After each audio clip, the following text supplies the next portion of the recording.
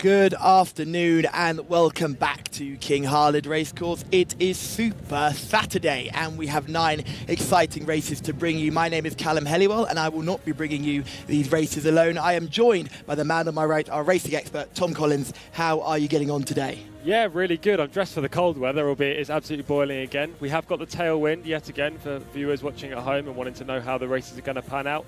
Maybe that'll see more front runners again going in, but the rail's really been the talking point this week, hasn't it? Most of the horses, no matter where they've been in the race, ridden the rail, they've come through, made their challenge and won. So I think if you're looking for winners, look for the horses on the inside. Look for the horses drawn low for sure. But Tom, we cannot go any further without discussing your outfit here, because I know you put a lot of effort into it. Thank the you. shirt-jacket combo is delightful. I love it. How are you feeling? A bit warm or are you settled down? Yeah, no, it is a little bit warm, not going to lie. 38 degrees right now, but there is a little bit of a breeze, which is keeping me nice and cool and ready to go. I've just heard in my ear that it's known as a shacket, so I'm learning about fashion all the time here, and you are a true fashion icon. And look at yourself, unbelievable. You've done well today, very impressed. Here are another few horses that I'm ready to be impressed by. 3 runners who I cannot wait to see later on in the card. The first horse we're featuring is Corba, who goes in race 6. This grey filly is one of the stars of the local bred scene. She won on seasonal debut last time and she looks very hard to beat here. It looks like she's going to make it 2 from 2 this season. The next horse is Hatmat Al Kaladir. This horse runs in race 8. It's a non-winners of 3 Arabian contest.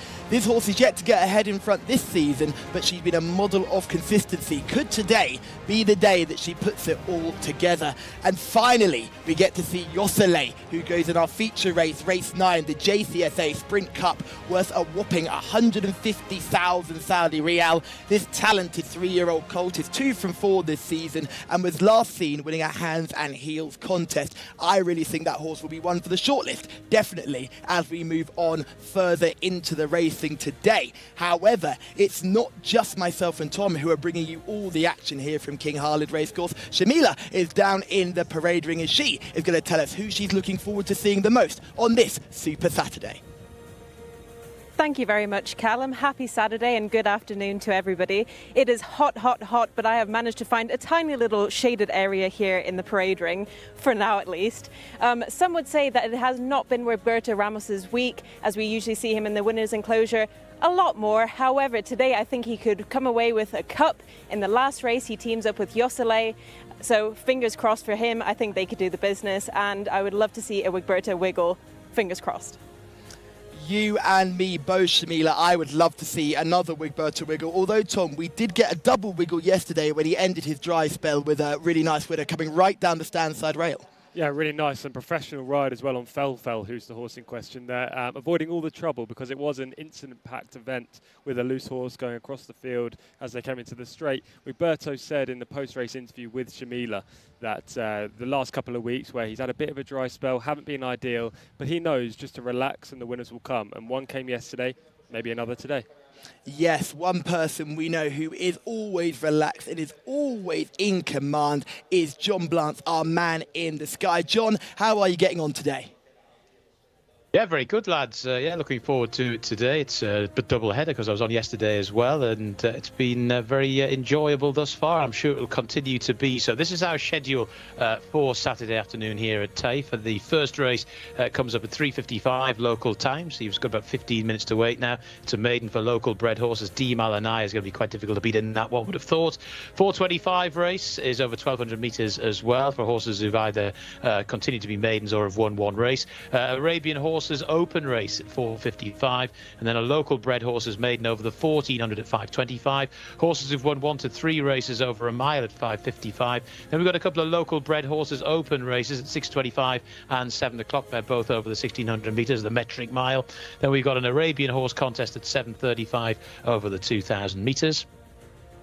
And the Jcsa Sprint Cup, the race that you in the studio and indeed Shamila down in the parade ring have referenced, comes up at 8:10, and it's over the sprint trip of 1,200 metres. That is our schedule today. And this is the lineup for the first race on the card. Not a massive amount of form to go on here in this race, but we can start at the top with Shehanat Faisal in the hands of Wigberto Ramos. Horse number 2 is Nufat. That's the mount of Mohammed Al Shurima. Horse number 3 is Adha. The producer really fancies this one, so bear that in mind when you're making your selections. Naif Al-Anazi is aboard. Shathar is the mount of Abdullah Al-Orfi. Horse number 5 is Marie in the hands of Abdullah Al-Khamis. Horse number 6 is Moet Azem. Abdullah Al-Fayrouz is aboard. Horse number 7 is Application, Ali Al-Mutib. Horse number 8 is Deem Al-Anaya, Adil Al-Furedi. Of course, in this big battle with Camilo Ospina at the top of the Jockeys Championship at the moment. Horse number 9 is Katana, Abdulaziz Al-Yesh rides. Horse number 10 is Mostak Melah in the hands of the aforementioned Colombian Camilo Ospina. Horse number 11 is Dari Al-Etar. Khaled Al-Memoni. Horse number 12 is Nard. Horse number 14 is Bidawar. Number 13 is a non-runner. Bear that in mind. Bidawar is the mount of Salman Al-Rashid. Horse number 15 is Azdi Rayan Al-Tuesh. Horse number 16 is Amir Al-Maidan. That's the mount of Mohammed Al-Daham. Horse number 17 is Eklas. Jose Rodriguez is aboard that one. And horse number 18 is Harbat Al-Maidan. Tariq Al-Mansur. So those are the runners and riders for the opener. And we're underway in about 12 minutes time. Thank you very much, John, and they are already in the parade ring ahead of our opening contest. This for 50,000 Saudi Riyal, and the first horse we're going to look at is number 4, Shatar. Now this horse is bucking and kicking in the parade ring, sure to give a good account. Yeah, she's by dawn approach, so you suggest that she'll need further than this 6 furlong trip. She's had 5 starts so far. Abdullah Al-Orfi's a good jockey booking, and her form's at a reasonable level for this grade. Marie is horse number 5, a debutant. I don't know too much about her pedigree, to be honest. You know, Marie's got a reasonable chance because it's not the strongest of races, but we'll have to be professional first time up. Moet Azam, another debutant, but looks lovely. Yeah, this colt is by Cat Dreams, first time starter for Gaith Al Gaith. Decent connections, looks very nice in the parade ring. Application is horse number 7, another debutant. Really hard to get an assessment on how these horses are going to go with so many making first start. This one's got the earplugs in. Yeah, exactly. Obviously just trying to keep this horse nice and calm and cool in the prelims. Again, another unknown quantity in this race. Don't know too much about the pedigree yet again, but connections will be hoping for a nice debut effort. Deem Al-Anaya, horse number 8. The horse to beat in here with Adele Al-Faredi on board. She posted a nice second first time up. She's a bit on her toes, but she's ready to go. Horse number 9 is Katana. She didn't really show any speed whatsoever on debut, which was surprising. She's been off for 3 months since, and maybe she'll be better this time around. Horse number 10, one of the intriguing debutants, is Mostak Melah. First timer in here, not the first one, obviously. Represented really good connections with Camilo Ospina on board, who had 2 winners yesterday. Dare Aleta is horse number 11. We're about to see that horse come into shot. 0 from 2, so had a little bit more experience and improved last time out compared to the debut. Exactly that. Took a big step forward. 11th on debut at meeting 27, then 5th last time at meeting 33. Horse number 12 is Nard, yet another debutant. This one by a Stallion Scorpion. Yeah, it's a horse I really want to see in the paddock, actually. Beforehand, I've got written down here, paddock, question mark. I think she'll come on for the run, judging by that, Callum. Yes, teeny, tiny little one there. She's certainly not the biggest, and I think this is all for experience. If you go straight to 14 as 13th in honour, it's Bidawar. Rated 64, which is reasonable for this level. However, she's not really featured in any of her last 5 races. Maybe her best effort came back in meeting 8, where she finished 5th. Horse number 15 is Azdi. This horse is 0 from 1, came 11th on debut. No excuses that day either. It came over course and distance. They're trying the same again here, hoping that he can run a lot better than that 11th place finish. Horse number 16 is Amir Al-Maidan, another debutant. Another one by Chief Lone Eagle as well. We see quite a few Chief Lone Eagles around here. Has a wide draw first time up. Maybe not today. 17 is Eklas, another with a wide draw. Yeah, exactly. Jose Rodriguez will have his work cut out in the opening stages, and this horse looks like he'll come on for the run. And finally, horse number 18 is Harbat Al-Maidan. This horse came 6th on debut. You would certainly have a chance, but you're concerned about the wide draw. I am indeed. The debut did come over the course and distance, and 6th isn't bad at all, but that also came for a different trainer, subsequently moved yards. Now, I'd just like to remind viewers that that is not a tiny pony. It's just being led up by one of the tallest grooms we have here in Saudi Arabia, and also one of the coolest. As we see, horse 21 is in the field, which is Bondok, a horse I know quite a bit about. Yeah, 0 from 3 so far, Bondoc, in her career. She finished 7th last time after finishing 8th the time before, seemingly improving, but at a slow rate. So Bondoc is going to get a run, and that horse will be drawn in 13, I imagine. So that is Bondoc in the red sleeves and white rest of the colours. Bondoc coming out of stall 13. Yes, it's a horse that I'm going to be quite intrigued by. I thought has run promisingly on those last start. I was one of the supporters of Bondoc when it ran last time out. Didn't run a great race, but certainly won for the shortlist. And glad to see we are going to have a full field of 18 in this contest. Yeah, exactly. The 3 reserves are there for a reason, and fortunately one of them is taking the place of the 13, Matukdem Lilker, who's not running in this race. There were reports that none of the reserves were running, but the 21 is in this field. Oh, it's just great to see. And just a reminder, it's great to see you all on YouTube as well. We've got Jawad Ali getting involved in the comments before we even go on air. We love it when you get involved. And Shamila is in the parade ring. Shamila, who's been your eye catcher? Well, Callum, I managed to somehow get you a few winners yesterday, hoping for the same today. All 18 horses have put in their application to be my paddock pick, but my paddock pick is horse number 7, Application. He looks really well. Obviously, it's his first time out. He is sporting some earplugs in the parade ring. He's only a 2-year-old, so just trying to keep him calm. And he also has a sponge around his girth area. That just means that he could be a bit sensitive, just help him breathe a bit better on that girth area, and I think he'll do it.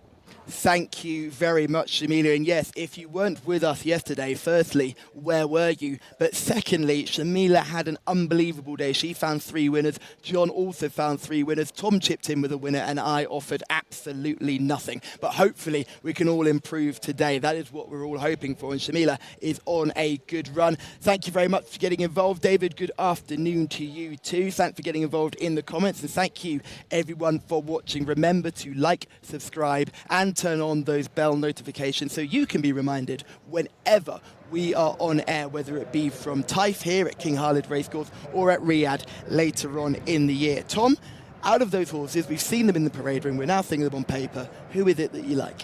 Yeah, I'm just watching them go down to post actually right now over our shoulder. Obviously, you can see that on the screen as well. I thought this race was between 2 horses. D. Malanaya, who was the form play, or based on that really good debut effort, and number 10, Mostak Mella, first-time starter under Camilo Ospina. But I watched that horse go down to post, and she looked very, very green and inexperienced. She was bucking and kicking. She looked a bit like a bronco when she was immediately let go. So I think she's going to lack the professionalism to show her true ability first time up. That means I'm left with D. Malanaya in this race, and you know, she is the horse to beat anyway on form. Hopefully Adele Alfaredi can start the day on a high. Let's have a look at Deem Alanaya right now. This is the performance where this horse finished 2nd on debut. This happened on August the 17th, and this was a really good run first time up. Showed plenty of speed. Yeah, plenty of speed and lots of professionalism as well. She sat 2nd in the early stages, and then she really just put away the early leaders. You can see there with a big kick as they turn for home. Unfortunately, she did get reeled in late in the day over this distance, but at the same time, she was still running. It wasn't like she completely stopped. You know, she just got passed by a horse with more stamina in the book. That winner was Alawaji, who ended up running up in the Taif Cup next time out, so had a very big reputation on debut, so no shame being beaten by that animal. The next horse we're going to look at is Shahanat Faisal, horse number 1 on your race card. This was the 4th in meeting 34. It was a fair effort on debut right now. You can see currently in 3rd position, but really faded late in the day. Just looked legless in the closing 200 metres, and that doesn't really spell a good signs for me, you know. You want these horses to hit the line powerfully. Unfortunately, this filly didn't. Maybe she just needed the run and she wasn't 100% fit coming into the race. You know, she's drawn nicely at the inside. There are positives with Berta Ramos on board being another, but this day she was a solid 4th, but not a really eye-catching 4th. As a Saudi regular that I can call myself now, I saw this horse run on debut and I didn't think that was the strongest race. That race at all sort of fell apart from the front, and the winner, although was nice enough, was certainly not blowing anyone away, and that was another first-time up starter. So surely Shahanat Faisal may come on for that experience, but I wasn't blown away by the race. David in the comments with a nice early call for Mustaq Meya. That is horse number 10. Not sure, David, whether you'll be slightly put off by Tom's analysis of that horse going down to post, but that horse was certainly having have a good chance on debut for very powerful connections. And Camilla Ospina versus Adele Alfaredi, nice and early. I'm sure that will be a fascinating contest straight out the gate. There's only one horse between them, and they're both going to want to go quite fast. Yeah, exactly that. Early and often, we're going to see Camilo v Adele today and throughout the whole rest of this Saudi season, I'm sure, judging by the current jockey standings. Yeah, they'll both try to get to the front. I think Di Malanai's got more natural speed. Obviously, we haven't seen this first-time starter run, but the way she went down to post there, to me, suggests that she's not going to be 100% professional, bounce out and immediately show that early pace. I think she might take a bit of rousting. So, look, I could be wrong. That's only a judgment based on a 100-metre jog down to the start. But at the same time, you have to make judgments like that pre-race with first-time starters. With a couple of these horses making debuts, how do you envisage this race going for some of these debutants? Well, it's going to be a mix, isn't it? Some of them are going to be professional from the start, break and try to get into a nice prominent position. Some of them are going to miss the kick and therefore take some kickback, and it's going to be a learning job for them. It's difficult to know which ones are going to be in which category. Obviously, Shamila likes application number 7. Of the others, you know, it's hard to really suggest that one stands out over the others. Maybe number 6, Moatazem for Gaith Al Gaith. Obviously the 10 as well, Mustaq Mela, given the connections. But otherwise, there aren't too many signs in here.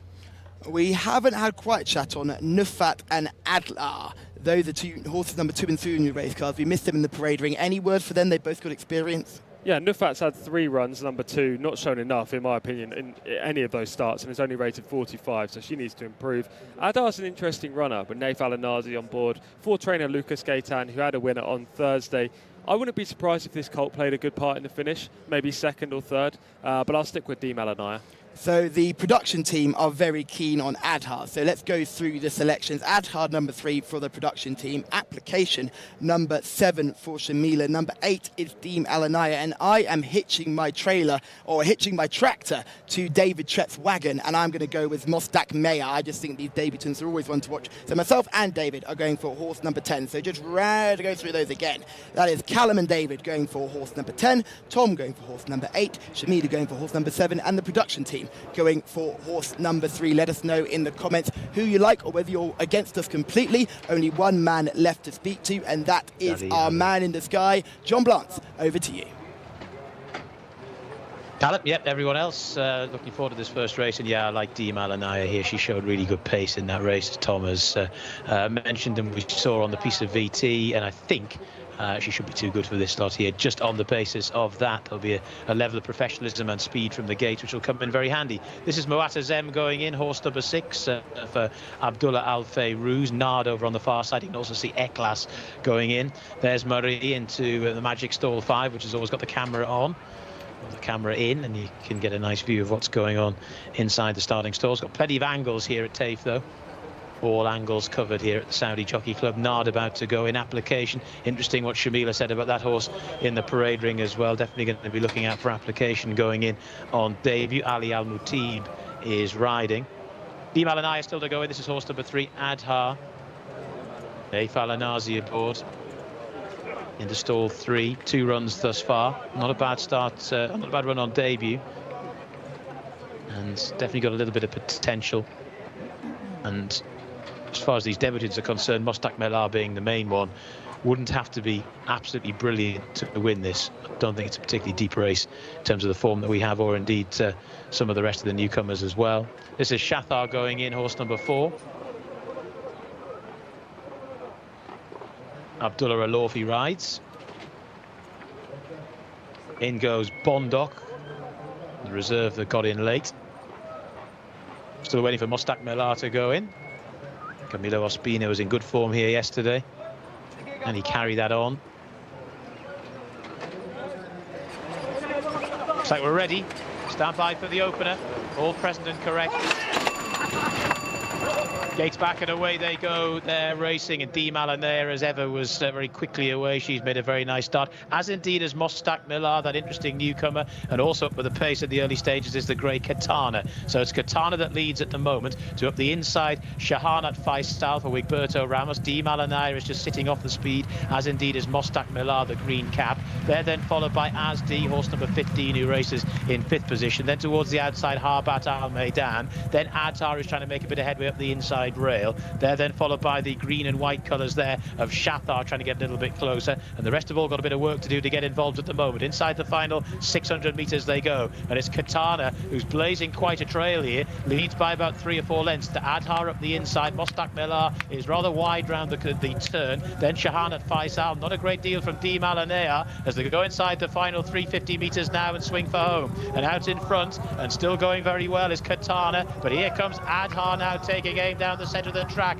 Adhar is getting a good bit closer to Katana as they go towards the closing stages. Katana's getting tired, Adhar is staying on, Mostak Millar's getting a second wind as well, but racing up towards the line, this is Adhar who's going away, and Adhar is going to take out the first. Mostak Millar stays on well for second, but Adhar beats Mostak Millar. Third or so was the long-time leader Katana, and the fourth or so Shahanat Faisal.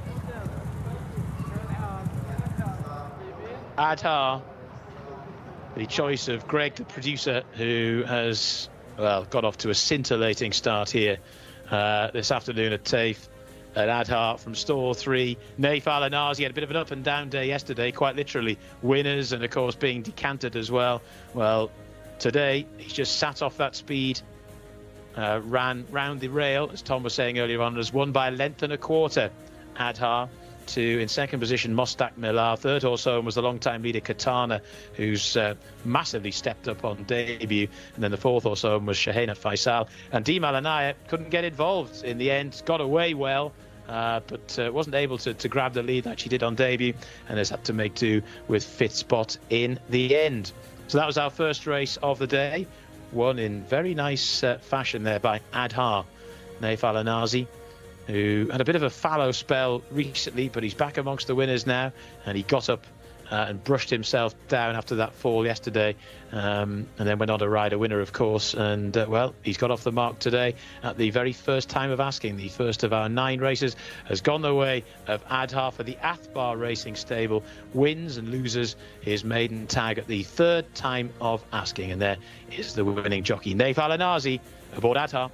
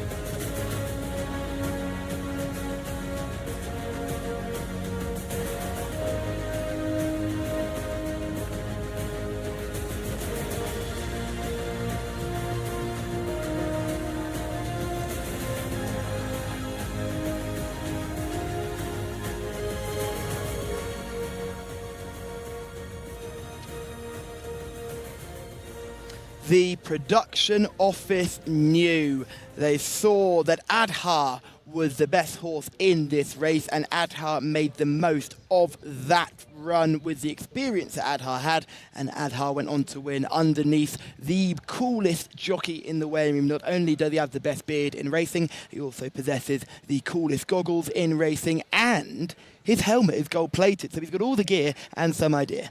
Yeah, well, definitely a lot of idea. You know, I'm glad to see that there were no ill effects from that fall yesterday.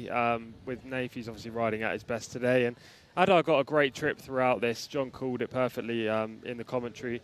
Lovely trip, pounced at the right time in the straight. Now, he wasn't exactly moving clear of the other horses, but he just ground out success and was quicker than the others. The runner-up, Mostak Millar, who you were with, David in the comments was with as well. She ran okay, but she was a bit green, wasn't she? Yes, very green on the turn. I think she was learning on the job, and it's great to see Lucas Gaitan with another winner. That's 2 winners in 2 days for that train, and he's certainly going along the right way, and I'm sure we'll have even more luck when we head down to Riyadh. Just a quick shout out to Jose in the comments. You like number 1, Shahanet Faisal. That ran a very nice race for you in 4th place as well, so good to see that selection running well. And David, yes, very unlucky with the selection of Mostak Mela, but I think when we watch the replay of that race, that horse is certainly one for the notebooks. Did everything wrong and was still coming on strongly at the finish. Di Malanaya looked to be in the right position, followed your lead, saying get down to the rail and travel nicely, but always looked a little bit unbalanced, outpaced on the turn. Maybe a horse is, if not able to dominate, isn't quite as happy. Yeah, couldn't get to the front or on the shoulder today rather than last time where she was in the perfect position throughout. She seemed to lose a lot of ground going around the final bend, and from then never had a chance of winning. I mean, she stuck on okay, but again, most of these horses finished very one-paced. She just didn't have that burst that the eventual winner Adhar produced at the top of the straight. One horse that showed plenty of early dash and stuck on well and showed marked improvement from the last run was Katana, finishing 13th on debut and now 3rd today. That's a big upgrade in form, and if allowed to dominate proceedings next time out, could be one to watch. Yeah, she was a no-show first time up when she was 13th, but she's had 3 months off since then. So Collections have obviously worked on her fitness and her braking and how well she can show that early speed, and she really did set them a merry trail early on. She just couldn't cling on to the advantage late in the day. The time 117.74, sorry, is around 5 seconds slower than the track record, which actually isn't too bad. Quite a good time. That's quite a good time. I wouldn't be concerned with that at all. Sub 118s are usually ones to note, so this was a good performance and definitely a career best. Shamila is in the winners' enclosure. Adhar wins our first race under Naif Al-Anazi.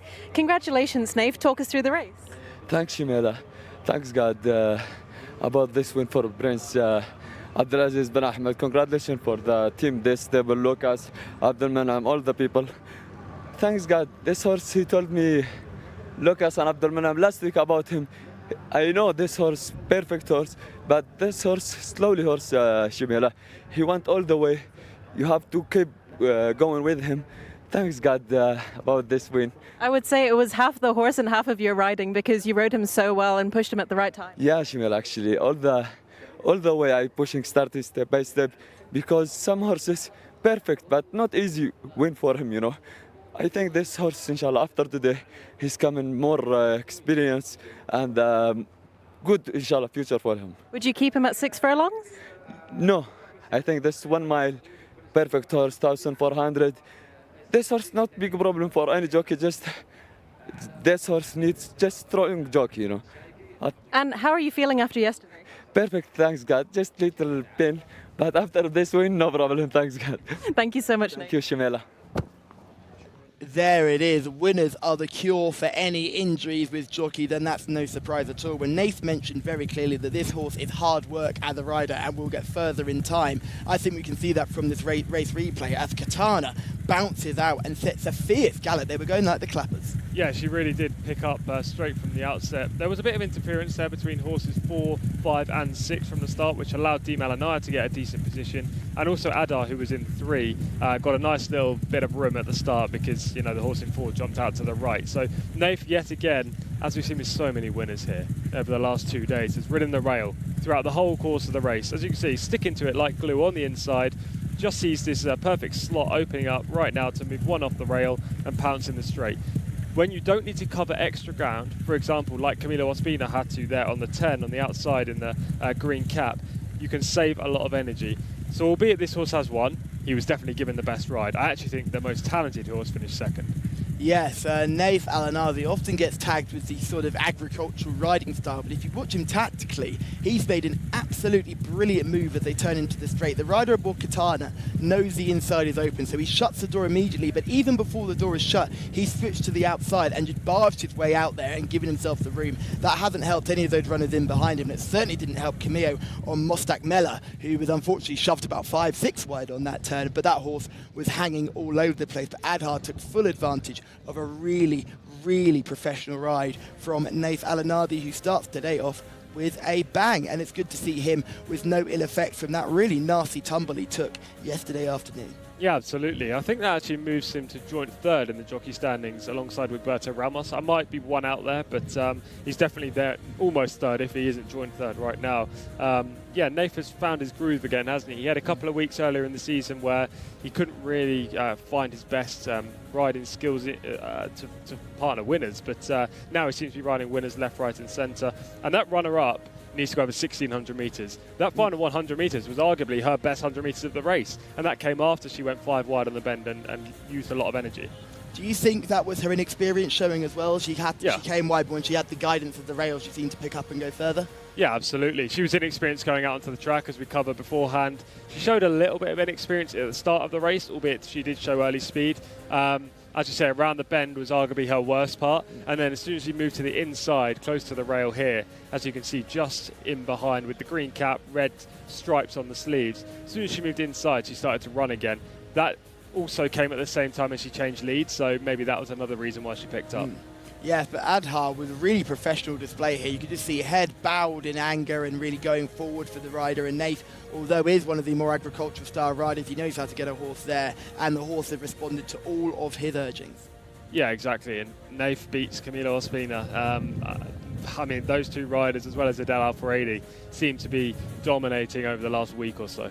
Yes, they are all beginning to put their best foot forward as we come towards the end of the summer season here in King Khalid Racecourse, and we go back to Riyadh later on this year. They're all coming into their best form. Just watch this bend here. So Naif has pulled out here. He's just squeezed up another runner in behind him as well, and just kind of got into a little bit of a bumping duel, but you just think at this point Katana is going to go away and do the business. But unfortunately for Katana, the petrol tank starts to empty, and here comes Adhar on the outside, and I'm sure the entire production office was bouncing as this horse came into view and ended up winning the race quite nicely. I got a little bit excited with Mostak Mela really finding her groove on the rail, but she just wasn't able to get her act together soon enough to reel in this winner, and Adhar was a very good winner, third time lucky for that horse.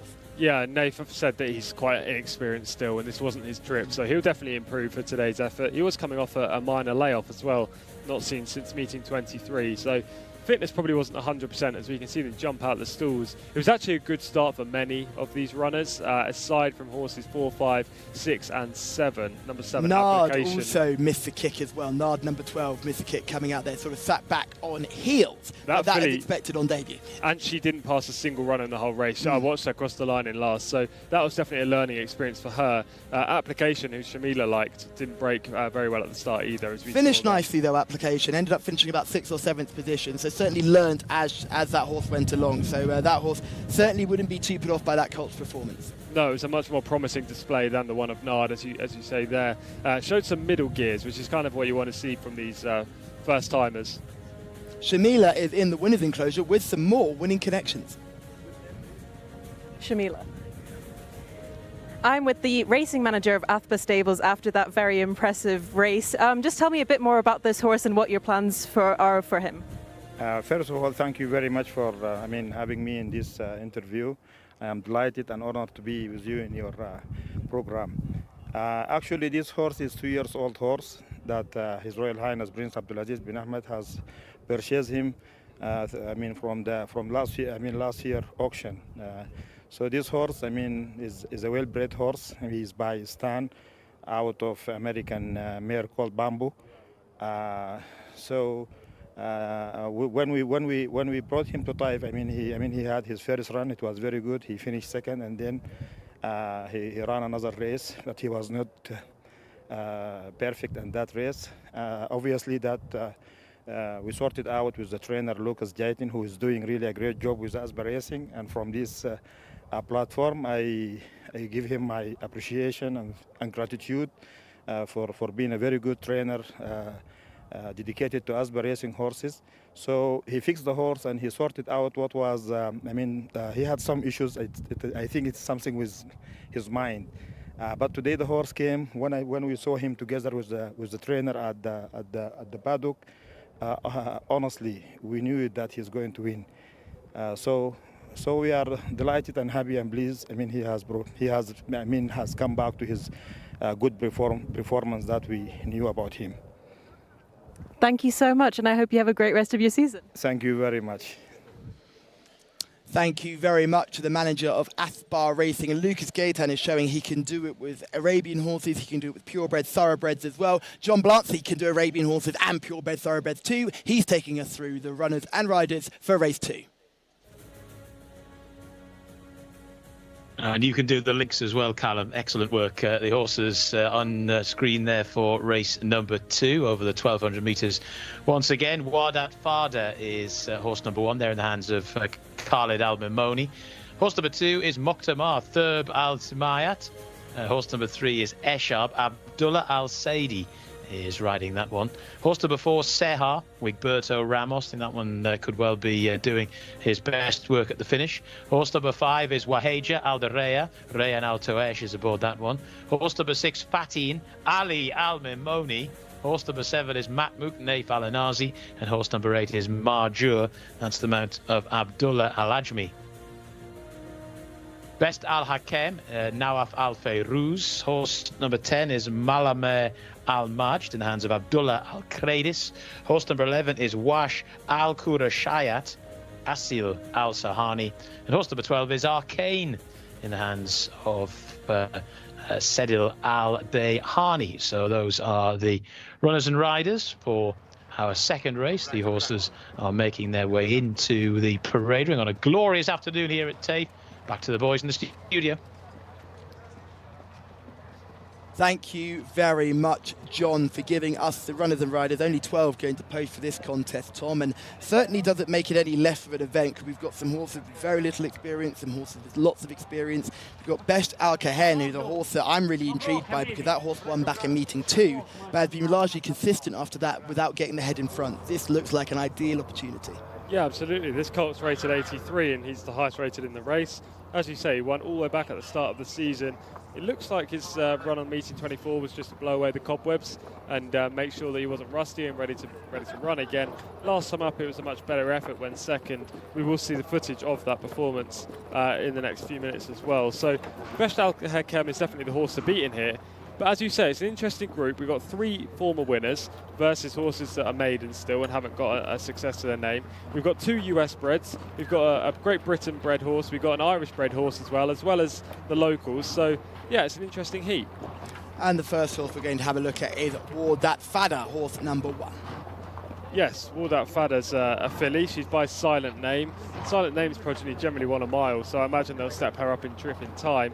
Talking about going up, she's up in class today.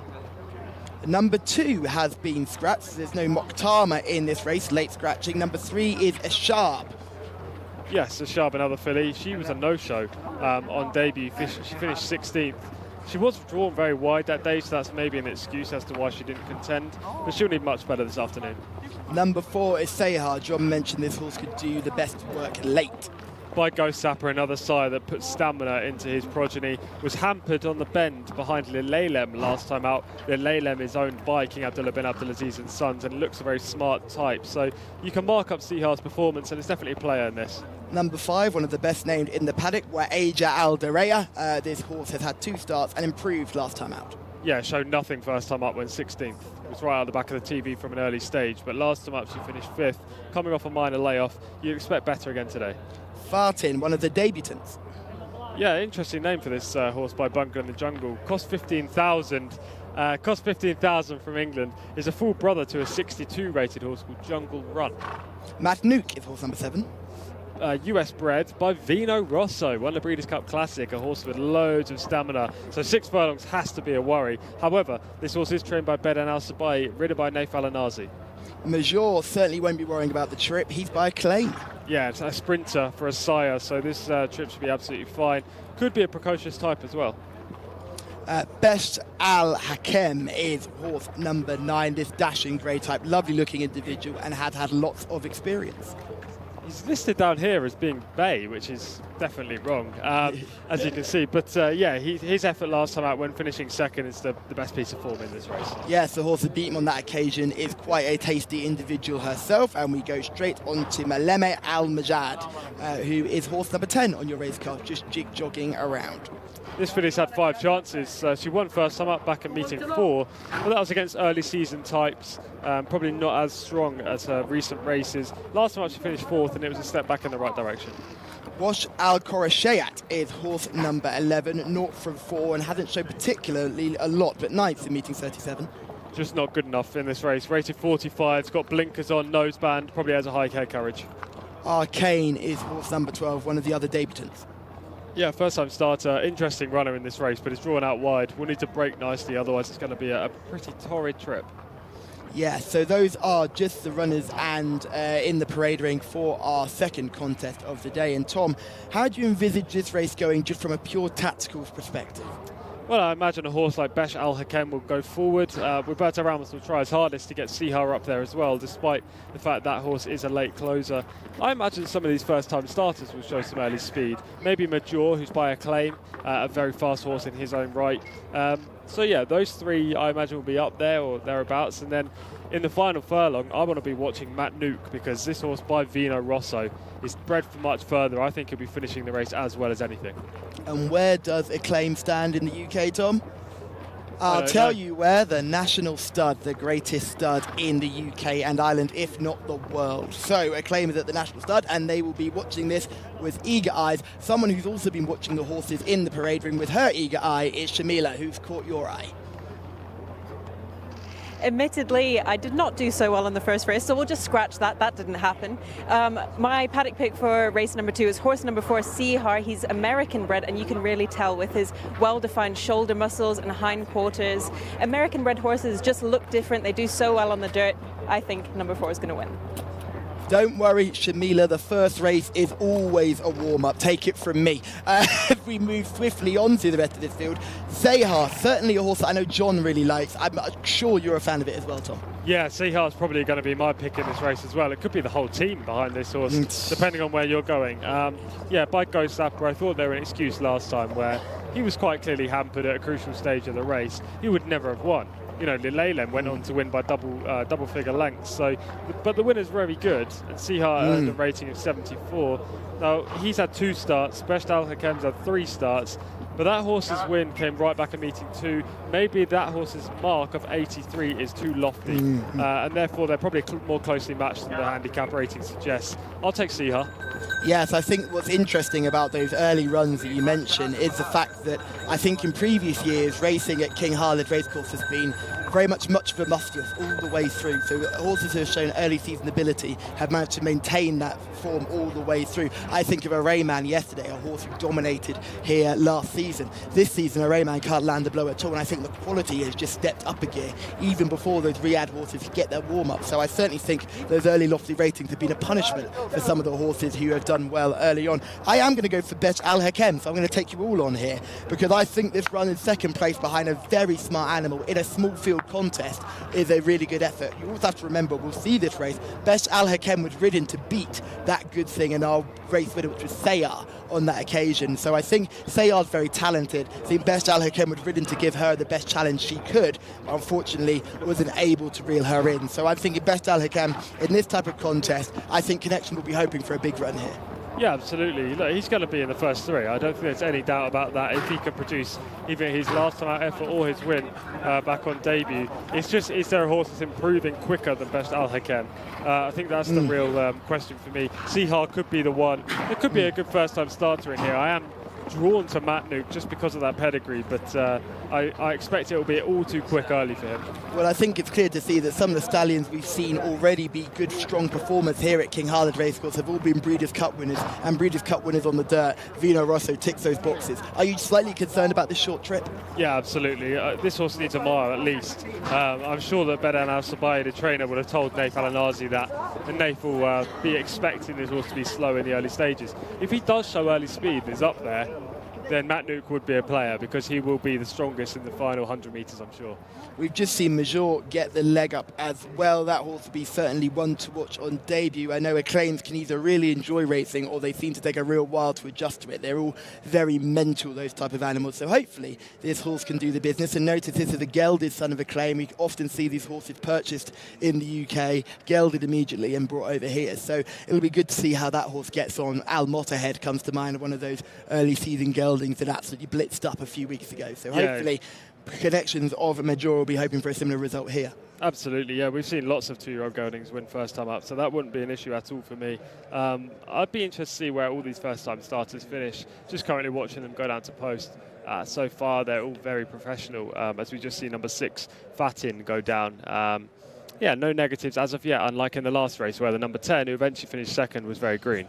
Yeah, so it's all gone out very maturely. I'm just seeing Best Al Hakam is looking a little bit jig-joggy on the way out, but that's not a massive concern. We'll just wait to see how that horse gets on. And they're not great, going straight into the naughty corner. So Best Al Hakam is not doing much for the eye test. However, neither did the horse in the last race, which myself and David hitched our wagon to, and we ended up being okay. So hopefully lightning can strike twice and we can go a little bit better than that. We talk about geldings and talk about colts. Have you seen something, Tom? Yeah, horse number 10 currently not willing to go down to the start, going the wrong way around the track. That is Malama Al-Majd.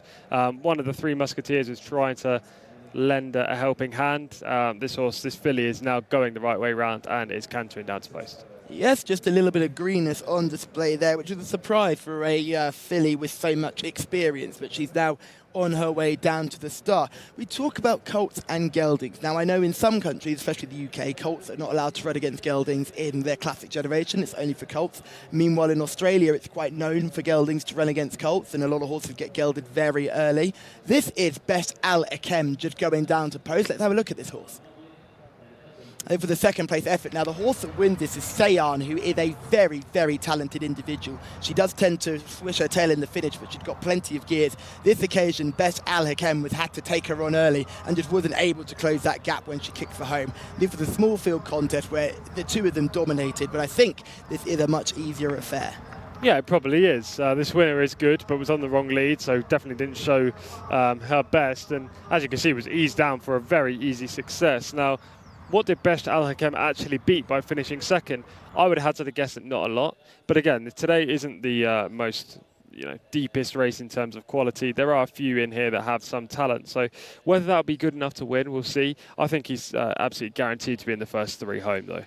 Yes, certainly has a chance. Sehar, another one who's going to have a chance. I will get onto this topic about geldings versus colts. Now, what is your opinion on geldings taking on colts in the classic generation? Do you think they should be separated or stick together? I don't have a strong opinion either way, I have to admit. If a horse has the talent to run in a classic, they should probably run in it, no matter if they're a gelding or not. But, jurisdictions have different rules, and, I'm not going to be number one of the protest group, let's just say that. Yeah, the protest group are very loud and proud. I know there was a lot of talk about the Arc opening itself up to geldings, and that's just not possible. Sirius DeVegle has come to mind, a horse that probably would have dominated a few Arcs and was unable to take his chance purely because he was gelded very early and they didn't expect much from him. I am the firm believer that geldings should be able to run against colts. If the colts are good enough, they should be able to then stand at stud and do whatever. But I do believe if you can't beat a bunch of geldings, I don't think you should be going to stud in the first place. And I think we would see a lot more of an improvement and a lot more of a thinning at the top, I would say, of the stallion game. I think there's an awful lot of horses at stud who probably don't deserve to be at stud because they've not shown their best form. But back to this contest and seeing these geldings taken on the coast. Matt Nuke is a gelding, Major is a gelding, 2 geldings making their debut here. Certainly ones I'll be keeping an eye on just to see how they get on.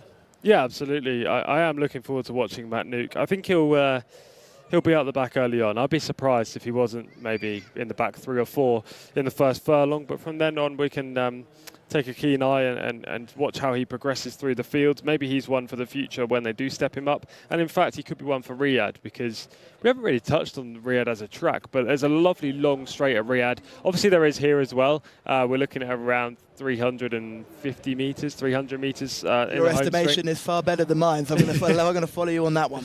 But the Riyadh home straight's a lot longer, so for horses who have that extra stamina, they can really get into that top gear down the straight rather than going around bends, and Riyadh's probably ideal for him.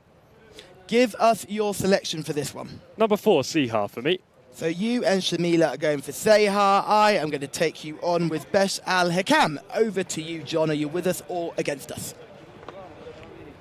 Yeah, I'm a Seha man as well. Slalomed around and went rather wide and still came home with a very strong run. We'll need a bit of pace to aim at here. I thought won't go forward in this race, but there should be a bit of a gallop. There usually is, and that should suit. Waheja Alderea goes in. This is Matt Nuke coming forward in the pink and blue colours. Stall 7, of course, the saddlecloth corresponding to the post positions. Matt Nuke in the hands of Naif Alanazi, looking for a quick double on the card. Just the 12 runners going to post here. Getting a little bit leery in the start was Waheja Alderea, the green colours. In goes Matt Nuke. Last one to go in is Besht Alakem. In like the proverbial church mouse. Stand by, they're ready. 1200 metres once more. Flags are up. Gates back and away they go. They're racing. A little bit awkward from the start was Besht Al Hakem. Rather wide out the gate as well was Arcane as they make their way through the early stages. Good early speed actually from Seha.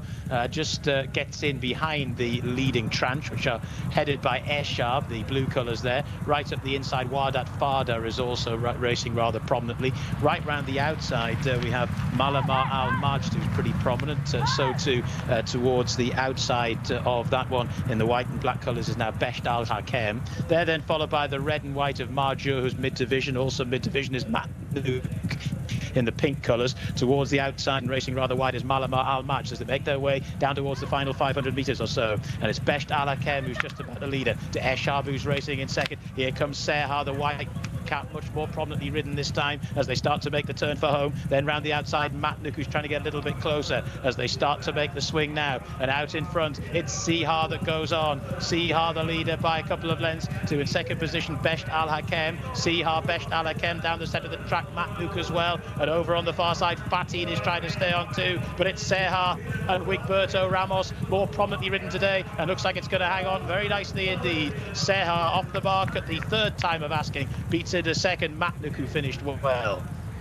So Seha, the winner there for Wigberto Ramos. Like I said in the call, when this horse ran over 1200 metres on debut, was a long way off the speed, but this time round has shown a great deal of professionalism from the starting gate and has won in no uncertain terms. I think if you were on, you'd have been quite happy through most of the race there. Wigberto Ramos, he was in the winner's enclosure yesterday, of course, had a rather quiet time of things, but he did ride a winner yesterday, and he's ridden the one here today as well. Horse number 4, Seha, in front of the line. To Matt Nuke, who's run a good race, the pink colours there in second. Good effort from Besht Al Hakem too, and the fourth horse home was Fatin, who got into the race later on.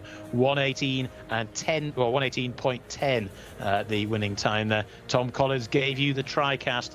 Seha the winner, and a pretty convincing one as well. Well done if you got on the TriCast as well. But horse number 4, Seha, the winner, and good to see Wigberto Ramos back in the winner's enclosure. That was race number 2. 7 more still to come. Seha, strongly fancied, does the business in race number 2.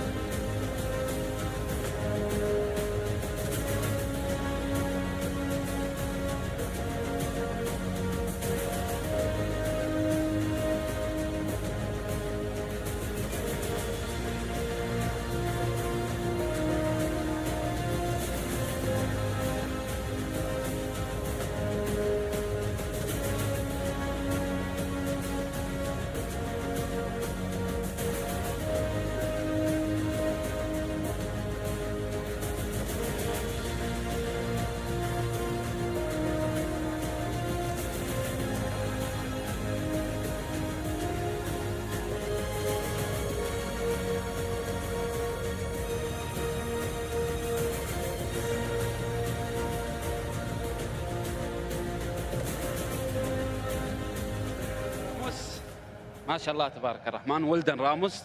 Ramos, tell me about the race. Thank you, thank you. The race was like unexpected. He broke sharp, and then I said to myself, I just gotta give it time to his 600 because I know that he have a good kick, and his debut, the first race, he make a big run coming from behind. And today was a little close. I said to myself, I just have to wait a little bit. Thank you. Thank you, Camillo. Wigberto Ramos, that is. I nearly got that horribly wrong. Now, I was just about to say, like London buses, you wait forever for one and then two come along at once. Well done, Wigberto, winner yesterday and a winner today. And that one was as easy as you like. Well done to David. Well done to Shamila. Well done to Tom. Well done to John. You were all over this horse. I went against you. It was made to look very, very silly. Sometimes it is best to stay with the crowd. Yes, this was almost the first time where everyone in the team selected Jcsa. We were very close to, and to be fair, Wigberto gave him a phenomenal ride, just in behind the speed. He looked like he was full of running, turning for home, moved out, and this horse had a lot left to give. You know, last time out he showed a good tenacity in the closing stages, and yet again he repeated that today to fend off Matt Nuke, who's the son of Vina Rosso, running over the wrong trip, but it was a very promising debut. And then back in third was Best Al Hakem, your horse, and the fourth pick in the race. Yes, Matt Nuke certainly won for the Saudi Arabian Notebook. Get that name down because that horse will thrive over further and certainly was doing everything right on debut. Tom, that's a trifecta. Well done, that man. Now talk to me a little bit about the start of this race because I thought this race was won and lost in the first couple of 100 metres. Oh, we got a wiggle. We've got a wiggle. Oh, we got a wiggle, of course. Are we going to get a second one? I think we're only going to get the one wiggle now. Oh, no, I was wrong again. We got a second wiggle. Well done, that man indeed. There's a third wiggle. We're just wiggling all over the place today. Good man indeed. And I'm sure he will have a very good chance in the last with Jcsa as well. So Wigberto will be hoping for a double, if not a treble today. Absolutely. And, you know, we keep pointing out the wiggles when Wigberto celebrates. And we're right to do so because personality with jockeys, you know, it's not overly common in front of camera. We have, obviously, Frankie Dettori in the UK being number one, but the Wigman is another one with fantastic personality on and off camera, so we should point that out, and it provides a nice different angle. Obviously, he's fantastic in the saddle, but he's great out of it as well. He's not so fantastic at being our special guest. He managed to go missing yesterday when we tried to bring him in for the end of the show, but unfortunately we couldn't get him on because he was too busy trying to get changed. I think he wanted to be looking his best before he got in front of the camera, but it did not stop Wigberto in the saddle because he'd ridden this race to perfection. It was a great ride and a very good victory for a horse who deserved it. Yeah, exactly. We've just saw there a little caption at the bottom saying the 1, 2, 3 with the times next to him. Now, Jcsa won this race in 1:18.1 seconds. This is a two-year-old race for horses who have won 0 or 1 times, so there are horses in here who are winners for local and imported horses.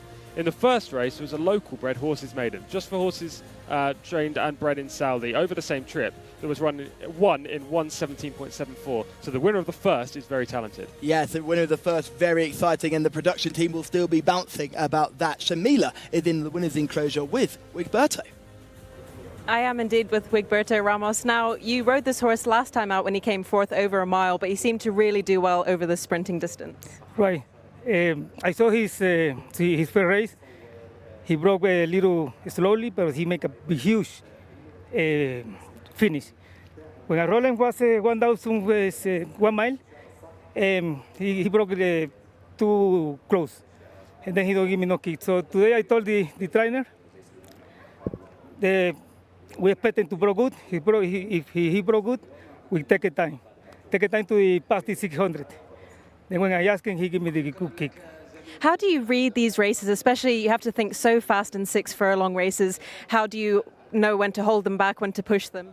Well, in this race is 1,006 furlong and 7 furlong. The most thing that you have to be aware of the break. The thing you broke good, you see yourself if you can go to elite or if you better sit behind. When you broke bad, it's very difficult. You hope when you broke bad, the race go very fast and then you can catch something.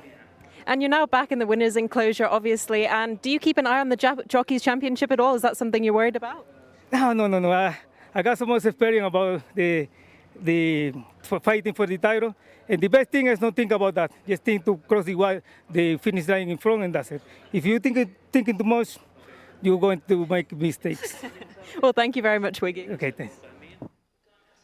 Thank you very much, Wiggy, indeed. And this is all about the start. Arcane had a horrible break and ended up in trouble. And it's clear to see that Besh Al-Hakem didn't have the best break, but was routed up to take the lead, but was unable to pass the Shab. And I think that was the story of the race. Yeah, exactly. The 12 just had immediate excuses. First time starter, breaking from the outside stall and not breaking well. So that horse instantly had no chance from the outset. As you say, Besh Al-Hakem tried to get to the front, couldn't get it to the rail.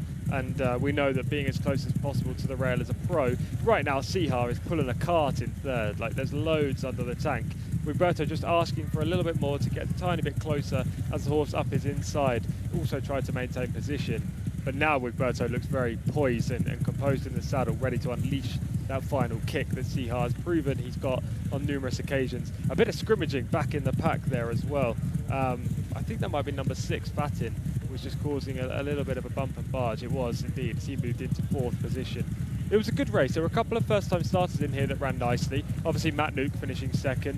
Fatin as well, I thought, ran quite an eye-catching race for a £15,000 purchase. So, yeah, I think the form is reasonably strong, but obviously the time is suggesting these horses aren't as good as the local breds in the first race. Yeah, so I think the local breds also had a full field as well, which will tend to make the race a little bit quicker. This was a bit of a smaller field, 12 runners. However, take nothing away from Sehar, who was mightily impressive there today. And I think Matt Nuke is a horse that we're going to have to keep an eye on. Naif Al-Anadi, I think, is riding at the top of his game right now. Wouldn't be surprised to see him come through with a couple more winners throughout the day on this Super Saturday. We've seen a super performance here from Sehar, a very good effort from Matt Nuke, and a quite disappointing effort from Best Al-Hakem, but there is excuses for that. I think Ashab really took that horse's chances out the race with a really determined display to keep the rail. There was also, I quite like the move from Wadat Fada, looked to be travelling quite nicely into the race. Didn't find anything later on, but Wadat Fada, horse number 1 in your race card, I thought that was quite an encouraging display, although I'm still yet to see that horse cross the line. There we go, Wadat Fada, certainly a horse to keep an eye on in the future. Seemed to travel quite nicely for a spell and then got a little bit caught in the wash of all that bumping and moving around down the straight. So certainly some horses to add to the notebook, most notably Matt Nuke. Where are you sending Sehar next? Clearly likes this trip. What sort of race are you aiming for? You could just run in a very similar kind of horses who won 0 to 1. You know, this is his first success, so he'll still be eligible. He's going to probably have a mark near 80. I think this level is his level rather than running in a handicap right now, as he's still quite inexperienced. In time, they'll step him up to 1,400 metres as well. But right now, he's still unexposed and a lightly raced horse. So it's one race at a time, and I'm sure they'll probably look for a similar kind of event to this next time up. Yeah, so when you next see horses who have won no more than 2 races, keep an eye out for Sehar. I'm about to say Matt Nuke, who will certainly be stepping up in trip after this. Sehar was your winner of our second contest of the day, and we move swiftly on to our third race. But before we move on, we have the winning trainer of Sehar, who's with Shamila. The winning trainer of race number 2 is Salman Al-Dehani. Congratulations, Salman. What an impressive race. What did you think? Thank you. Alhamdulillah. His horse is very good. His chance good. Allahumma lak alhamd. Alhamdulillah. What's your plan next time for the horse? Is ممكن ميدان رياض is inshallah good. You'll run him in Riyadh and you'll keep him at 6 furlongs? Inshallah. Yeah? Inshallah. بإذن الله. It's not 6 furlong 1,600. Not إن شاء الله مشكلة. Thank you so much, Salman. Thank you. Thank you very much, Salman, and I think it's clear to see that Riyadh is the plan here as we see them break away from the stalls. It's a pretty level break. You won't be able to see the horse drawn widest, who had a bit of a nightmare, but the rest of them broke very maturely. Plenty of early dash from one of those horses on the outside, who was the horse that was struggling to go down to post, and that was most experienced. That was horse number 10. Melema Al-Majd, who got out nice and well but wasn't able to maintain. I thought Major ran a nice race as well, North number 8, but that horse will come on from the experience. But as we see them come around the bend here, it's Besh Al-Hakem who's trying to cut out the running, but gets swept up by Sehar, who runs a very nice race to finish in first. Matt Nuke in behind. Keep an eye out on that one in the future. Yeah, absolutely. They'll step him up in trip. I'm guaranteed that will be the case next time. Probably up to 1,400, and then when we get to Riyadh, hopefully he will run over a mile, and from there he'll be a proper danger in races like this or even higher class. Yes, he looks like a big strapping type as well, so certainly will grow into that frame, no doubt about it, and will go on to better, bigger and better things in the future. We move now on to race 3, which is an Arabian Horses Open contest over 1,200 metres. We're sticking to the sprint trips today, and it just warmed us up for that sprint finale. We have the Jcsa Sprint Cup, which will be a very exciting race. Yeah, I'm really looking forward to that. Race number 9 on the card. There are some quality events coming up in the interim as well. Lots of opens, including the next race, which is for the Arabian Horses, and open for the 4-year-olds and older. So that'll be a good race. A couple of maidens, obviously, but we've also got horses won between 1 and 3 as Wigberto wiggles on the screen yet again. Just a fantastic sight. Yeah, hopefully more for winners. a man, I think he's in his 50s, isn't he? Those shoulders are moving like he's in his 20s. What a man! John, give us the runners and riders for our third contest of the day. Certainly will, Callum. Yep, the horses making their way into the parade ring now. We've got this Arabian contest coming up. It's race number 3 on the card. Khater Al-Khaladia is horse number 1. Eddie Castro is aboard. Watheb Al-Khaladia is in the hands of Fahed Al-Furedi, horse number 2. Number 3, Fakir de Poy. Abdullah Al-Kradis rides. Ayufat Al-Khaladia is the mount of Abdullah Al-Orfi. Horse number 5 is Ez Al-Shaydam, Nawaf Al-Fayruz. Horse number 6 is Modhishar, Tariq Al-Mansour rides. Horse number 7, Lazaz Al-Ali, in the hands of Mohammed, Al-Hubail. Horse number 8 is Hammurabi. That's the mount of Adel Al-Fayruz. Horse number 9 is Wabel Al-Burak, Khalid Al-Mimoni. Horse number 10 is Al-Hareth, that's the mount of Abdullah Al-Saidi. And horse number 11 is Own, the mount of Adel Al-Furedi. So there we go, all 11 quoted for our third race on the card. We're over 1,200 metres, so a pretty short distance for these Arabians to sprint over. Not a lot of them have really convincing sprint form, so it'll be interesting to see what Callum and Tom make of them, not only in the parade ring, but also from a form perspective. And it is certainly a race that will be fascinating from a form perspective. John, you've taken the words out of my mouth here. Not a lot of these horses are sprinters. Tom, how do you separate some of these? Yeah, it's difficult, isn't it? We've got a mixture of ratings. For example, we've got a horse rated 64, number 9, Wabel Al-Burak, but then we've got a horse rated 110 in Fakir de Poy. So there's a big range of abilities in this race, but again, most of these horses do want further. For example, Fakir de Poy's best trip is 2,000 metres. Yeah, he's running over just 1,200 here. So it'll be an interesting affair. It's very hard to judge who's going to win. Fakir de Poy for me is very hard to support. Had those 3 wins early in the season, but certainly didn't build on those when the real challenges started to come. So disappointing 5th in meeting 36 last time, and I think his form is on the way down. One horse's form is on the way up is Ayufat Al-Khaladia, who's won the last 2 starts. Won last time at meeting 22, comes here off a break and has Abdullah Al-Orfi on board. Not a bad jockey. No, a good jockey booking, considering he rides quite a few from like Bin Mishrif, the trainer. Now, I'm going to give you a little bit of a quiz, because we don't do this too often. And I know Go for it. We love a quiz. It could be considered throwing under the bus, but I'm going to help you a little bit here. Who was the Arabian horse that Ayufat Al-Khaladia beat last time? We saw them yesterday on the track, and they won. Can you remember the horse's name? I was about to say Sahanat Al-Khaladia, but it's not, is it? You beat me there. I haven't got a clue. Tendale Al-Jazra. Tendale Al-Jazra. Won a winner yesterday, boosting the form of Ayufat Al-Khaladia. So not only does the unbeaten record of 2 from 2 look good, but it's stacking up as well. Yes, Tendale Al-Jazra, certainly a very good horse, and a horse that John was the only one of our team to select, and it felt like we all missed an open goal on that. Exactly that. Yeah, he was the obvious one in the race yesterday. John was sticking with the original play, and that proved the wise option. We looked elsewhere. Sometimes you can just overthink these Arabian contests, and I know we will have Shamila down there giving us plenty of eye catches in the parade ring. Lays Al-Ali is a horse I'm intrigued in. I was here when this horse won back in meeting 32. Was very disappointing back in meeting 36, but that was a huge step up in class. This seems right back down to the level. I know it's an open race, but certainly this horse has a chance on paper. Yeah, he beat Fakir de Poy last time up by 1 position, finishing 4th when Fakir de Poy number 3 finished 5th. But again, Lazays Al-Ali rated 109, looks one of the leading players on figures, has never run over 1,200 metres in his whole career. He's a 6-year-old. This looks like a different task for him. I don't know if he's got the speed. This horse didn't shape like it had plenty of speed last time either. Al Harith, horse number 10, 103 rated, was a model of consistency before throwing in a stinker last time out, finishing 6th. Yeah, won 2 handicaps last season, this horse, but he's not been as good this year. If you look at his form figures, he's interestingly digressing throughout the year. 2nd, 4th, 5th, then finished 3rd, a slight step up, and then back to 6th again. He seems to be going the wrong way. Much like all of the top rated horses in this race, the only other horse we haven't touched on who's got a mark of 100 or more is horse number 1, who we can see in shot right now. This is Katir Al-Kaladir. What do you make of this horse? 7 wins, but they weren't here.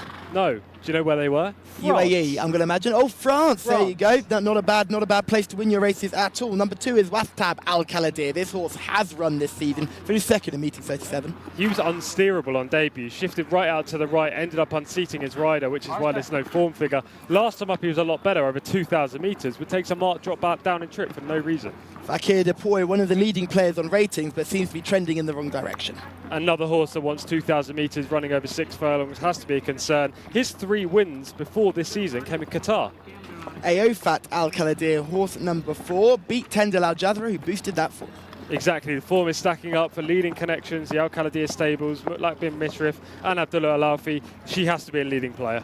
Horse number 5 is Ez Al-Sidam. This horse is 1 from 7, but that was a while ago now. Yeah, I don't think he's good enough, Callum. Last time up he finished 3rd, but that was against much weaker opposition, just rated 69. Modisha, I'm a real big fan of this horse, but I ran a stinker last time. I was a big supporter, but ran no race. Yeah, we could maybe put a line through it, because horses here sometimes at Taif need their first run, but it was too bad to be true, wasn't it, finishing 15th? Yes, and this is Lezaz Al-Ali here, 3 wins from 12 runs, one of those wins coming in meeting 32. I have real trip concerns about this colt. He needs further, I'm sure. He looks like he needs further too. He's built like a horse with tons of stamina, not looking like he's got bags of speed. Hamubabi is number 8, 2 wins from 6 runs. One of those wins came in meeting 11.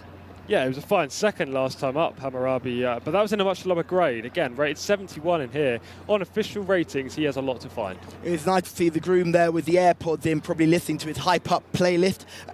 Number 9 is Wabel Al-Burak, rated 64, has an awful lot to find here. Yes, he's winless in 15 starts, only rated 64, as you say. 2nd on the penultimate outing, but again, against much weaker opposition. Al Harith is horse number 10, 3 wins from 9 starts. Won 2 handicaps last year, not as good this season, and seems to be regressing. Yes, this is number 10 in picture here, given the old zoom in, zoom out technique by our wonderful cameramen on site here. Certainly looks like sprinting won't be a negative as we move on to horse number 11, Own. And I think you're a fan of this horse's collateral form. Yeah, I really am. He's very consistent as well, Own. He's a 4-year-old taking on his elders in here, which again I think is a positive. He might be breaking from the widest stall, but last time out he finished 2nd to a horse called Asfan Al-Kaladir, the track record holder over this distance, arguably the best Arabian horse in the country. I like Own in this race. You like Own in this race, and we'll see how well what Shamila likes in this parade ring. Over to you, Shamila. Who's caught your eye? There are loads of lovely Arabians in this race, and you did touch on this. The highest rated horse in this race is Fakir Dupoy, and some people might not know that he was the highest earning Arabian in Saudi Arabia. That is until Asfan Al-Kaladir came and snatched that title from him from his last 2 wins. However, my eye catcher would have to be horse number 4, Aofat Al-Kaladir. She looks stunning. She's only one of 2 fillies in the race, but fillies here are so strong. But I will give you another eye catcher that isn't an Al-Kaladir horse. Horse number 8, Hammurabi, looks really well as well.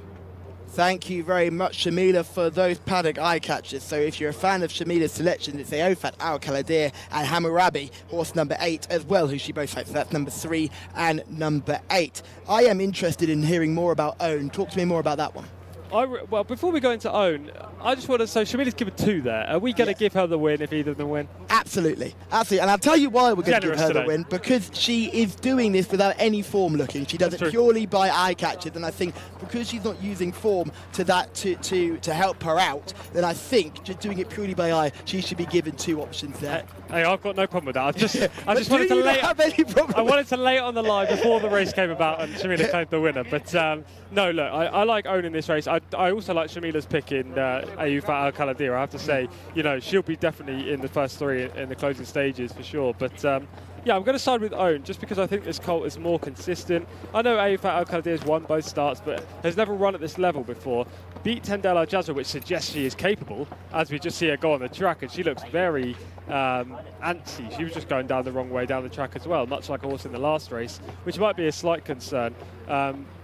She's got a yellow cap on as well. I don't know why that would be the case, because there's no other Al-Khaldir horse in this race.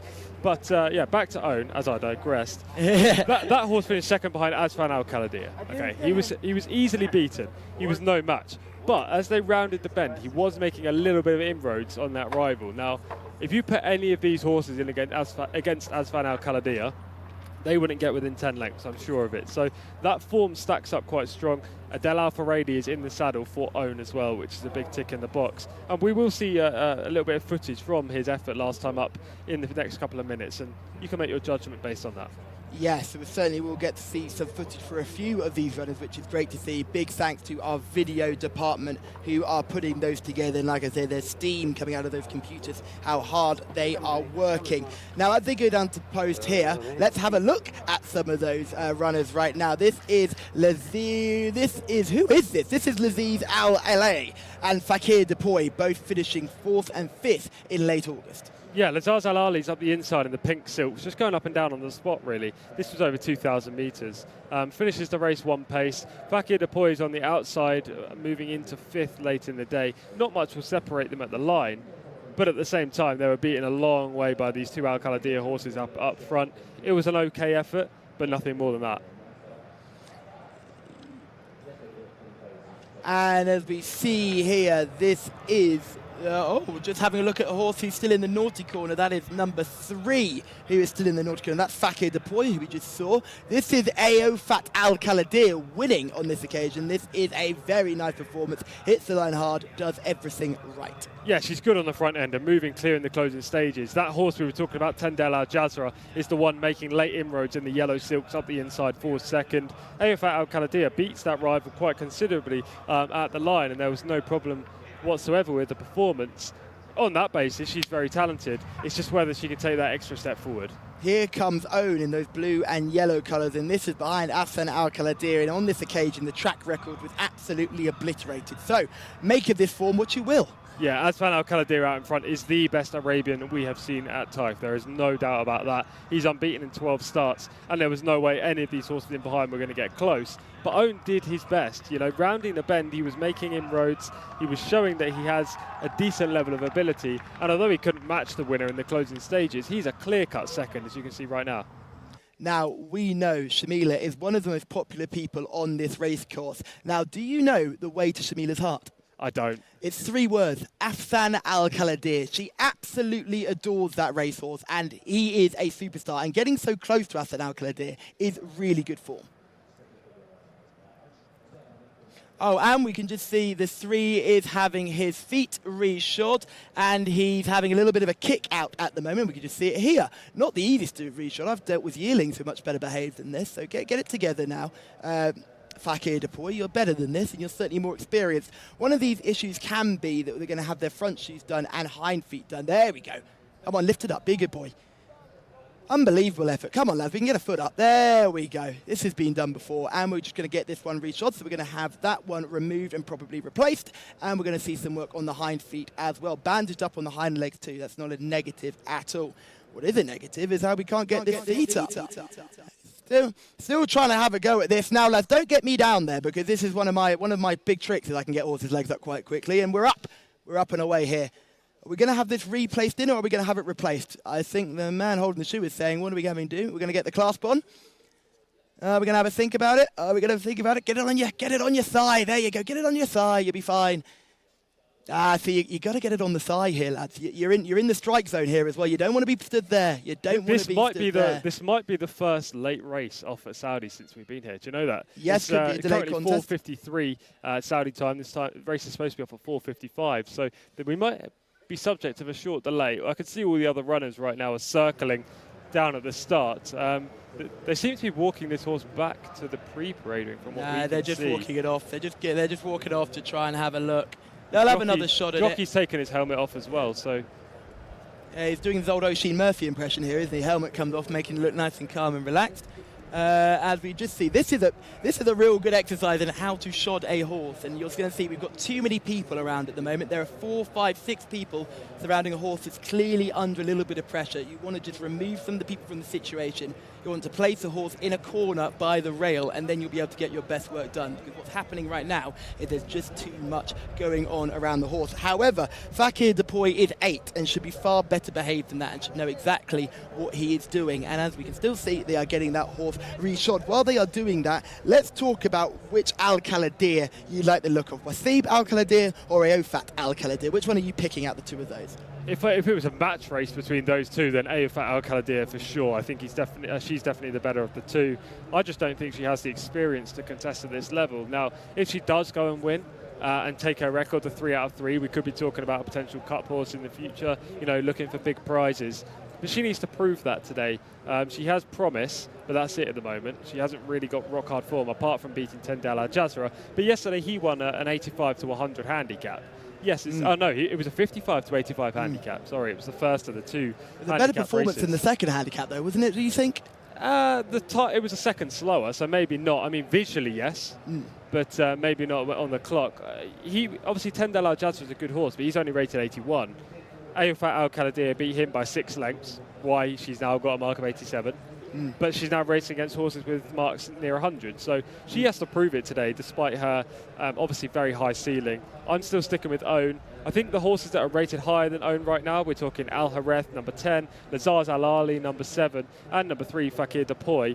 They've all got to step back to their best because they haven't shown it, and this distance is a negative. And number 1, Katir Al Kaladir, who hasn't run this year and has only got the victories in France. We don't know how good that horse is because he's yet to run in Saudi in his career. He's a 7-year-old now. He is by the brilliant sire, Laith Al Kaladir. About to say, there is a lot of Laith Al Kaladir influence in this race. 3 of our runners are by Laith Al Kaladir, and it is all the Al Kaladir horses who are by the same stallion. As we remind you, we are live on YouTube. Get involved in the comments. Remember to like, subscribe, and turn on your bell notifications. David is very happy with our video team. He wanted to see video footage of Own, and we gave him video footage of Own. Please continue to get involved in the comments, whether you're David or anybody else watching the coverage. Quick update now on Fakir Depoy. They're walking him back to the pre-parade. Saddle's come off. Jockey's taken the saddle off, and it looks like this horse is going to be a non-runner. So no Fakir Depoy in the 3rd race. Shamila does only have 1 in this race now, and it is Aofat Al Kaladir, and I am going to join forces with her and go also with the Aofat Al Kaladir. John, over to you. Yeah, thanks very much, guys. I quite like Lazaz Al Ali here. There are obvious trip concerns. Although if you go back through this horse's form far enough, you can find 1 or 2 decent efforts at 1400. Shows reasonable gate speed and will be staying on. And as I say, deep closers in Arabian races or horses from a long way off the pace aren't to be too concerned about. Anyway, we will see. Aofat Al Kaladir goes in. Ez Al Shaydam is already in as well. This is horse number 9, Wabel Al Burak, to move forward. 1200 metres here. This is a short race for Arabian horses. Now just one getting very, very leery in the starting stalls. That's Watheb Al Kaladir. They're ready though, I think. They're off and racing for the 3rd on the card, our first Arabian race. Own got away very well and leads towards the left of screen. Also prominent in the early stages is Aofat Al Kaladir, as indeed is Watheb Al Kaladir, the black cap, and that one goes on. So it's Watheb Al Kaladir that leads to Aofat Al Kaladir in 2nd. Own races towards the outside in 3rd, followed then by Katir Al Kaladir, who's also prominent right up that rail. The green and yellow colours of Ez Al Shaydam is followed by the pink on the outside there of Lazaz Ali. They're then followed right up the inner by Modi Shah in the light blue colours. Then the yellow and black of Wabel Al Burak, who's beating a bit of a retreat. Then Hammurabi towards the rear of the field, Al Hareth. Starting to make the turn for home here, and it's the yellow cap of Aofat Al Kaladir who's chasing the black cap of Watheb Al Kaladir. So it's Watheb Al Kaladir to Aofat Al Kaladir, then Own round the outside. Lazaz Al Ali trying to get going round the outer. Right up the inner is Katir Al Khaladai. They're swinging for home. 300 metres left to go, and and it's Watheb Al Khaladia that leads to Ayufat Al Khaladia racing in second. Owen is trying to get going down the centre of the track, then Katia Al Khaladia as well. This could be a big one for the Al Khaladia operation, because it's the black cap of Watheb Al Khaladia, now tackled and passed by Ayufat Al Khaladia. Ayufat Al Khaladia looking to try and make it 3 from 3, battling back to the far side. Watheb Al Khaladia, but up towards the line, it's the 4, Ayufat Al Khaladia, who's beaten Watheb Al Khaladia. Battling back for third there was Owen, who's run a pretty good race, but once again it's the Al Khaladia operation, the Al Khaladia stables, who've divvied this one up, and in the end it was a nice performance by Ayufat Al Khaladia, who is now 3 from 3 in her career, and she's got back up to beat Watheb Al Khaladia in the closing stages. In third spot was Owen, who's run a pretty good race. Katia Al Khaladia has finished in fourth as well. That one has run well too, but it's the 4, Ayufat Al Khaladia, who's won it, to Watheb Al Khaladia, then Owen in third, Katia Al Khaladia in fourth. One for Shamila and Callum, the pair of them teaming up there to very good effect. Lazar Zalali has finished in fifth, and a bit of a gap back to Modi Shah, who was sixth. A quarter of a neck we're hearing. 1:23.9, the official winning time there of our first Arabian race of the day. And we talked about how this horse was definitely on her way up. She's still got a bit to find with one or two of these on official ratings in terms of the form book, but in terms of this particular trip and the fact that she's got plenty more potential, one would have thought, those two things have definitely been in her favour here. And she's held off the sustained challenge of Watheb Al Khaladia, who led for a chunk of the race, was passed and then has battled back. And these two have been the two at the business end of the race to battle it out. But this one goes to Ayufat Al Khaladia, race 3 on the card. We'll be back to the boys very shortly.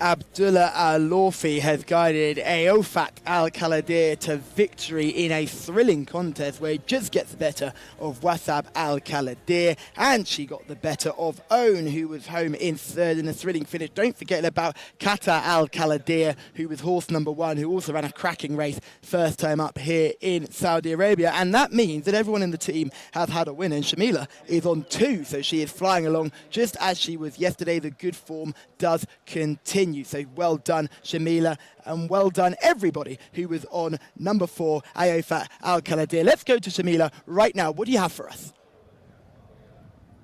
Well, wasn't that a brilliant performance? But I just wanted to highlight what goes on after the race. So basically, behind me here, the horses get unsaddled straight after the race. They get brought back into the parade ring, and they have to do 1 or 2 laps. The vets just give them a one over, just make sure they're okay and not lame.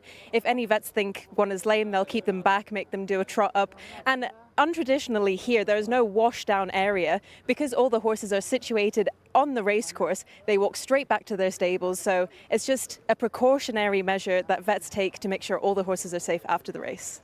Now, Shamila, I know you are no vet. However, have you seen anything that the vets are interested in taking a second look at down here, or has everyone come back absolutely fine?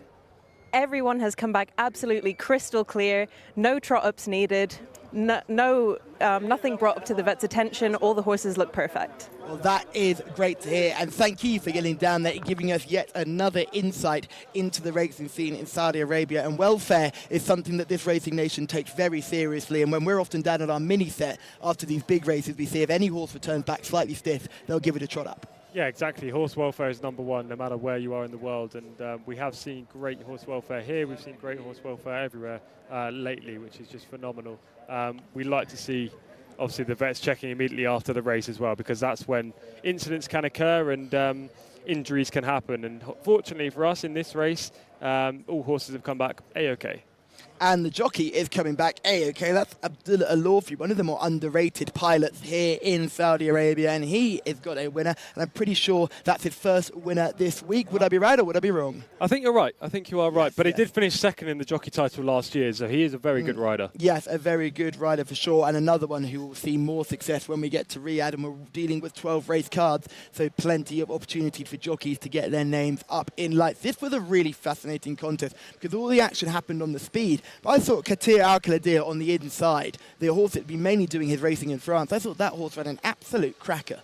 Yeah, he ran very well. He was off the speed early, just in behind the pace, but he stuck to the inside, arguably not where you want to be in the straight, and stuck on nice and powerfully. Watheb Al-Khaladir, much more streetwise today, was a hard ride first time up, was all over the place, and then last time up finished second, which was a step back in the right direction. That horse made the pace after a fantastic start from stall 2, as you can see, and the eventual winner in the yellow cap was just on the outside, sat in a perfect position from 100 after the first 100 metres, right there, ready to pounce, and she did in the straight, maintaining her unbeaten record. I don't think it'll be long before this filly has a mark of 100, you know. Yes, I think you're right about that. Owen is trying to make a go of things on the outside, trying to take over the pace. For me, I thought that was a poor decision from the rider. I think the rider should have known that this pace was going to be far too strong, so dropping in behind and sitting really just on the outside of Qatir Al-Khaladir would have been a best option. However, if you're the Al-Khaladir breeding establishment, you would have been very excited coming down the straight, because Lace Al-Khaladir, their super stallion here in Saudi Arabia, had sired the first, second and the third at one point. Yeah, exactly. You know, these two horses, the first and second, were always in the ideal position, weren't they? Out in front on the rail, which is generally where you want to be, and Ayufat Al-Khaladir is just one off the rail and making the run off the turn. So they were the best positioned horses in the race. The likes of Lazaz Al-Ali was 4 wide throughout the bend. You just don't want to be out there. Owen was 3 wide. He ran fair enough, I thought, to stick on 4th, 3rd place, but never really looked like getting up with these two Al-Khaladir's up front. Owen is a true 1200 metre Arabian, isn't he? That's clear to see. This horse is built for this shorter trip, while some of these will actually enjoy a little bit further, and I think the stamina came to the fore here with the winner and the eventual second. Yeah, and the form was obviously of this winner was boosted yesterday when Tendel Al Jazra won. Now that form of that race has been boosted even further with the winner and second winning since. Good selection by yourself, good selection by Shamila, albeit she had 2 in the race. But, oh, there it is. You couldn't resist. You couldn't resist. But no, I think this was the one she called up first, and then she said, I will look outside and look for another Al-Khaladir. Look outside the Al-Khaladir. But no, Shamila highlighted this horse to me, the form I saw, and I thought, well, you know what, let's give it a go. And finally, I'm off the mark. It's only taken me 2 days. So back in the winner's enclosure, which is good to see. Tom, have you got anything else you want to say in regards to that contest? Not in regards to the contest, but in regards to the selections today. Yesterday was a bit of a slow burner for us in the studio. John and Shamila had a good start and continued it. But today, everyone's already had a winner. Races, we've only had the first 3 races, 6 to go. I'm looking optimistic, you know. I'm thinking we're all gonna. I'm feeling it today, you know. I think we're gonna keep on pushing the way. Shamila leads on 2, John with 1, Tom with 1, and Callum also with 1. Everybody else was also on 1, and our production team are clearly trying to make it clear that they are also on 1 winner too, but they couldn't find the winner of this one. Couldn't find the winner on this one.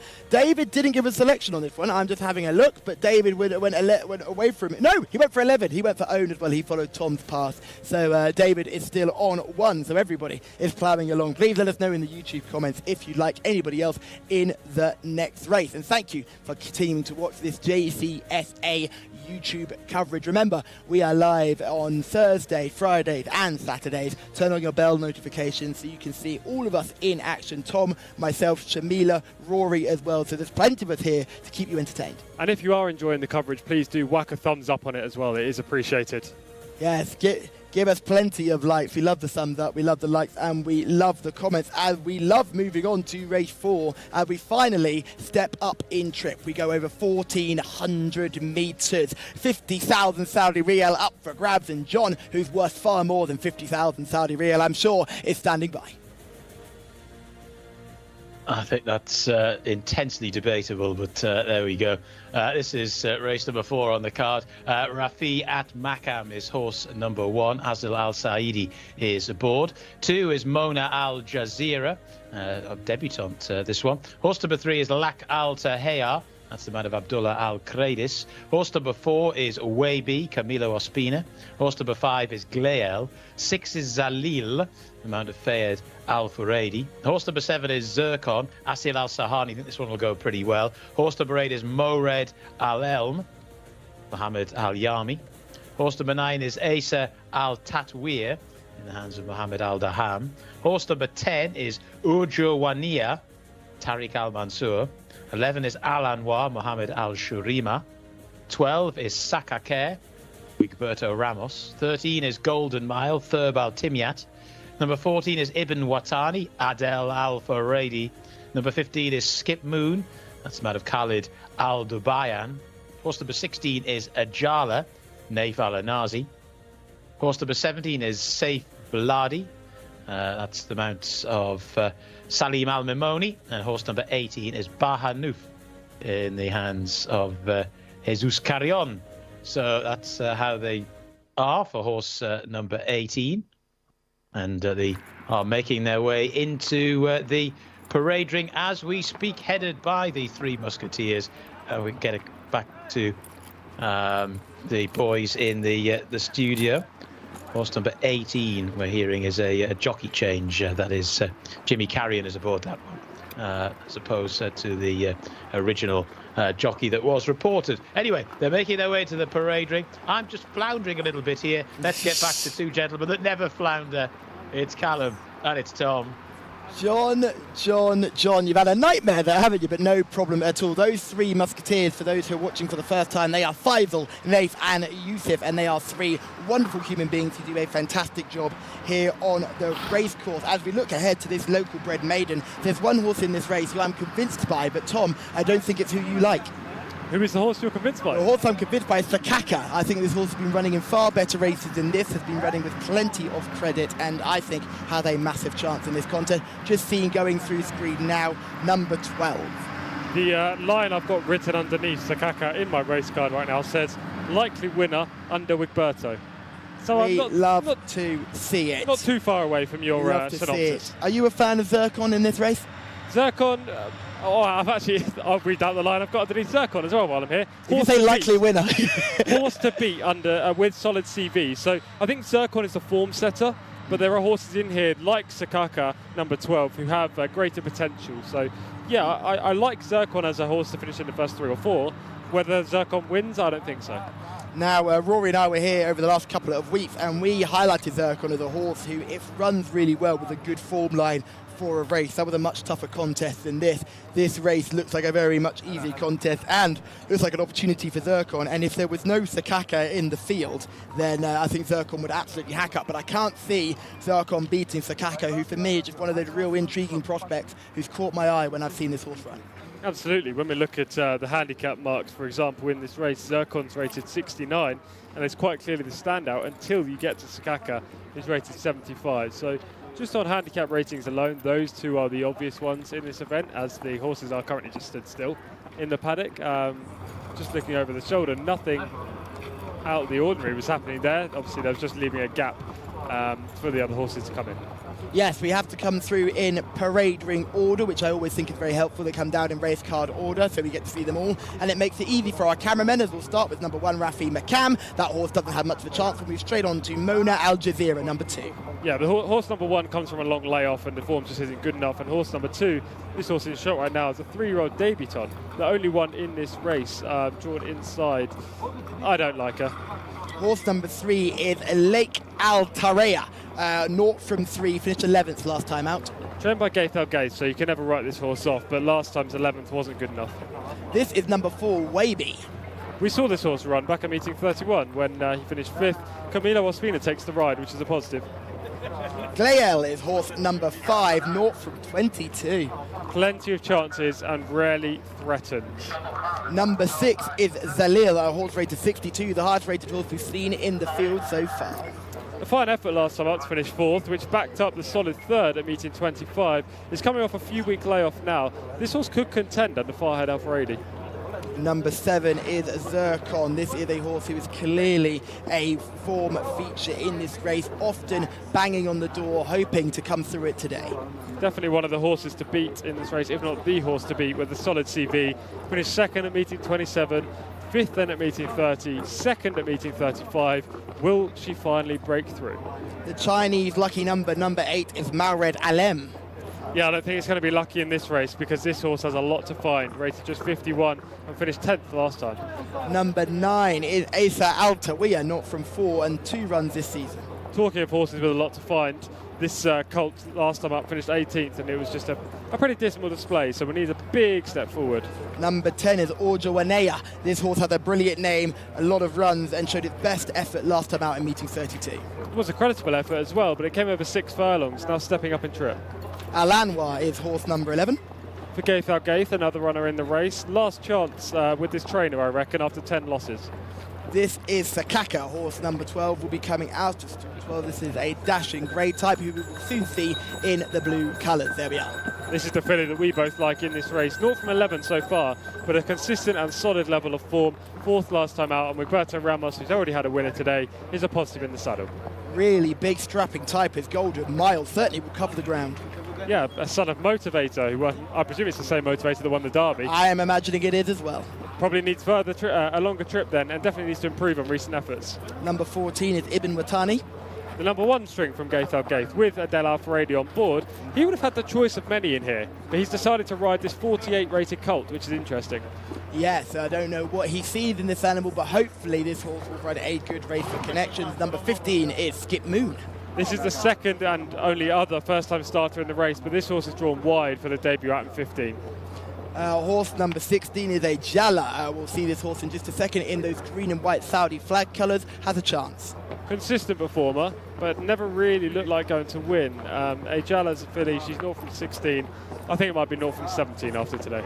Not if the jockey's got anything to say about it. Naif Alanazi on board. Safe Bladi is horse number 17 coming out of stall 17. Rated just 28, and based on that, we'll find it hard. Yes, that horse would need a rocket in order to win this race. Baha Noof is horse number 18 without a rating. Jimmy Carrion on board. The last of 4 Gaith Al-Gaith trained runners in this event. 3-year-old filly, not drawn very well. 3rd time start, probably more of a learning curve. Abdulaziz Al-Yesh was meant to be on board this one. He went to hospital after a fall on Thursday, so we're sending our best wishes to him. Shamila is in the parade ring and she will give us another eye catcher. Well, Callum, I love big horses. I love horses that look like they could get to Cheltenham and win a champion chase. And horse number 13, Golden Mile, is exactly that. He's so big. Never mind a leg up. I'd need a step ladder to get onto this horse. He is huge, but he looks so ready. He looks so fit and ready to go. Horse number 13 is my paddock pick. Thank you very much, Shamila. And we saw this horse from a mile off. Yes, you're right, this horse can do the hurdle and maybe even a fence in the future. Anything this horse does on the flat is a bonus. What a classic UK phrase that is for horses. Yeah, he's a big type. He'll relish the extra distance, I'm sure, in time. I doubt he'll ever go over fences or hurdles, I have to say. But it would have been good if he did. Yes, he's certainly built for the job. We just see Roberto Ramos getting aboard Sakako, hoping to give himself a double and 3 winners on the week. Any other horses we've highlighted to you, any others that you're intrigued by, or anything going down as you see them going down to the start, Tom? Yeah, just watching them go down to the start right now. Every horse seems to be going down nice and professionally. Maybe the horse in orange, as I just scavenge my race card. Alan Wire, number 11, was going down a little quick under the control of Mohamed Ashal Rima. That's the only negative so far. All the others are going down nice and professional and no other real comments. Yeah, they've gone down like show ponies. Just seen the final horse, number 18, head down to post, and there have been no issues at all. So the only minor issue we have is with Al-Anwar, who was horse number 11, who pulled down to the start. As we see these wonderful camera shots that continue to bless us, as we see at the start here, they'll walk straight to the middle of the starting stalls and then begin to circle. And that is what makes this so interesting to see, as we'll see horse number 18 heading down to post now, followed by the Outriders. The Outriders have had a quite quiet start to today, and that's always a positive, I feel. Yeah, we've had a very dramatic last 2 days, to be fair. The Outriders have had several horses to catch after in certain incidents at the start or during the race. So, yeah, they'll be happy that everything's going to plan so far, aside from that horse that failed to be reshod in the last race. Let's talk about Zircon and Ujawania. This is not Zircon or Ujawania in picture. This is Sakaka, who we really like. Let's have a look at Zircon finishing second. This was another very good effort from a horse who's always very consistent. Yeah, she is just consistent. The jockey's really asking for everything, though, on the outside here in the black silks. Really pumping away, trying to get this horse to get in front. But just look at her stride. It seems to be quite short and snappy. It looks like she's not stretching out properly. She switches leads perfectly fine, but she's no good, nowhere near good enough to beat this eventual winner. I just don't think this is solid enough form. You know, this horse will be in the first 3 or 4, but I don't think she's good enough to win. Joanea is the other horse we'll have a look at. This horse is seen finishing third in the middle of August the 18th. Good performance, I thought. It was, showed a decent level of early speed in this race as well. But again, in the closing stages, just, I don't know, against the inside, maybe because you don't want to be there in the race, she wasn't making as much inroads as I'd hoped. She stuck on at the 1 speed, but that was it. There was no quickening from Joanea. So I'd be hopeful that there is a better horse in this event, albeit this is solid and consistent form. Yes, that is Wania running in to finish third in meeting 32, which is some good little bit of form. Just hoping that we see Sakaka coming out in front on this occasion. Clearly, the video team are not as fan of the Sakaka as much as we are, because usually they're on fire. It's got to be taken note of. Well, exactly, yeah. Usually we get the video footage of some of the leading players in the race, and that horse hasn't been included this time around. So maybe that's a negative. But that's a massive negative. That's not just a negative, hey, look, that's a big negative. We've already had a winner today, but one each, 2 different horses. So, yeah, hopefully we both make it 2 here. Yes, hopefully we can join forces and make it 2 winners today. David said this is too short striding for Zircon, but can see him winning today. So David will be with Zircon in this race, the form horse of the contest. I'm not hitching my wagon to him today. I'm going with a different horse. I'm changing.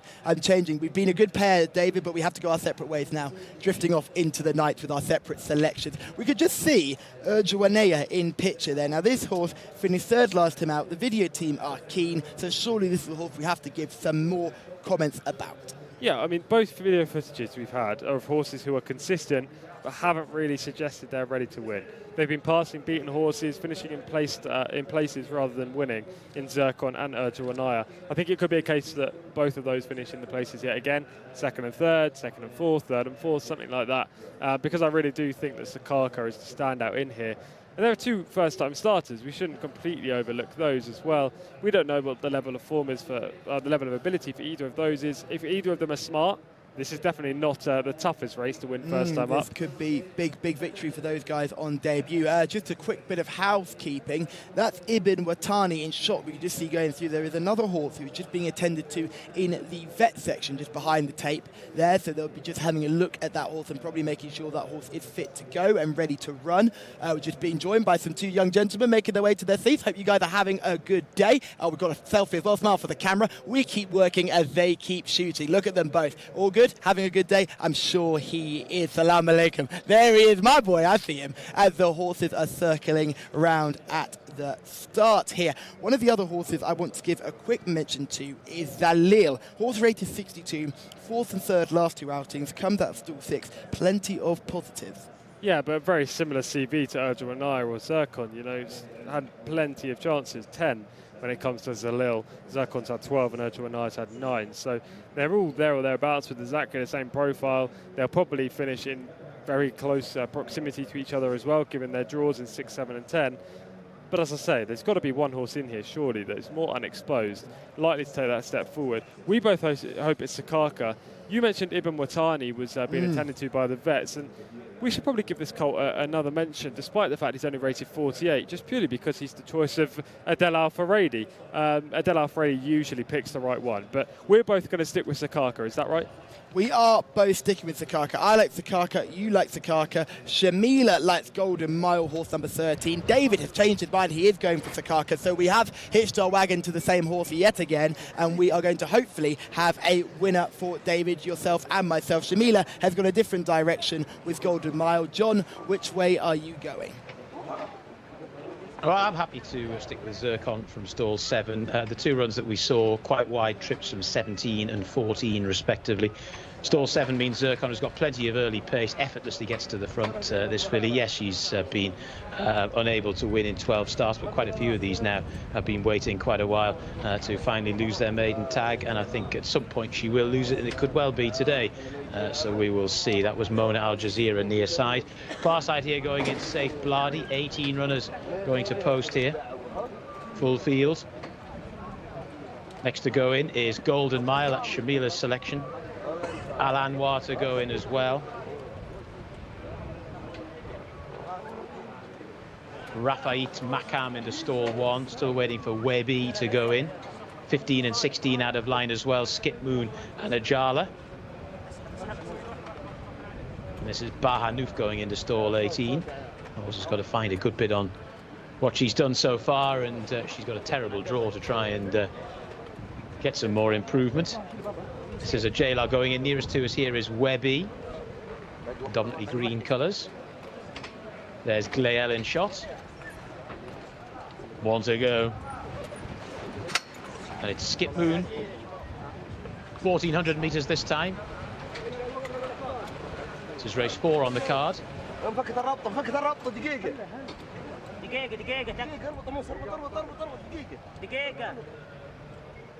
Just about all in.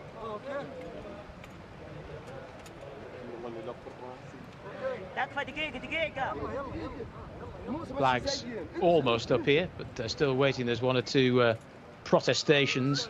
Rafiat Makam in stall 1 not behaving himself, or herself I should say.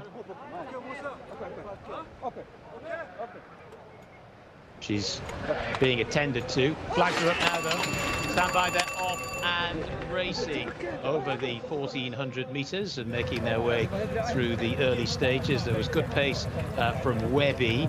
Also there in the early part of the race in the yellow colours is Zalil. Zalil wants to press on. From the outside, Jailar is also showing good early speed as they make their way through the early stages. Mona Al Jazeera is after that as they make their way through the first 400 metres or so. Another one that's prominent is Al Anwar in the orange colours. Looking for Zircon, one of the fancied runners in mid-div at the moment. Also just a little bit further back is Sakaker, but that one often comes from the rear of the field.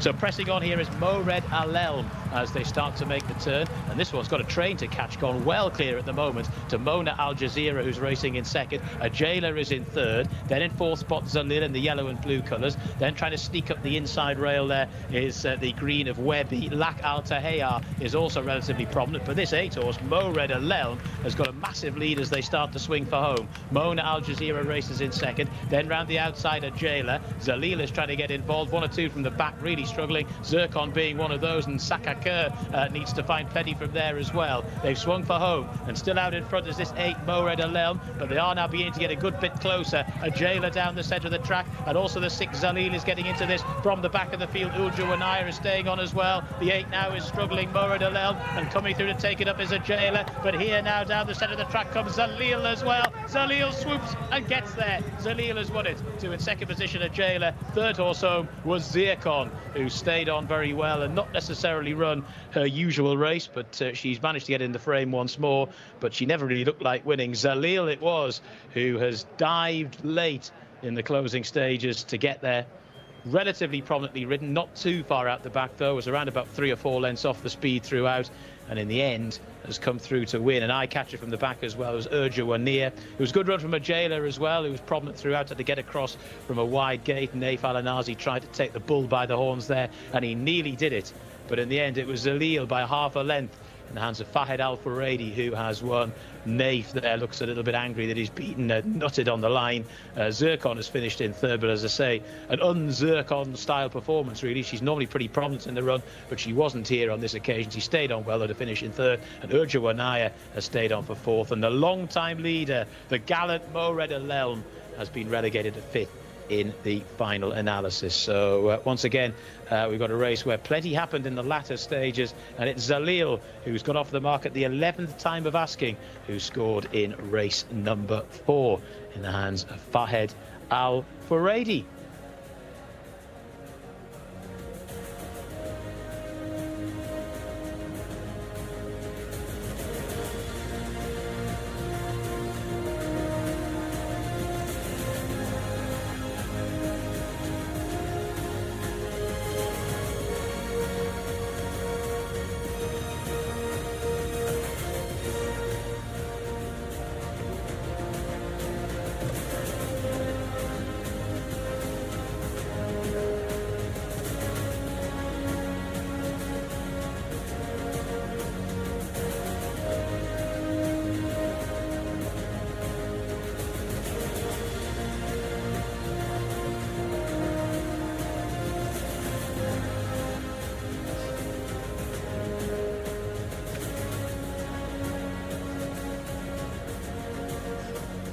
Well done, Farhad Al Furedi. As Zalil, a horse we mentioned later on, trending in the right direction, beginning to find form, has taken advantage of a very messy contest. Mored Alem led them a merry dance. There was an absolute bumping match at the start. Plenty of horses' chances were taken from the word go, including the widely selected Sekakia, who ended up getting no luck, getting absolutely physically assaulted in the opening few strides, but did nothing to stop Zalil, who came from the pack and won nicely. Second place was the very nice Jcsa, who did it from a wide draw. Man to stay out of trouble there. And Zircon, who I think saw more trouble in running than they'd like to see any other time this horse sits at the racecourse, managed to stick on nicely for third. Yeah, it was a race full of incident at the start. Basically caught out any horse drawn between stalls 8 and stall 15, which included our Sakaka. A lot of bumping there. It was a very good heat insofar as it was interesting and entertaining. I don't think it was a very good heat in terms of quality. The time was slow, 1:32 and change. The track record is 1:23, so that's 9 seconds slower. And when we look at the races earlier on, I mean, the Arabian race in the last was only 1 second slower than the track record. Before that, we had a couple of maidens where they weren't too far off, just 4 and 5 seconds off. So this is a very slow race, probably full of slow horses.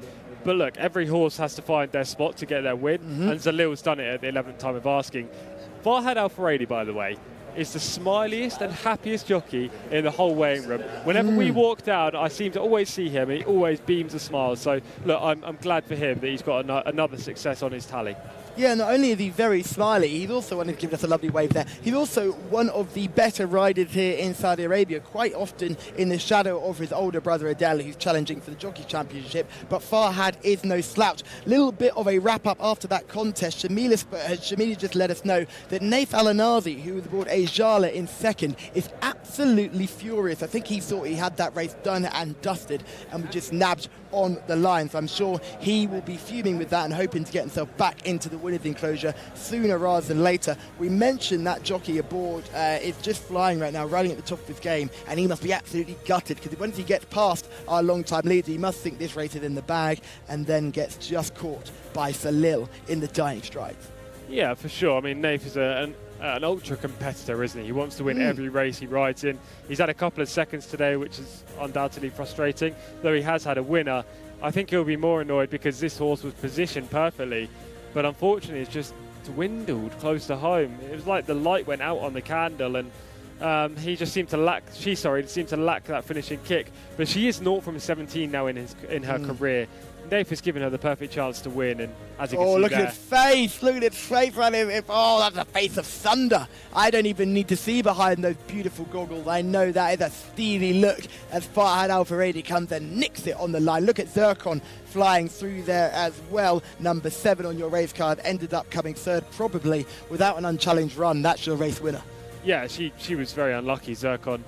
We'll see it from the start in a minute, and we'll see that she encountered some trouble. She she finished the best of all. But Here's the full race. Look at Sakaka. Bang! No chance. It's over from there. Yeah, there was a lot of trouble right in the middle of the pack. Number 10, Urjuanai, completely missed the start. Sakaka, as you said, just got sandwiched between two horses and is forced to race in second last right here. Zircon actually broke the best of everything, but was then reined back into mid-pack, and that ended up, in hindsight, not being the best decision. Yes, Mored Alem is the horse that's about to take the lead and set the early fractions, and that horse had to break from 8, so it wasn't given an inside draw, but swiftly got to the rail and then said, see you later. It went really quick up front, which is interesting given how slow the actual time of this race was. I think this early pace made all of these horses legless in the closing stages, in the closing 200 metres. If we had sectionals to hand right now, I'm sure the end of this race would have been a lot slower than the start. And this leader, Moed Alem, quite clearly has got a lot of speed. Why aren't they running him over 6 furlongs, not 7? Yes, again, it comes down to the idea a lot of these connections are struggling to get horses into their ideal trips just because the races are so oversubscribed. There's so many horses, and often you've just got to throw a dart and see where it lands and see where you end up running. Just at the bottom of the screen right now, we can see the 2 horses making inroads. The one in the black, who's currently in 8th position, which is Zircon, trying to weave through a passage, and the one in red on the outside is Urjuanai, who completely missed the start. Both of those horses in this race were a bit unlucky. They've closed off the speed. Zircon's really finishing the race nicely. Urjuanai is 2, albeit flattening out in the final 50 metres. But they were the 2 unlucky runners. The winner and the second were given great rides. And unfortunately for Naif, it was Zalil and Farhad Al-Faredi who came out on top. Credit to Mohammed Al-Yemi, who was on board our lead at this point. He just kicked for home and said, I'm not on the best horse of the race, but I'm going to try and make a race of it, and was very nearly the race winner, but we've just swept up in the final 100 metres. But that certainly, I would take nothing away from that ride. If I was the trainer, I'd be happy that you gave this horse the best chance of winning, and you just caught later on by horses with more stamina. I agree, but I also disagree to some effect insofar as this horse was so far clear, you could probably take a little bit of a pull to save some energy for late on. The horse is also on the wrong lead, so he could have moved that horse onto the right lead in the straight. But look, this is all in hindsight. Obviously, being on a horse is completely different to reviewing and analysing a race as we're doing. And he obviously had a lot on his plate at that point, trying to get the most out of his horse in the closing stages. But it was a good ride, but I don't think it was a great ride on Moed Alem. Yes, it certainly didn't get the horse to win, but got the horse in a position where he could probably try and thrive and maybe finish in the money as well. As we see this start here, it's not really the start that's concerning. Obviously, number 10, Urjuanai, is a horse that does not get out well at all, but it's about 4 strides after the start. We see Sakaka, who the horse we both really like, get absolutely slammed in the very early stages. We might actually get a chance to see it now, maybe, as we just look toward the middle of your screen. Sakaka is already out the shot, just at the back there in the blue cap. You see already out the shots. We just missed where Sakaka was bumped, squeezed and barged. But as the field makes its way along, Moed Alem was the horse that took out the early run. You can see number 8 there, not in front early on. In fact, Zalil, our eventual race winner, is in front at that stage, but that jockey takes the pull. A lot of jockeys seem to take a pull, and then one jockey ran away. Yeah, there was a big advantage early on for Moed Alem, trying to take the bull by the horns. He certainly did that, but he just went a little bit too hard. But as I say, all of these are a bit weary close to home. The time wasn't good. I think looking forward, which is always what you've got to do after you review a race, you've got to think where are these horses going next? Have we seen a good heat? Is this form going to stack up? I think going forward, this is not going to be a great race to follow the form line of. It's great for Zalil to get that win on the board. You know, he's a 3-year-old colt. He could have a future as a stallion, potentially, if he improves. But at the same time, I don't think this was the strongest heat. Yes, not the best race on paper, but we don't know how these horses are going to turn out in the future. Zircon will win a race at some point. You can just see there in the back of shot with the white cap and the black colours with the striped sleeves. That horse is just plugging on nicely, meets some traffic problems, but doesn't feature any interference. Just have to weave through beaten horses, and if we can see, Naif Al-Anadi will be sickened seeing these shots because he's just been nabbed by Farhad Al-Faredi, who is the pitcher in the saddle, who rides very much like his brother. They're both very streamlined, 2 different jockey styles, but both getting the most out of their horses. And it was Farhad Al-Faredi and Zalil who came out on top. And you can just see the Farhad Al-Faredi tagged breeches that he's wearing as well. Very cool. I'm all about the stash. Yeah, you definitely couldn't miss him, could you? Farhad seems to have a winner every single day now. He seems to be really finding his groove on this track. He's picking up some nicer rides as well. So, yeah, all credit to him.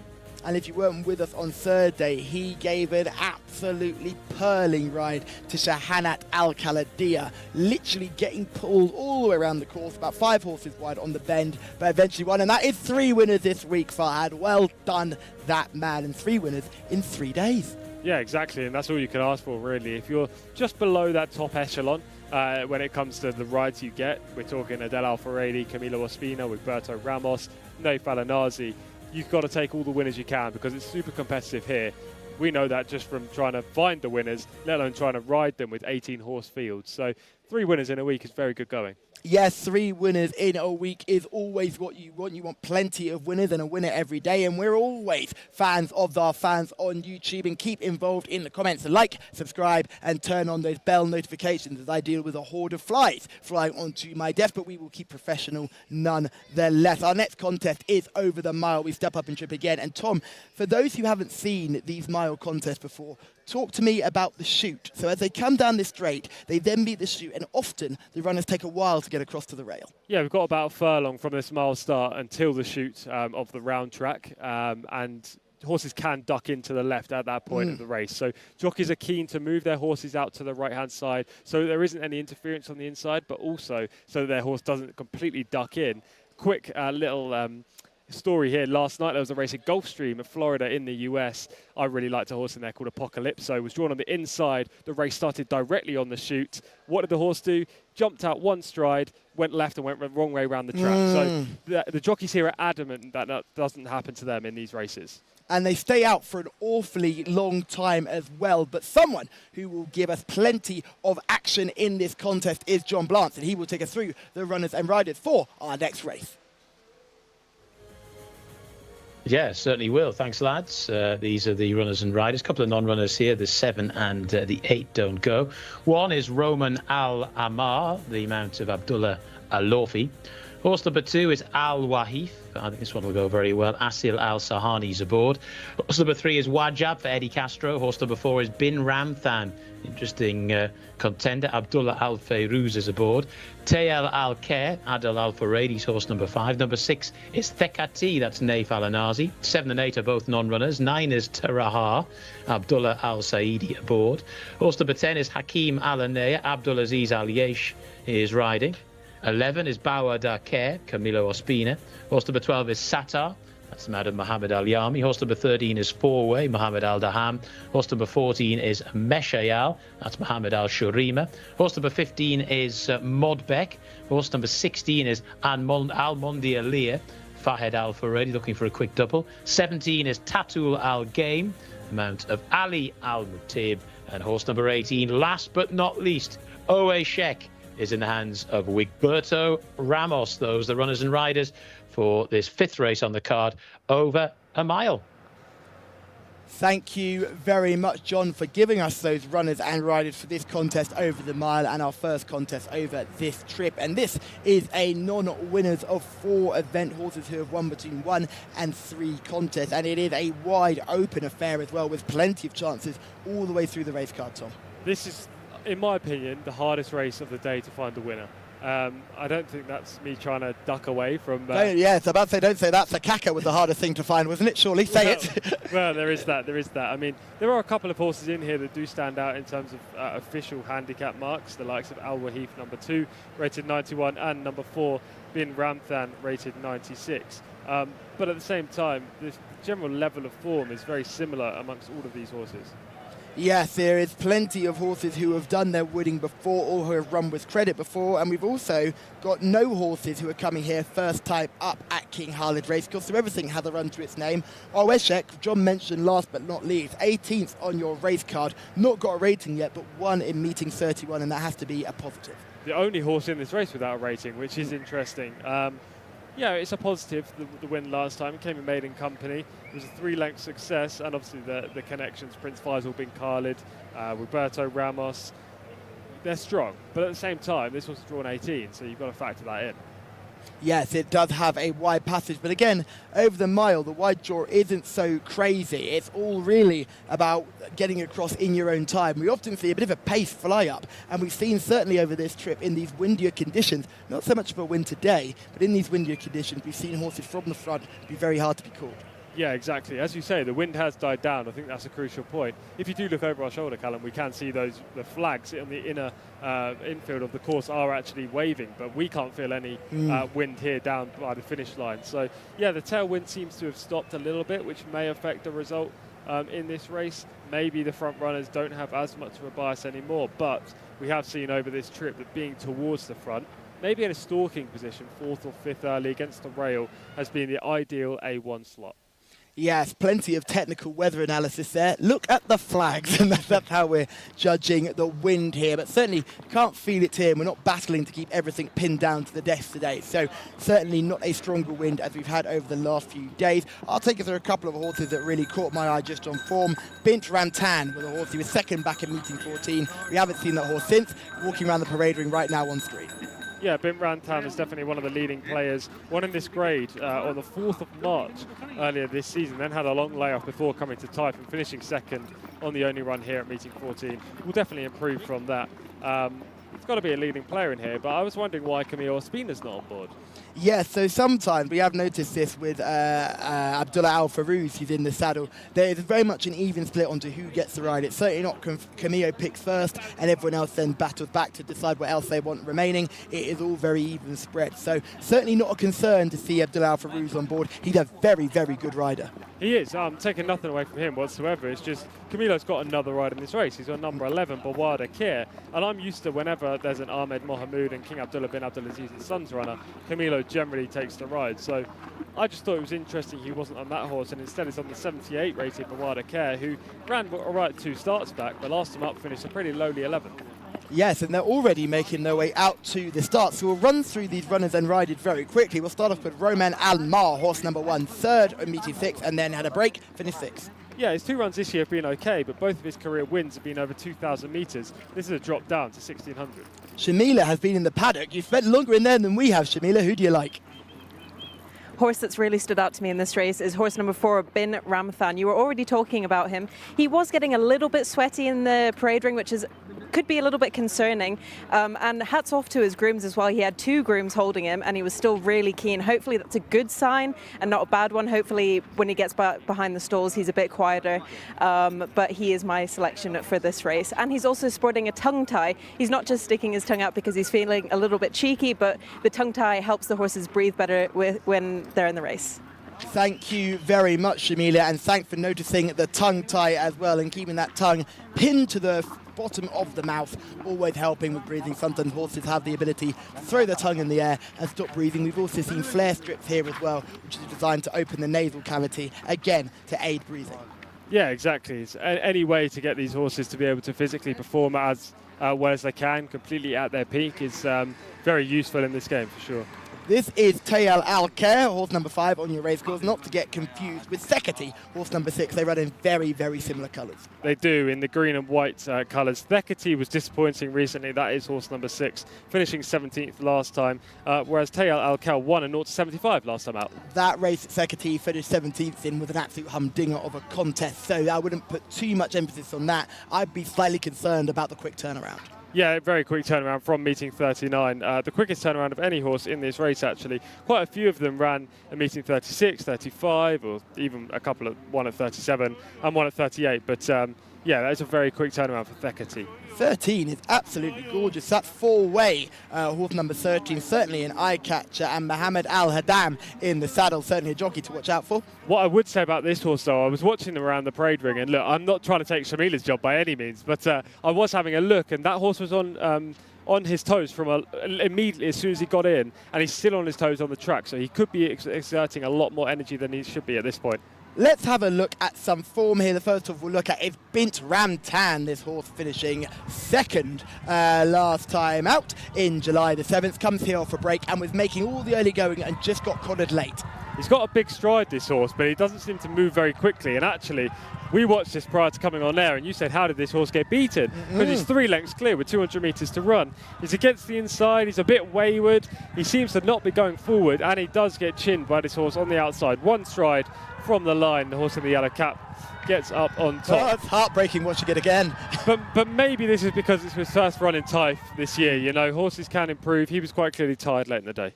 This is Oashek, the bottom horse on your race card, finishing first last time out. This run was on August the 17th. Yeah, 3-length maiden winner. He pulls away in the closing stages, but just look at the action on the runner-up. He's going up and down on the spot. He's clearly very tired, and the horses in behind just aren't in shot. So I don't think this was much of a race. Obviously, he needs to take a step forward to beat this group, and he's drawn in 18. How many horses win from 18? Not many. Not too many. Our Sheaf is the horse we're going to look at right now. This horse is seen winning right at the beginning of August, came via the car park and won quite nicely. This was a race for the local breds, much like it is today. He fended off a horse on the inside from the white stable, who eventually fades back through the pack, and he's quite strong late in the day, I don't mind this at all. Look where he broke from with that saddle cloth, right out wide.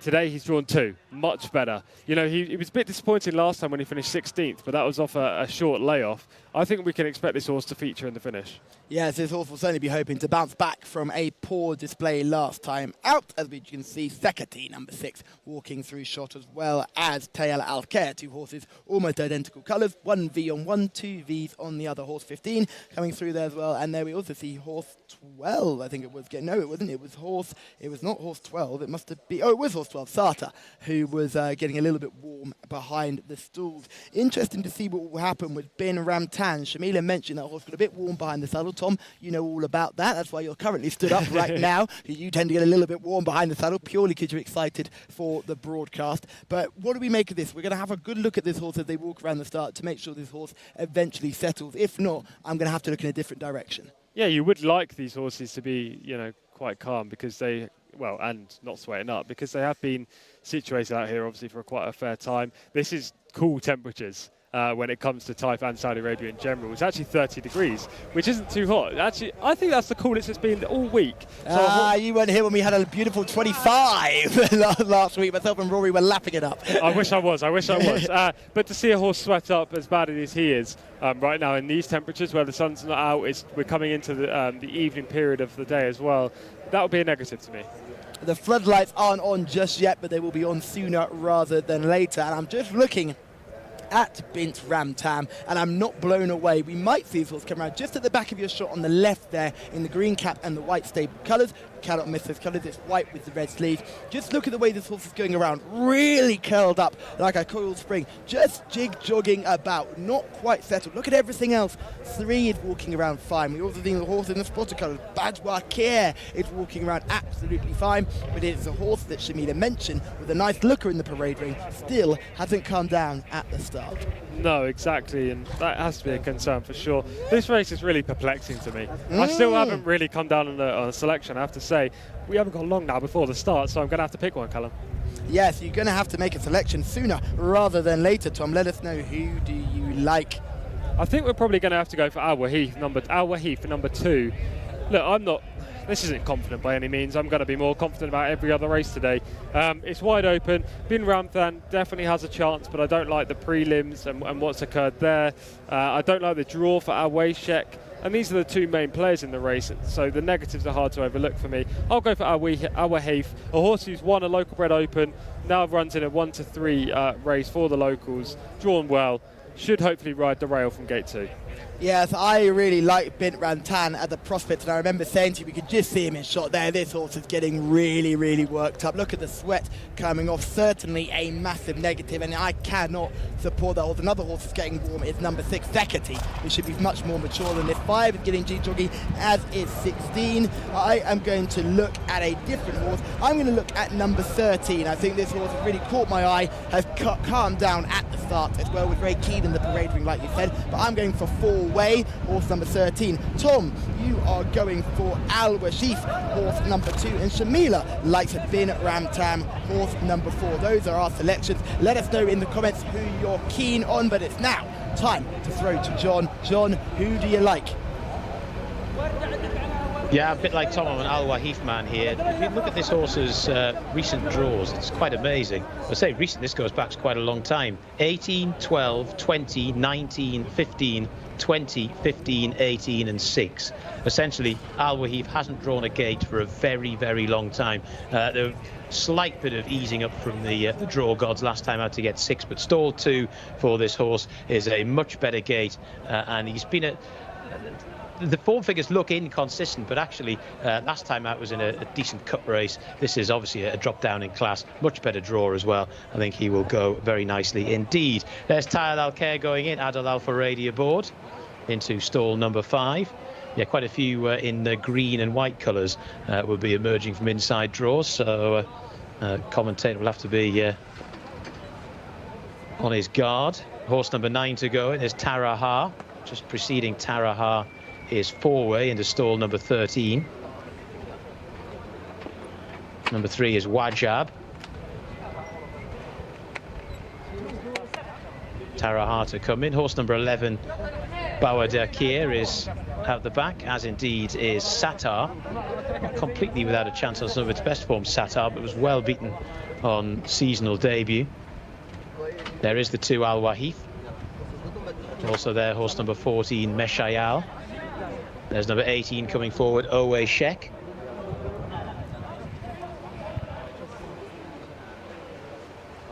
There's Meshayal in the hands of Mohammed Al Shurima. 2 wins from 87 starts for Meshayal. The very epitome of an exposed racehorse.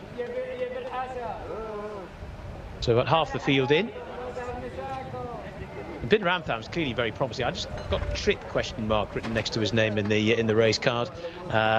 Could well just be good enough anyway, and certainly on start 2 is probably going to improve from that run from start 1. But I just do like Al Wahif. I like that draw angle. This is a horse who's finally been given a good chance to run a good race. Still waiting for it to go in, mind. Roman Al Hamar to go in, 2 in the colours of Prince Faisal bin Khaled bin Aziz. That one, and Owe Sheikh, the white distinguishing cap. Wiggy's on that one, drawn 18, whereas Abdullah Alofi is on the one in stall 1. Bawadakir to go in. This is Roman Al Hamar. Roman Al Hamar more or less in.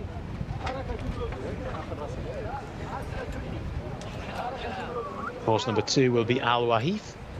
There is Al Wahif. There's Owe Sheikh over on the far side.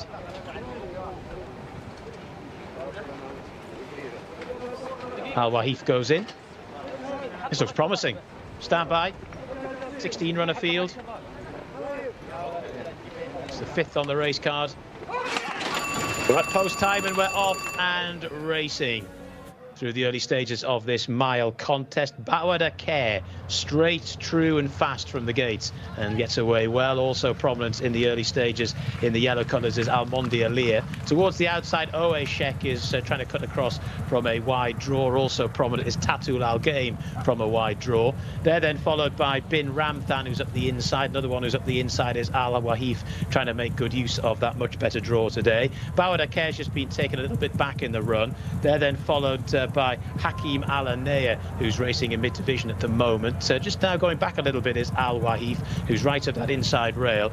They're then followed by Taraha, who's in mid-div right at the moment. Then Hakim Al-Anaya is now just going backwards a little bit. And then after that, we've got Taif Al-Khair as they make their way round the turn here. And out in front, it's Bin Ramthan, who's the best of these on official ratings, leads to Owe Sheikh, who races in 2nd position. They're then followed by Thekati, who's in 3rd. Round the outside, Tatul Al Game, now poised to try and unleash a challenges. Al Wahif in the green colours, getting a little bit closer, but a little bit of work to do from there. They're then followed by Moldi Alir and the rest. They're swinging for home. Bin Ramthan still the leader, looking a little bit vulnerable now though. Towards the outside, Owe Sheikh. Right round the outer is Bawadakir throwing down a challenge, and here comes the green colours of Al Wahif as well. Down the lane they come, inside the final 350. The leading duo now giving best to Al Wahif, who goes on, but here comes Bawadakir down the centre of the track as well. It's Bawadakir and Al Wahif, but Al Wahif is finding a little bit more, and it's Al Wahif by 2 or 3 lengths now to Bawadakir in 2nd. They're miles clear of the rest and racing up towards the line. Al Wahif drew a gate today and took full advantage. In 2nd position, Bawadakir. It's very tight for 3rd. I think in 4th is Almondi Alir. It was one of the green and white coloured horses getting up for 3rd. We'll sort that out very shortly. But it's Al Wahif who scores for Tom Collins, who gave you this one earlier on. And like I was saying before, terrible luck as far as the draw was concerned over the last season and a half, really. But this time round, stalled 2, got out nicely, was in mid-division, sat behind them, and then managed to pick his way through in the closing stages. Asil Al-Sahani aboard. Al-Wahif has now won 4 of 10 starts, so there was always the chance that this one was a little bit more progressive than 1 or 2 of these in this particular spot, and has won very nicely as well. 1 1/4 lengths, the official margin there. Al-Wahif, the winner.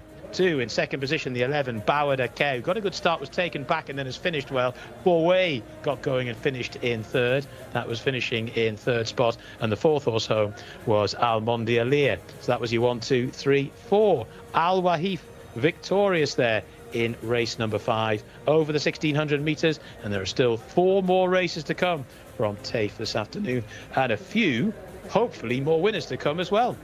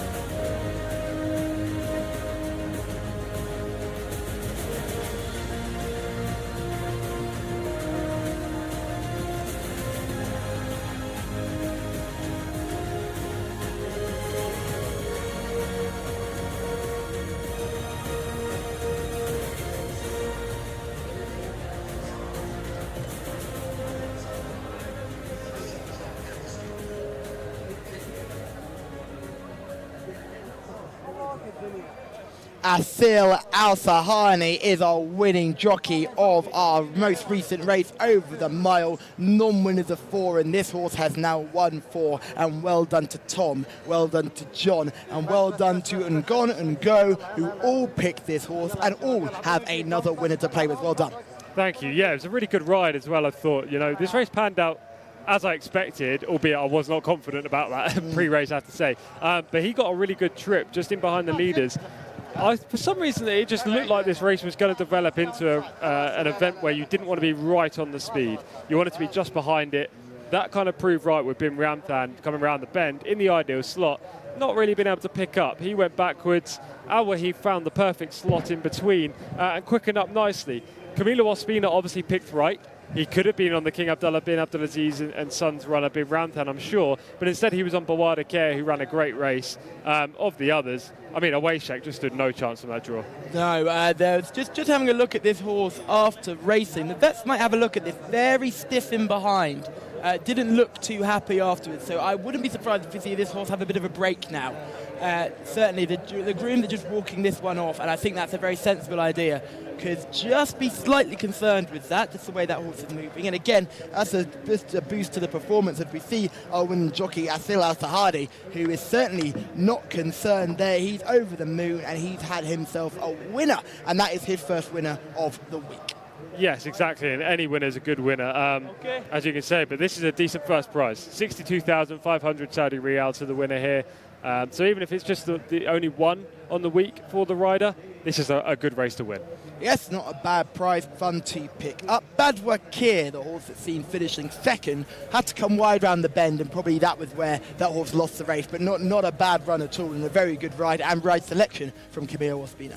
Yeah, I think Camilo was confident actually coming around the bend because he was still poised in the saddle and ready to unleash this horse, but there just wasn't enough left in the tank to fend off Al Wahif, who had won a local bred open 2 starts back, as I say. That was a better race than this. Last time up, obviously, he was very disappointing, but was drawn super wide, so he deserved that success.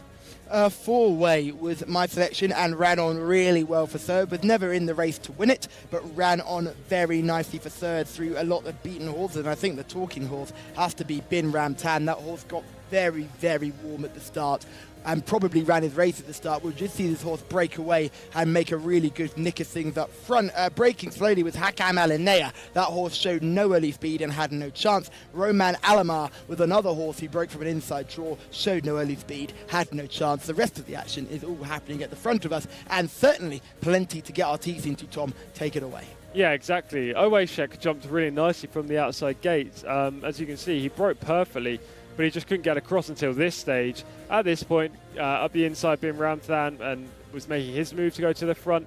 I think that's Theka T on the inside, who eventually finished last in the race. So that horse went backwards from an early stage. The pace just really didn't stack up, and it was the horse in the second and third flight, as you can see right now, that came to the fore. Yes, our eventual winner is just sitting there in fourth on your camera right now, pinned up against the rail. Tom made that point earlier, that if you get the rail run, you tend to be blessed with a good result. But at this point, it doesn't look like it's going your way. No, the horse just needs to be niggled to go through that gap. It looked like he was just trying to back off it, but he does use that courage and goes through it here. And at this point, I was thinking during the race, right, this is now going to be a match because the pace is sure to collapse. Is this going to go to Al Wahif, or is this going to go to Bawader K? Oh, look at the squeeze there in the middle. The horse that got caught up in all of that. That was Tatil Al Gain, who got caught and squeezed as he was going backwards and the others were going forward. And now we see the battle between the two of them. Yeah, a real good battle up the home straight. Two horses that have won over this trip before. Bawader K was bouncing right back to form with Camilo Ospina on board, but he was no match in the closing 100 metres as Al Wahif kept going and drew clear. The horse is winning and winning well. No sign of the horse in third. I'm going to call it the good thing, running on for third in the shape of 4-way. Good selection there. Well, you know, I picked it because it looked good. There's no getting away from it. It was a nice looking horse, came into this race off a massive long break. It was either going to be feast or famine. We were either going to get a good run or a bad run, and we got a good run. Certainly was never questioned to try and win the race, was always well out the back, sitting in around third last most of the way around. But as the speed collapsed late on in the contest, 4-way ran through beaten horses. Certainly one that our paddock expert missed on the eye catcher front, but I think it's because he was jig-jogging around, excited for a first day back at school. Yeah, exactly. I thought, to be honest, that that horse, your horse, 4-way, was a negative in the paddock because of how much energy he was exerting. But obviously, as a physical specimen, as you touched on and pointed out rightly, he looked at a picture. So, yeah, he was a bit positive and negative, but he ran very well on the track. Yeah, and again, it's one of those issues where you get to the start of the race and you see the horses in the parade ring, and it's great. We'll get Shamila down to the 2,000-metre start at some point this evening as well to have a look at them, because it can be a completely different story. That horse was, like you said, a live wire in the parade ring, really taking hold of the bit. Soon the jockey's on board, gets a nice no stirrups ride down to the start, nice and relaxed. The jockey can put his weight around the horse and squeeze with his side. When you're taught to ride when you're younger, you don't squeeze with your knees, you squeeze with your thighs. And that's a great way to relax the horse, to understand that the connection is there and everything is going to be okay. And all that anxiety and pre-race build-up can be washed away very quickly. And I think we saw that with our eventual third. We didn't see it with Bin Ramtan, who got even more worked up at the start. And that horse, I was very surprised to see the horse run as well as it did, because it was bang up with the pace for a long, long way, but fell apart later on. Well, even on his reappearance run back at meeting 14 when he finished second, he showed lots of early speed, as he did here, breaking from stall 4, as you can see. He actually hops a little bit at the start, but he quickly regathers himself and shows early. Back on that run at meeting 14, he showed speed, and the last furlong was slow. He was legless. The same thing kind of happened today. I wouldn't be surprised if the connections dropped him right back, maybe 6 furlongs, because at this point, as you can see, he's just moving up with the yellow saddle cloth. He wants to get to the front. He's got natural early speed, and over this trip, sometimes you cannot use that to good effect. Almondialea was there, horse number 16 in the bright yellow. And then we had the eventual leader, which was Sekati, who ran an absolute stinker. That horse has been a model of consistency until last time out when getting well beaten in a very good contest. This was an even worse performance. So Sekati tried to cut out the running and stood no chance. So I thought that was quite disappointing from Sekati, but positive run throughout, and no more so than Al Wahif, who Tom, John and Ngun Ngo in the YouTube comments all selected. So congratulations to all three of you. Well done. Another winner in the tank for you, Tom. Thank you. Yeah, to be fair, as a team, us two, Shamila, John, and even the production crew, I know they like a shout out. We've got winners. Like a shout out. That's a very, I think I'll amend it to love. There it is. I think they love a shout out in the video department. They certainly do. We've been flying as a whole team today so far in 5 races, which is good to see. Hopefully you guys at home, you're enjoying the coverage even more now that we're actually managing to find the horses that are coming out on top. Yes, so we're finding the winners. Hopefully you are finding them too, and congratulations to everyone. I think David in the comments was on Jcsa, a horse we've spoken about a lot. Horse started very quickly but faded quite badly, and that's the kind of gift and curse of Stall 18. You have to take your chance and go up quick early, or you sit in the back and hope they come to you. Yeah, you just don't win from 18. I mean, that is an over-exaggeration, of course. You can win from 18, but generally it's very difficult to win from there. The only way I find that you can win from that wide is if you're on a hold-up horse like Modern Artist, for example, who would then drop in anyway. But if you're a speed horse, you can't get across. And Jcsa will definitely be seen to better effect next time.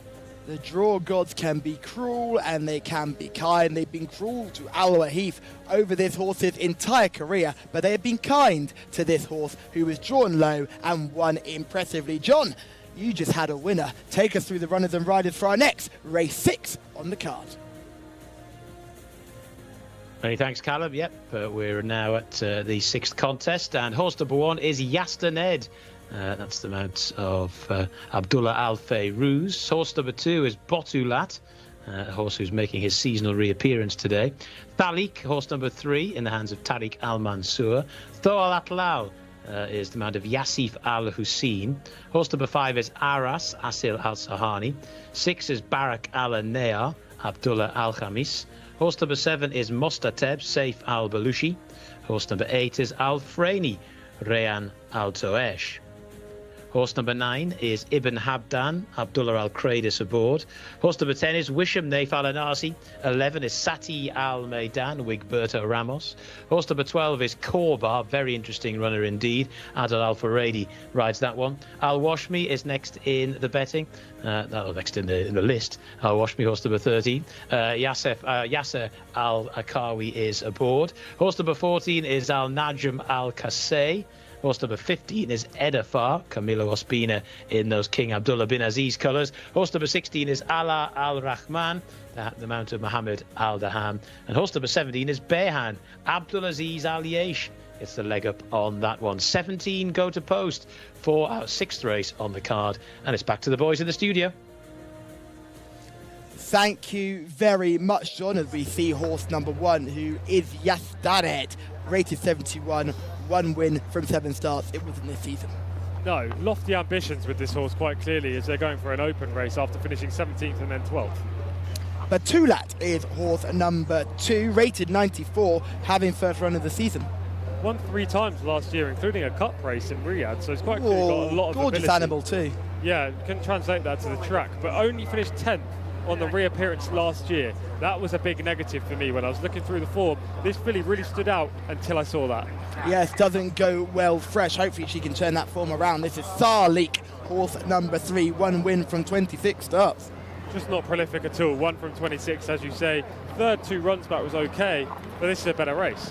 Here is Sarlik, and I just love these close-up shots. We can just see how magnificently turned out some of these animals are. Sarlik very relaxed going around the parade ring, and a nice extended walk. Certainly nothing to be concerned with there. I noticed that number 2, Batula, was carrying a little bit of condition. I'm sure Shamila will give us much more of an update on this, but this is number 3, Sarlik. Certainly not a paddock negative, but as you mentioned, the form isn't great. No, the form isn't good. I'd be very surprised if this colt actually contends. He's rated 81. This horse, number 4, Tho Al Atlal, is rated 88. He must have a good chance, Callum. His last win came over this trip. He was a fair second just 8 days ago. You thought that form was strong? Yes, I thought that race was a very good race. I thought that was a very good performance. And I think we'll get some footage of it as well. And I think So Al Atlal will be hard to beat here, but I do think there is a horse that can beat it. Araz is horse number 5, 2 wins from 31. Just not a contender in this race. I do want to be positive about all these horses, but you have to be realist at the same time. This colt finished 6th last time up. It was an improvement on his 3 previous efforts this year, but his general level forms just doesn't stack up against this group. Barak Alanea is horse number 6. This horse also has 2 wins in the career, only had the 15 starts in Saudi Arabia. Yeah, he's more unexposed than the likes of Aras, the last horse we just touched on. He could easily improve for the recent freshening. His last run was back in meeting 19. Yes, he's got a massive extended walk on the back leg there. He's got a little bit of string foot, I think, on the right hind leg there. I think that would be a slight concern. Number 7 is the Mostateb. This horse is 1 win from 26. Quick analysis of this one. Overmatched in this race, rated 60. If this horse wins, I'm going to hold you to that. It's absolutely fine with me. Absolutely fine. Horse number 8 is Alfrani.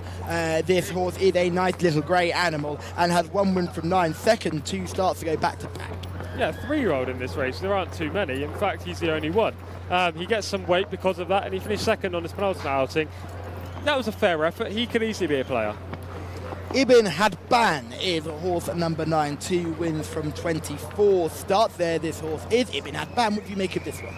Well, this horse was 0 from 21 in his career before suddenly finding the winning habit. He won a maiden, 3 starts back, went up in class, finished 6th, dropped down again, won, and now he's back up in class. He'll probably find this too tough, but at least he's won 2 of his last 3. Yeah, coming into this race in much better form than some of the other rivals. This is Washam, a horse I've seen quite often, and a horse I love the look of this animal. Gorgeous. Yeah, lovely looking sort, but he has struggled so far this year. In 5 starts, never been closer than 6th. Yes, you can't miss him with the 4 white bandages on as well. This is Sati Al Maidan, horse number 11. Sati Al Maidan is horse number 11. Just getting a bit of a jig jog on. We'll see if this horse calms down once at the start. He was much better last time when 3rd after 2 below par efforts. Roberto Ramos takes the ride. Now, we won't see horse number 12 in the parade ring. That is Corba. Now, she is my selection. She went down to the start early last time, did not hold her back. She dominated, and I think she'll do the same again today. This is Al Washmi, horse number 13, 2nd last time out. Yeah, Al Washmi last time was much better. I don't know what the reason for that performance was. It was a slow start as well. He ran home nicely. There is Corba in shot right now. You like her. I really like her as well. She won a Fillies Open on her return to the track last time up. We'll see the footage of that in the next few minutes. Now she's running against the boys. That's the one doubt. She's against the boys rather than just her own sex. However, she'll come on a lot for that effort. And Adele Alfaredi's on board. Shamila is in the parade ring. She's ready to give us an eye catcher. Well, I don't know if it's just because I'm being really picky, but a lot of these horses look a little bit unfit, look like they could use the run. My paddock selection has to be horse number 9, Ibn Hadban. He looks really well in himself, and he has really nice conformation as well. So that just means his legs are really well put together. They're really nice and straight. It's what you want to look for in a horse, especially when you're buying horses, is conformation. I did also like horse number 15 as well, but I don't want to get told off by Tom by having 2 horses again, so I'm going to stick with horse number 9. Well, that was a very good decision, Shamila. Quick one right back at you, Corba. We only saw going down to post early. Did you get a chance to see number 12 Corba in the parade ring? I actually did, Callum. I really liked horse number 12, and I marked it down as one of my favourite horses. So if it does well as well, you can count on me. Just keep coming back to me for the winners. We'll keep coming back for you to the winners indeed. However, we're not going to count that one as a paddock selection. Otherwise, Tom will leap across his desk and throttle me. So we are going to stick with your one, who is horse number 9, Ibn Habban. Certainly not a bad-looking animal in the parade ring, and I'm pretty sure is on a very good run of form right now. A last-time-out winner. A couple of those we missed towards the end of the card with Al Najim Al Case, horse number 14, the first of the white stable runners.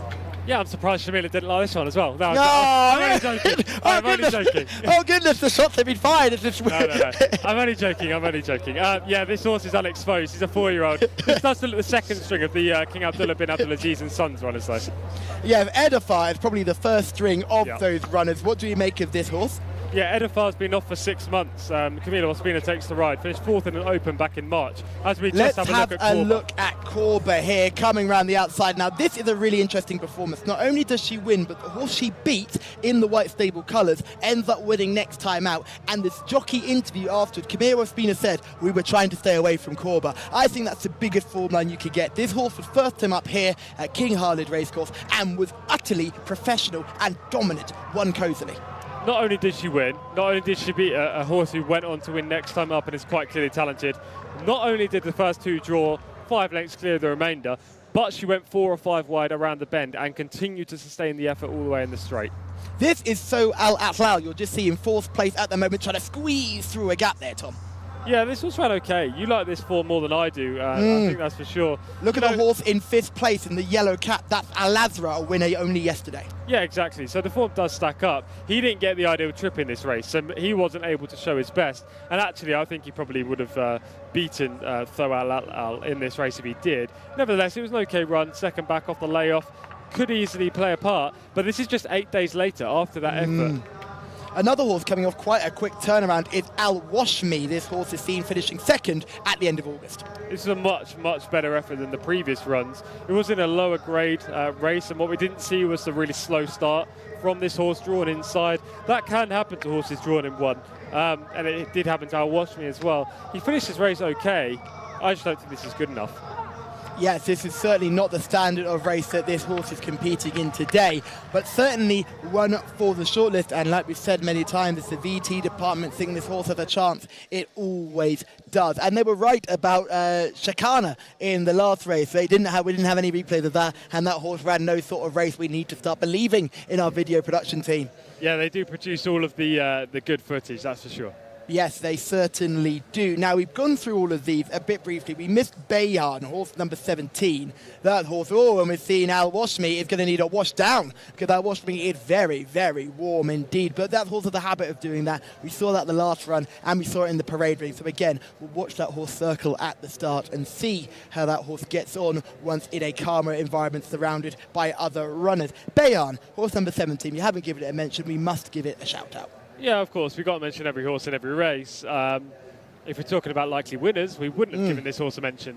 Only rated 52. By far the lowest rated horse in this race. It seems to be a bit of a lofty task for this runner, given he's a 6-year-old who's yet to get a win to his name, 0 from 17. But look, if there's ambition, you can't fault it. The last 5 runs read 12th, 16th, 16th, 5th and 11th. Certainly not blowing the form alive, but you have to give every horse a chance because every horse can have its day in the sun. So although that horse comes to us still a maiden, we have to give it a shout out. Yastaned, horse number 1. We didn't quite get a good enough look at that horse. I think this horse deserves a better mention. 3rd time up this season will certainly come on for the previous 2 efforts. Yeah, we've seen that happen many times so far. This horse, again, it's a bit of a lofty ambition, isn't it, which is rated 71. If you're just looking at the ratings alone, you'd think this horse will fall short. But the trainer's very shrewd. Gaith tends to put his horses in the right races. 3rd time up has been one of my favourite angles in the US especially, but it also works on these shores and in the UK when it comes to fitness. Horses generally 100% on their 3rd run. So, yeah, you can't write the inside horse off. So Shamila like Ibn Hadban, horse number 9 in your race cards. I know Tom and I, we're teaming up with Corba here, aren't we? Surely. Yes, that's number 12, Corba. Callum and Tom will be teaming up with that one. Please let us know in the comments who you like in this race. David is gone for number 12, Corba. We are fully trebling down on Corba. We're hitching our wagon to the right horse here, David, I feel. I think we've got a good horse in this field, and I know she's against the boys. I think she's still got the class to win this contest. Are you concerned? Are you concerned about the draw in 12? Yeah, a little bit. Not because it's wide, but because we've seen in the last 3 races there have been incidents with horses drawn middle to wide. There have been horses coming together at the start. It tends to be the area where the scrimmaging happens, and hopefully she gets a nice break. I think she's the best horse in the race. You know, she gets the fillies allowance, Adele Alfaradi's on board. She'll strip fitter. She's got winning Taif form, highest rating. There's just so many positives for Corba that providing she gets a clean start, it'll be a-okay. Now, you've talked about the positives. Shall I give you a negative for Corba? She's a grey, she's a filly, she's wearing bluish colours, and she comes out of stall 12. Who was the last grey filly wearing bluish colours to come out of stall 12? That is a great question, and I can't even remember. I'll tell you who, whether it was Sakaka, so it's not giving us much hope there in the selection. Sakaka was the last horse to do that damage, so hopefully this horse Corba, this filly, can do the damage in this race today, as we'll see them circling down at the start. The horse we want to keep an eye on is Al Washmi. If you're a supporter of horse number 13, Al Washmi, we'll have a look to see how that horse is getting on walking around the parade ring, and from first sight everyone is fairly well behaved and relaxed. We've got someone taking some video footage there of the horses coming around as well. Another horse getting a little bit warm is horse number 3, Sarlik. He's getting a little warm. Number 6 looks lovely. Number 11, a little bit on the toes, but not too much of a concern. Great to see the White Stable having a horse that's very calm in the shape of number 14, Al Najim Al Kaish, as well. So good to see everything seems pretty calm and collected down here, and the weather here is calm and collected too. Beautiful conditions for horse racing, beautiful conditions for Tom, who is certainly enjoying the shacket and trousers combination today, and certainly isn't drowning in his own sweat. I tell you what, these are the ideal conditions. I have been known to struggle when it gets to 37, which have been the other 2 days so far this week, but it's only 29 right now. The sun's gone down, there's not much wind, beautiful still conditions for these horses and for us up here in our presentation spot.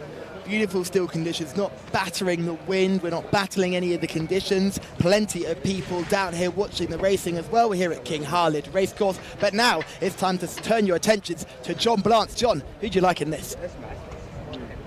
I like Tho Al Atlal in this. Obviously, Corba is deserving of maximum respect, but Tho Al Atlal, if you go back far enough through the form, has mixed it in better company than this and run some pretty decent races as well. The two most recent efforts have both been at 1400. I think the step up to 1600 here is a pretty good one. Ever so slightly patchy record at 1600, but as I say, one or two of those mile races have been against better horses than this lot. Is well rated, obviously, compared to one or two of these. There are some, but Tulat on seasonal debut, and Corba as well as Al Washmi, who are rated slightly in advance of Tho Al Atlal. But I think Tho Al Atlal's in good form at the moment, has had some recent runs and should get a nice run in transit here as well. We will see as they start to load. They've been loading for a while now. Actually, interestingly, while you were still talking, guys, Corba went in first, so she obviously went down to the start first, and she went into the stalls first as well. Wisham about to go forward as well. Very similar colours to Corba. Wisham, though, with a purple saddlecloth, Corba with a sort of lime green saddlecloth. That's how I'll be differentiating between them. How you wish to differentiate between them is entirely up to you, but that's what I'll be doing. Haras to go in the check jacket to stall number 5. Asiel Al Sahani rides. Still got about 3 or 4 left to load here, but as ever, they've gone in quickly. We're going to get a pretty prompt start. This is horse number 15, Edafar, the red distinguishing cap for this one. Al Najam Al Qasay runs in the first King Abdullah bin Aziz colours. Edafar to come forward.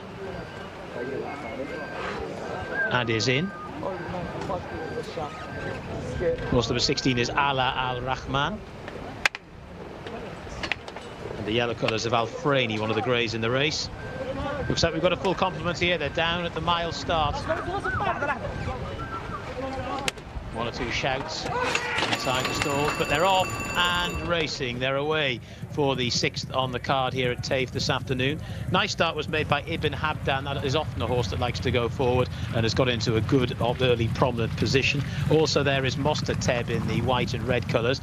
Racing quite prominently in the early stages towards the far side is Edafar. Also up there is Al Washmi. It's Al Washmi in the black and white colours who's just about the leader now. The black colours with a white cap. To in second position Edafar cutting across. Also cutting across Al Najam Al Qasay in the green cap. Then the green colours of Sati Al Maidan, followed then up the inside by Mostateb in the white and red. They're then just tracked by Tho Al Atlal in the blue and black colours, who's getting a nice trail into this in around about 6th spot at the moment. Sati Al Maidan is then followed towards the outer by Corba, who, if she's going to win this, is going to have to come the scenic route. Inside the final 600 they go, and the lead is with Edafar just to on the inside Al Washmi. These two at the head of affairs to Al Najam Al Qasay around the outside. Tho Al Atlal is now making good headway into the race as they go inside the final 600. They're then followed by Sati Al Maidan. Corba is staying on, but quite a lot to do from there. They're swinging for home. Out in front, Edafar, now tackled and passed by Tho Al Atlal, but has gone for home with 400 left to go. Though Al Athlal the leader. To its second position, Edifar. Then after that, Al Najab, Al Qasay. They're then followed by a tired Al Washmi. Korba's getting into this, but she's still got plenty to do. Inside the closing stages they go. Edifar really game on the front end, but here comes Though Al Athlal. Edifar, Though Al Athlal, these two to Al Najab, Al Qasay in third spot. Edifar the far side.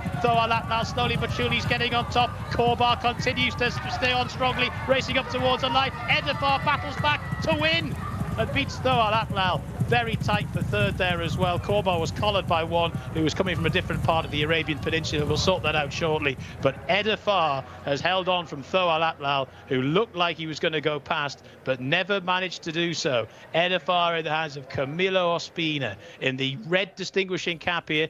Maybe that might have put one or two away, thinking that's not the first choice here. But Edifar got to the front. It was absolutely classic Camilo. Get to the front, get into a good, early, prominent posse. And this horse did look a little bit vulnerable, especially to those of us who are fans of Though Al Athlal. But in the end, Edifar has won by a neck. That's a very nice performance out on the front from a wide draw as well. Had to track across and has done just that. Though Al Athlal had a lovely run in transit. Looked like a matter of time before he was going to go past, but didn't quite manage to do it. Tight for third. I tell you what, getting up for third there from the back, Arras has beaten Korba into fourth, and the fifth horse home was Al Najam, Al Qasay.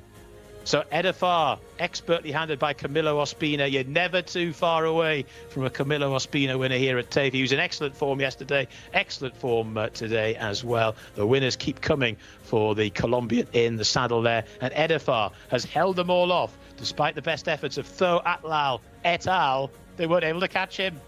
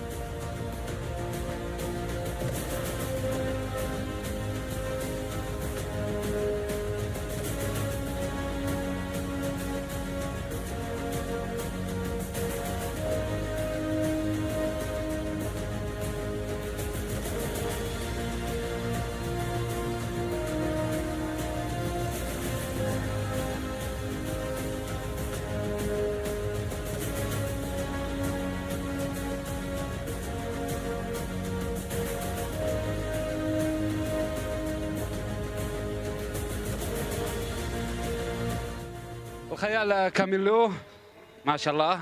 Well done, Camilo. Tell me about the race. Thank you, Salman. You know, always thank you to the Prince Mita in Abdullah, Talal bin Sharan, Ahmed Hamoud. This is nice feeling. You know, I won 3 to 4 times with her. I just scared because the filly is long time no run. But today Ahmed, she bring the filly very good today, very good condition, and thanks God she keep going until finish because the another horse is coming very strong. But thanks God she respond very good. Thank you very much. Camilo Ospina in the saddle, giving all the praise to Ahmed Mohamud, who is the trainer. And I think Camilo is absolutely right. Ahmed Mohamud has done a magnificent job getting Edifar straight back up and ready. First time up here at King Khalid Racecourse. We know how tough it is, but it is yet another win for the White Stable and another win for Camilo Ospina, who is now level with Adel Al-Faradi at the top of the Jockeys Championship. And this horse, who is right behind me in the winner's enclosure, looks like a very big, scopy type. She's not too old. She's 6, but she seems to be getting better with age, and she's building up into a nice type to take to Riyadh. There is Camilo Ospina looking nice and relaxed as he marches back again. John said it best himself. You are never far from a Camilo Ospina winner, but what a race it was in prospect. A absolutely cracking contest. You could hear John getting very excited when Though Athlal was able to loom up like the good thing, looked for sure to be the race winner, but Camilo Ospina off the front. He's not just get to the front and stay there. He can get to the front and battle, and you can just see Camillo in the full Panamanian stride, getting this horse up in the dying strides. It's good to see a horse like So Al Atlal running a big race. It only further boosts the form of this contest, but Camillo is determined in the saddle and looking majestic in riding. Yeah, Shamila is with our winning jockey, and she is going to hear words from our man who did it again. I did like Edifa in the parade ring, but I thought she needed the run to come on from it, but obviously she didn't need the run. Congratulations, Camilo. What did you make of that race? Thank you very much, Shamila. You know, thank you always to the Prince Mita in Abdullah. Thank you to Talal bin Sharain and Akma and Neri for giving me support. And thanks God, he's good filly. You know, I rode that filly for a long time. I win in three, 4 times with her. She don't run from Riyadh, but today the Ahmed, she brings that filly very good and very good condition. And thanks God she keeping going until finish, because another horse is coming very strong outside. But thanks God she won the race. She won over 1 mile before it back in 2001. Do you think that's the ideal trip for her? Yeah, I scared because that filly is more distant. You know, the best distance for her is 9 furlong, but here in Taif we don't have that distance. But today, very good. Today she brought very good, and she put in good position, very comfortable, and thanks God she responded very good. Did you come into the race, were you confident that she was fit enough to win? Yeah, because the Acme, the trainer, he told me before the race, Camilo, that filly are very good. Be careful, no only the time, because long time no run, but today, mashallah, good race for her. And I've mentioned to you before, but you're running away with the Jockeys Championship now. Again, yeah, you know, I try to go with Adil. You know, Adil is very good rider and very good person. You know, this is the game. You know, thanks God we are in the first, second, and I like this. You know, I like this position, first, second until 5. You know, and the jockey winner, stay winner is good for us. Thank you so much, Camilo. Congratulations. Thank you very much. Thank you. Congratulations to Camilo Ospina, who is very open about the fact he's fighting with Adel Alfaredi at the head of the Jockeys Championship. We're watching a replay of the race now. Camilo is very wide. He's the furthest right on your picture right now, but he slowly edges across to the left to get that plumb position on the rail and never sees another rival. No, it was a really good ride by Camilo. Again, this wide draw, it's hard to win from out there. The one positive for those drawn wide were that no horses from the inside tried to go forward. So those who were out wide were managing to find themselves into really nice positions. You know, the leader was Al Washmi, gets across to the rail from 13. Edifar, the eventual winner, gets just get on the shoulder too wide from 15. Corba is the only one that's really struggling to get in from the position. As you can see, she's 4 wide in the pack at around 7th, or moving into 6th right now. Yeah, she's posted wide all the way and always had to be niggled along, but she's ran a mighty race from that position to get up to where she did in the end. Certainly not taking anything away from her. She'll be back against the girls, no doubt, and she'll be very hard to beat against her own sex. But meanwhile, up front, Estadar has now gone and swept to the front and is now looking very comfortable in front. Al Washmi is beginning to fade. We're not surprised by that. And look how warm Al Washmi got going on. But So Al Atlal is looming up like the eventual race winner, but is unable to close and is just drifting off that bend as well, giving herself lots to do. Yeah, hung badly in the straight. I actually think Thor Atlas hits the front around about now. It's obviously a very small margin, but these two were closely matched all the way up the straight. Just could never get by, could never get that head in front. As you can see right now, I think Thor Atlas is in the lead, but hangs slightly more out to the right. And Edify, who's got that proven form over further, continues to rally up the inside. As the 3 closers are actually making some inroads on the leaders as the line comes up. And one of those closers was Aras, who has come from, as John said, a different part of the Saudi Arabian peninsula. That horse has flown home and done really, really well to finish in 3rd. Good to see that Corba ran on really nicely. She was doing her best work at the end, always wide throughout. It'd be nice to see her getting a better luck from the draw gods next time out. But So Al Atlal, the unfortunate 2nd place finisher, could not get past your eventual winner, Estafar, who was very good in front under a magnificent Camilla Ospina. This 6-year-old mare certainly has a lot going for her in the future. I think she'll be one to watch in Riyadh. This was just a warm-up for her, and she won first time up at King Khalid Racecourse. Yeah, she finished 4th in an open race at Riyadh back in March on her last start before today. So she's quite clearly very talented. She wouldn't have been 100% ready. I know that Camila said, the trainer said she was fit and ready to go. So she would have been almost ready, I think. But this will definitely wipe off the rust and she'll be a lot better next time. Look on the outside there, coming from the widest gate of all. That was Bayhan. Very nearly all went wrong at the start there. Yeah, quite a few of them actually hopped or stumbled briefly at the outset. There are quite a few on the inside as well, which is probably why there was no pace pressure from any horse lower than stall 7. Yeah, we can see stall 1 just coming through there. That's just Taned right towards the back of the field. And Bayhan obviously is going to be right out of shot. There's Bayhan. But there's our 3rd place horse as well, Araz, who has come from the clouds. Yeah, really flew home. That was a horse I didn't really thought had a good had a good chance of winning today, but quite clearly ran a career best, definitely a season's best to even factor in the finish.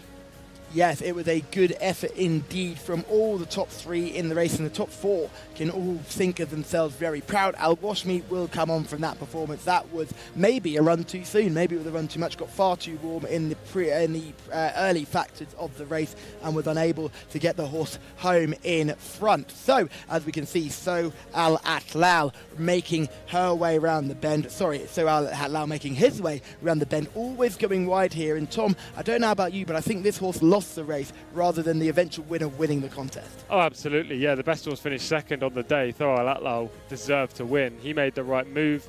He kicked into the bridle coming around the bend. It's just unfortunate he didn't go through with the effort. The eventual winner was very game. Let's take nothing away from her in that regard. But when it comes to talent and the best ride, I think the 2nd got it. Just the horse hung fire.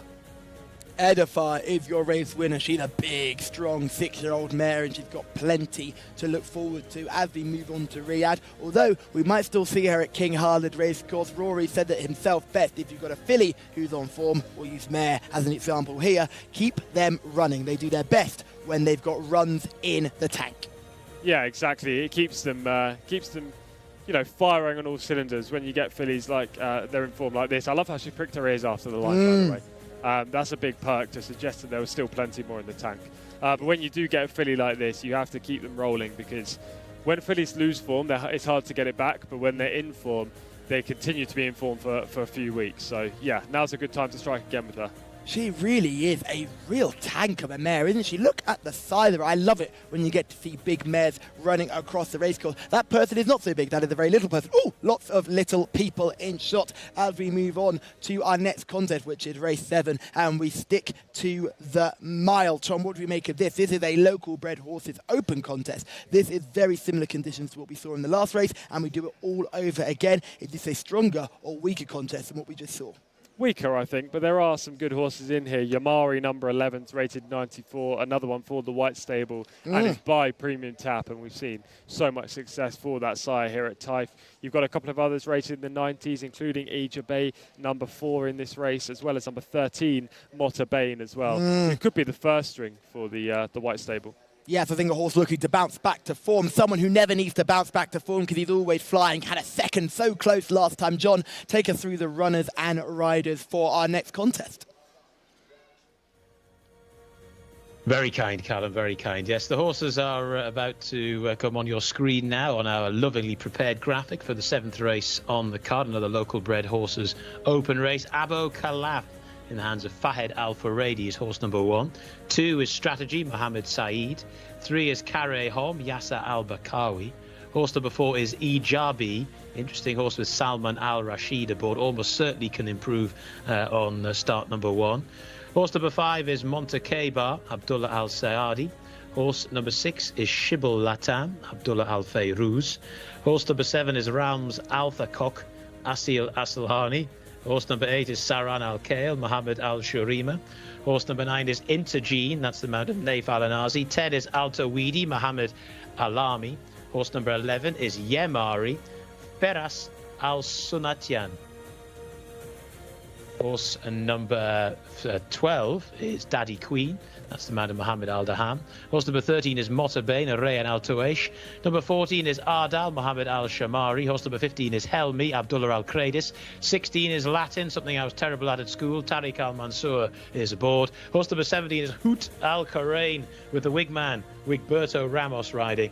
And horse number 18 is Ma Yadari in the hands of Eddie Castro.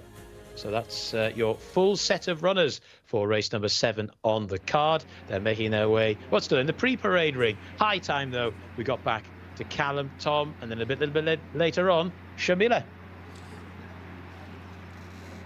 Thank you very much, John, for giving us the runners and riders there. And you mentioned you struggled with Latin at school. I think that really says more about your education than it does about you struggling with the subject. I also did Latin at primary school, or prep school, I have to call it nowadays, otherwise my family would be very upset. I was so bad at it, they dropped me when I was year 4, so they clearly, Latin was not for me. Tom, did you ever do any Latin at school?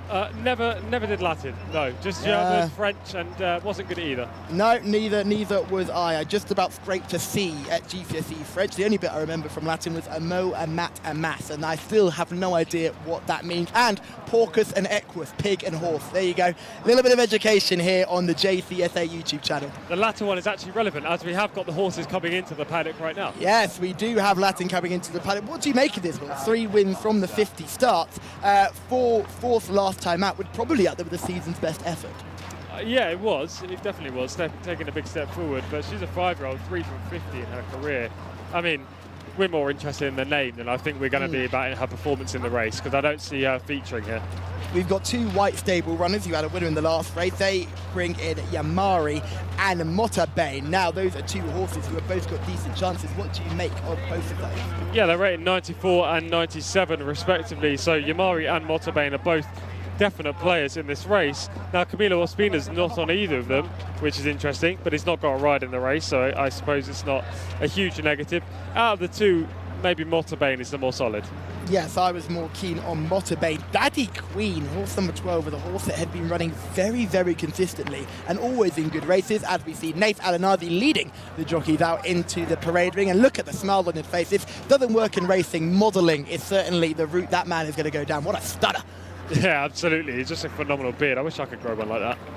Yeah, so do I. You and me both, although your beard game is far stronger than mine. You've got that sort of stubbornly look, that sort of aggressive, grown man look, and as well, with the shacket combination as well, you are just killing it in the looks department. Right, you know what? I'm taking all these compliments for sure. Talking about compliments, let's give a compliment to one of these horses in number 3, Correajon. Because when I watched the replay of this horse back on meeting 23, that 4th place finish was far better than it may look on paper, and actually, albeit this horse disappointed subsequently, there were 2 quick-fire runs. There's now been a subsequent freshening of this colt, and I think this horse could be a player from the inside. Correajon will certainly be one for the shortlist. Remember, those at home, Tom has gone through each and every runner in this contest, and if he brings up one that maybe doesn't have the form that jumps off the page, certainly doesn't mean it doesn't have a chance. This is Abu Khalif, number 1. Yeah, this horse has shown some promise recently, finishing 4th on the last 2 efforts. Rated 79, so has a chance, but it's far from prolific with just a career record of 2 from 31. Strategy is horse number 2. We've had quite a good strategy so far. Hopefully this horse can add to that. Correct, but this horse seems to be regressing. Hopefully our selections don't. He's failed to contend the finish all 3 starts this year. The reappearance 5th was okay, but subsequently gone downhill. Yes, looks fit enough, but certainly doesn't look like this could be a bit of a challenge. Correajon is horse number 3. We're looking at it now. Tom, you like this one? I do. I like the run 3 back. Look, I am concerned about the most recent efforts, but the recent freshening of this horse to get this horse ready for today is a clear positive. So, yeah, I'm not writing Correajon off. Ajabe is horse number 4. Just 1 run so far this year, finishing 9th and meeting 36. Should improve from there, but needs to. Montakeba is horse number 5 on your race card. 4 career wins, but hasn't really been banging on the door this time. No, but it was a better run last time when 4th, you know, better than the 7th prior to that. Maybe this horse is coming into her own right now in the season. Shibil Latam is horse number 6. That's Mokteba is horse number 5 on your race card there. This horse we've just spoken about, haven't we? This is 4 wins from 29 starts. And now we move on to number 6. This is Shibil Latam. This is another horse with 4 wins, but this time from 35 starts. Yeah, it's a 5-year-old colt in this race for Gaith Al Gaith, who's not had the best of days. He had a winner yesterday, but nothing so far on this card. Last time up 12th was pretty disappointing. Rated 80, so it's there or thereabouts with the protagonist, but needs to refine his best form. Number 7 is Round Al Sakok, 1 win from 9 starts. Definitely too tough an ask for this horse, I think. The 3rd place effort last time was a clear step back in the right direction, but yeah, I think this horse is going to struggle today. Yes, this horse certainly not a massive negative in the paddock and looking nice enough in the parade win, but would need to find a lot more form as we have a look at horse number 8, which is Seren Al Khail. This horse had 5 career wins. Yeah, this horse is a 2-time Cup winner as well, so very talented. I think he needed the recent run when he was 18th. He strips a lot fitter today. You can see that lovely condition. You can see his ribs as well. So I think the 8's a leading player. Yeah, getting a little bit but warm behind the saddle, but not too much of a concern. I'm sure Shamila will tell us whether she likes it or doesn't. Intergene is horse number 9. Horse number 9, yes, Intergene, a 3-year-old colt, gets some weight allowance in here. Naif Al-Anazi takes the ride. 4th last time up was okay, but the trainer is banging form. Number 10 is Alatawidi. This horse is another interesting runner, making 60th start today. We'll just wait until we can see this horse. Oh, Gareth, there he is, 60th start, and doesn't look like it's taken the effect. No, but he's getting a little bit sweaty in between the back legs there. It was a fair run last time up. Quick fire returning after just 2 days off after running at meeting 30. Impression since, but we need to improve. Horse number 11 is the first of our white stable runners. We're just going to wait until we see this horse in shot. These horses that are usually turned out expertly well. So we'll wait for horse number 11, Yamari. Clearly, the TV team are a fan of horse number 10, but here is horse number 11, and a very nice type indeed. Yeah, I think this is the stable's second string, but another one by Premium Tap. One back in meeting 14, which was a step back in the right direction, but I don't know what happened the last twice, Callum, finishing 11th and 13th. A quick note, Premium Tap with the fast finishing 3rd in our last contest. So Premium Tap a little away from the white stable, but this is a lovely animal, really moving nicely, and we're going to see another lovely animal in behind. It's Daddy Queen, horse number 12. Very consistent, they're shooting for the moon with this filly. She's finished 3rd, 2nd, 3rd on her last 4 outings. Can she finally break through and get that elusive win? Yeah, Connection will be hoping that she can build on those earlier performances. She's certainly a talented individual. Here is number 13. This is the choice of David before he's even seen it in the paddock. This is Motta Bain, and I don't think David will be concerned because this is a big, powerful individual. He looks really, really nice in the paddock as well. He would be my eye catcher. Obviously, Shamila will give you a better and more accurate reading about which of these horses look best, but I think he looks fantastic. He's a 7-year-old. He must have a solid chance after a good 3rd last time up.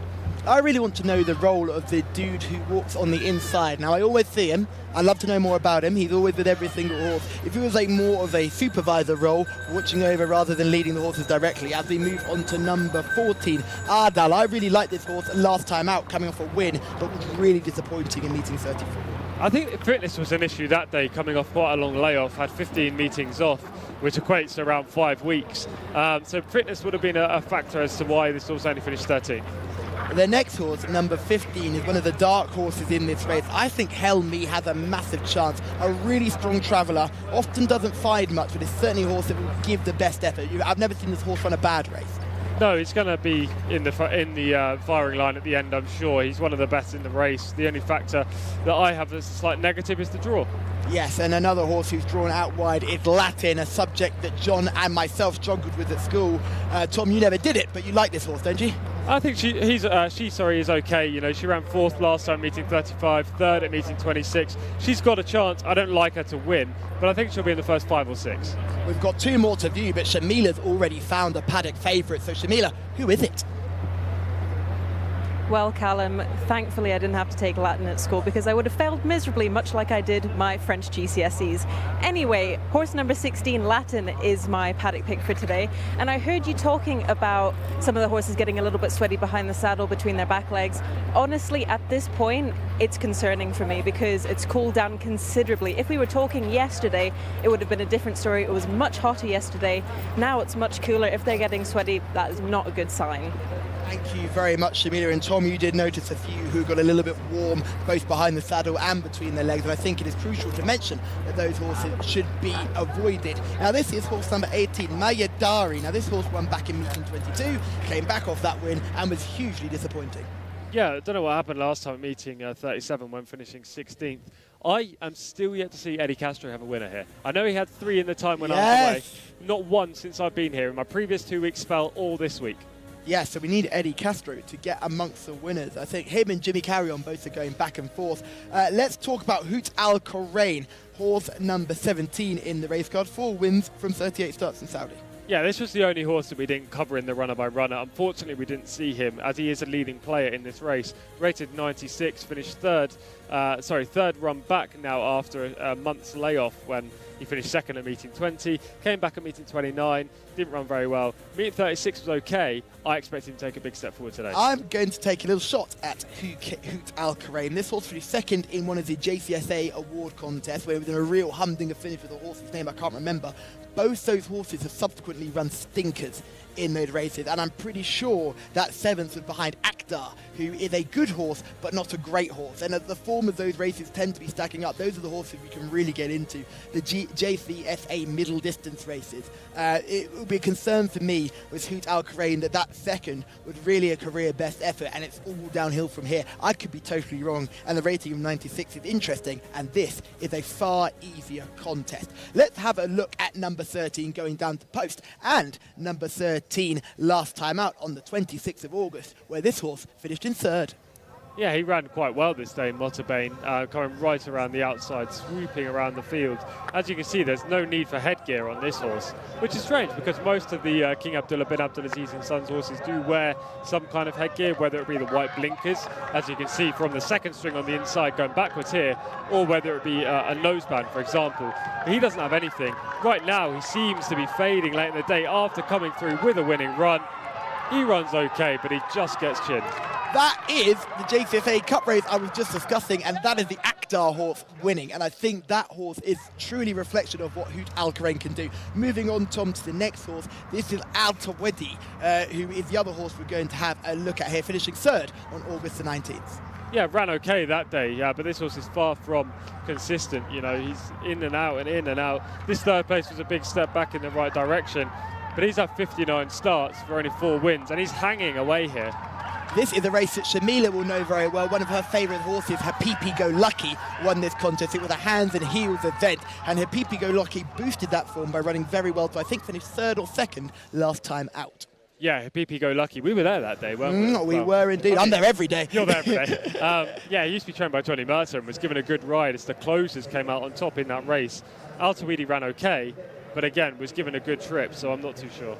I think I remember on that day you upset our producer by not picking that as your Tom's top moment. You picked Afsan Al Kaladir on that day, which turned out to be the right choice after all. Afsan Al Kaladir is probably the best dirt Arabian racehorse in the world. What can I say? What can I say? It's a gift, really. Some people don't view it that way, but it's a gift.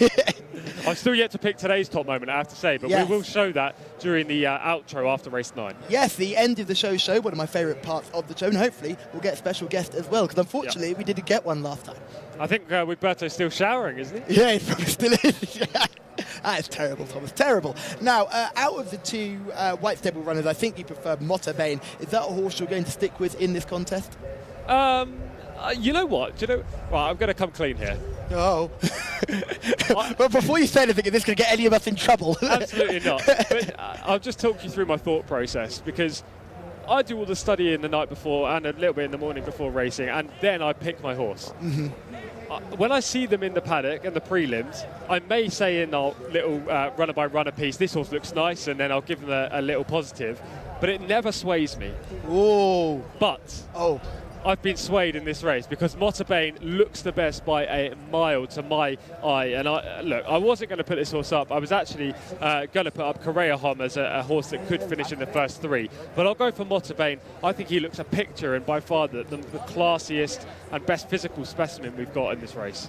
I think a lot of these horses drawn wide will have massive chances, but Tom, good to see you going for Motorbane. You and some of the people in our YouTube comments are going for the same thing, and I think that performance in the Cup race was a very good effort. I think Akdar was a good winner. I think it got first run. My only concern was that horse was going backwards at the line, but had come on really well and had to do it the hard way down the outside. Yeah, 5 wide, 6 wide trip around the bend. I think that's crucial to note. I'm not claiming this as another selection, but I do want to put this out there as a horse that I think has got a great chance. Number 8, Saran El Kale. If you look at the form figure of the one run so far this year, you might think this horse has no chance whatsoever, finishing 18th and meeting 34. But this is a classy horse. He won 2 Cup races last year. He's prepping for Riyadh. I expect to see the 8 take a big step forward, but I think the 13 is the horse to beat, Motorbane. Now, Saran Al-Khail is rated 86. That must be a drop, because if you're a two-time Cup winner, you're usually rated in the 90s to 100. This horse must have run some stinkers to get down to a mark of 88. Yeah, I think 86, sorry. His form definitely tailed off slightly towards the end of last year, but look, when a horse has class, and they're still young-ish at 5 years old, they're not going to completely lose it in one race or over one spell where they haven't been racing. So he will definitely take a step forward. You'd like to hope that he'll be rated higher when it comes to Riyadh. Yes, you'd be thinking this is an opportunity to get... Are you saying this is a fitness opportunity, or are you saying this is the race they're here to win? Meeting 34 when he last ran, definitely fitness only. They were coming here to get rid of a bit of rust. Today, I think they're hoping for a little bit more. If he doesn't feature in the top 5 today, this is number 8 we're talking about, just to reiterate, Saran Al-Khail, then I think Connections will be very disappointed and looking for something, a catalyst to get this horse back to his best. I am fascinated by all the horses drawn wide in this contest. I cannot pick between Daddy Queen, who is definitely a very strong, stable, sounding like a Prime Minister there, thanks, strong and stable, aren't I? Daddy Queen, who is a very consistent performer. Motta Bain, horse number 13, you've mentioned already, came wide, looked really nice. Adal, I can't have after that last run, but Helmi, for me, is really getting on to me. I really like Helmi. I think this horse will come swinging into the race. Whether this is a bit too much of a contest for me could be the only thing against it, but I am going to side with Helmi. Coming out of stall 15, I think this horse will come swinging into the race and have every chance. But I totally understand why you've gone for Motta Bain. And just a reminder, Shamila went and selected Latin, horse number 16, a horse that she also likes. Mayadari's another one that's just sneaking in. The outside of this race is fascinating. Yeah, hopefully for our case, it's very much like the last race where the outside horses got a perfect chance to move across to the rail. If not, then we could all be in trouble because we've all picked horses drawn 13 or higher. Production Office have made their selection. They've only made one and they've had 100% record so far. They go for Intergene at number 9. So that is the production team going for the son of Oxbow. And out of Red Kitty, the production team are going for Intergene, number 9. Plenty of race fitness on side, Tom. Surely has a chance. Yeah, definitely has a chance. Naif Alanazi on board as well for the informed trainer, Mr. Fawad. So Intergene has a chance. Do you know what? I root for everyone in this game. I want you to get winners, I want Shamila to get winners, I want John to get winners. Stop lying to us, Tom. Stop lying to us. Not the production team. They've already had one. That'll do for the day. Oh, no. Oh, let's see, now he's telling us he doesn't want to hear from you anymore. You see what you've done? He was trying to get that. So just a reflection on those selections. I am going for horse number 15, Helmi, that's Callum. Shamila is going for number 16, Latin. Tom is going for number 13, alongside a lot of people in YouTube comments. Motta Bain and the production team are going for horse number 9, Intergene. Watch out for number 8, Saran Al-Khail. This isn't Tom's selection, but Tom thinks this will run well. Plenty of selection to look forward to. John, who do you like? I like horse number 4 here, Hijabi, who was keeping some pretty good company last year. Not always being totally competitive, but should be able to go quite well here on start number 2. Good draw as well, nicely rated compared to quite a few of these. I think Hijabi will certainly step up quite a bit on what it did last time. And like I say, was albeit only a sort of minor stakes performer last year at Riyadh, but I think can go quite nicely here. Going in quickly, I'll tell you that. Saran Al-Khail goes in. They've absolutely shot them in here. Incredible scenes. There's Monte Keba down at the 1600. See Hijabi next to that one towards the right in stall 4. Salman Al Rashid aboard. Slightly less vaunted jockey here in Saudi, but I think this horse can go quite well. And there's the green cap of Yamari, the red distinguishing cap for Motta Bain, who should go pretty well as well, albeit doesn't have the greatest draw. But like we said before, over the 1600 metres, get a bit more time to sort yourself out down the long straight. Strategies to go in. Light blue colours for that one. Just backing it. Ooh, I'll tell you what, getting a bit leery. Doing a bit more than backing away, jinking away as well there, and just decanted Mohammed Saeed. They're going to try and get him in on his own strategy. He's not keen on the idea at all. Now, what's the strategy here from the stalls handlers? Let's see. Do you have Alan Partridge in Saudi Arabia?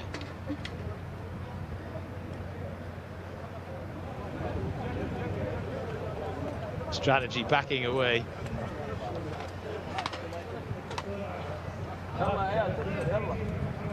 still not keen. So the last horse to load here is causing one or two problems and playing havoc with the punctuality drive here at Taif. Normally so good.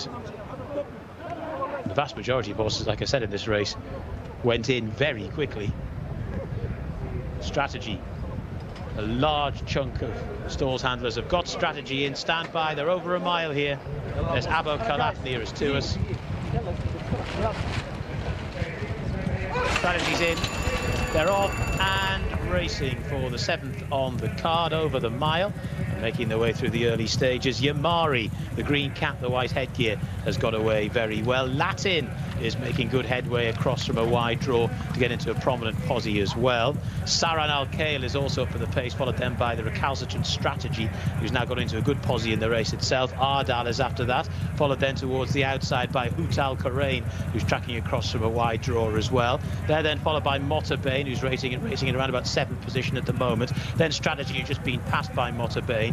Then after that, the black and yellow sleeves of Helmi, followed then right up the inside by Ijabi as they make their way down towards the halfway point in the race. And this leading duo have kicked on here. Sarin Al-Khail and also Yamari. They're just locking on, followed then in 3rd spot by Ardal, who's just about 3 lengths down. Then right round the outside now, trying to make a little bit of headway, is Maya Dari. They're then followed by Motorbane, who's got a nice run in transit here. Then after that, the white sleeves of Latin, who's just gone back through the field a little bit. They're swinging for home, and Yamari has come through to take it up. Leads by a couple of lengths to Saran Al-Khail, who looks rather tired in 2nd. Then Ardal, who races in 3rd. Motorbane now round the outside is beginning to get into this, followed then by Strategy. Then the white sleeves of Latin. Ijabi tries to stay on. They've swung for home though, and it's the 2 King Abdulaziz colours that goes on, runners here that go on, and it's Motorbane who's hit the front. Motorbane the leader, to on the far side Yamari. From the back of the field now getting into this is Daddy Queen, who's absolutely devouring the ground, but it's Motorbane who's hit the front as they go deep inside the final furlong.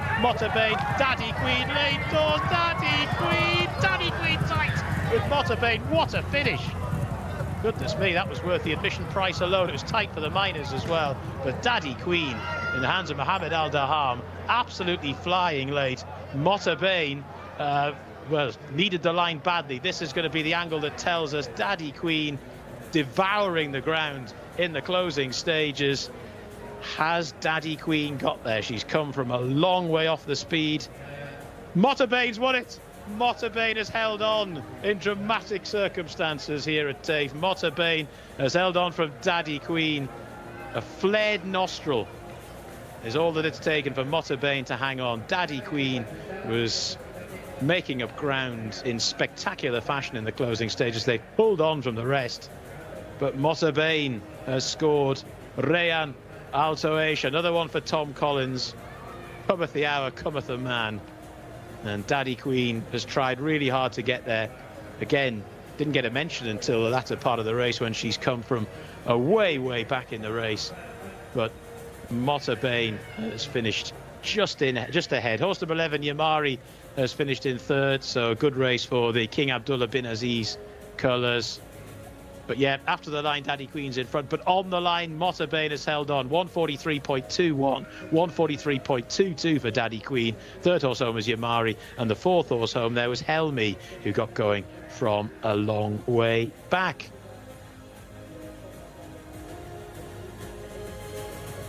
Has now won from 27, and once again has shown the value of getting into a prominent position early, and has held on in a dramatic conclusion.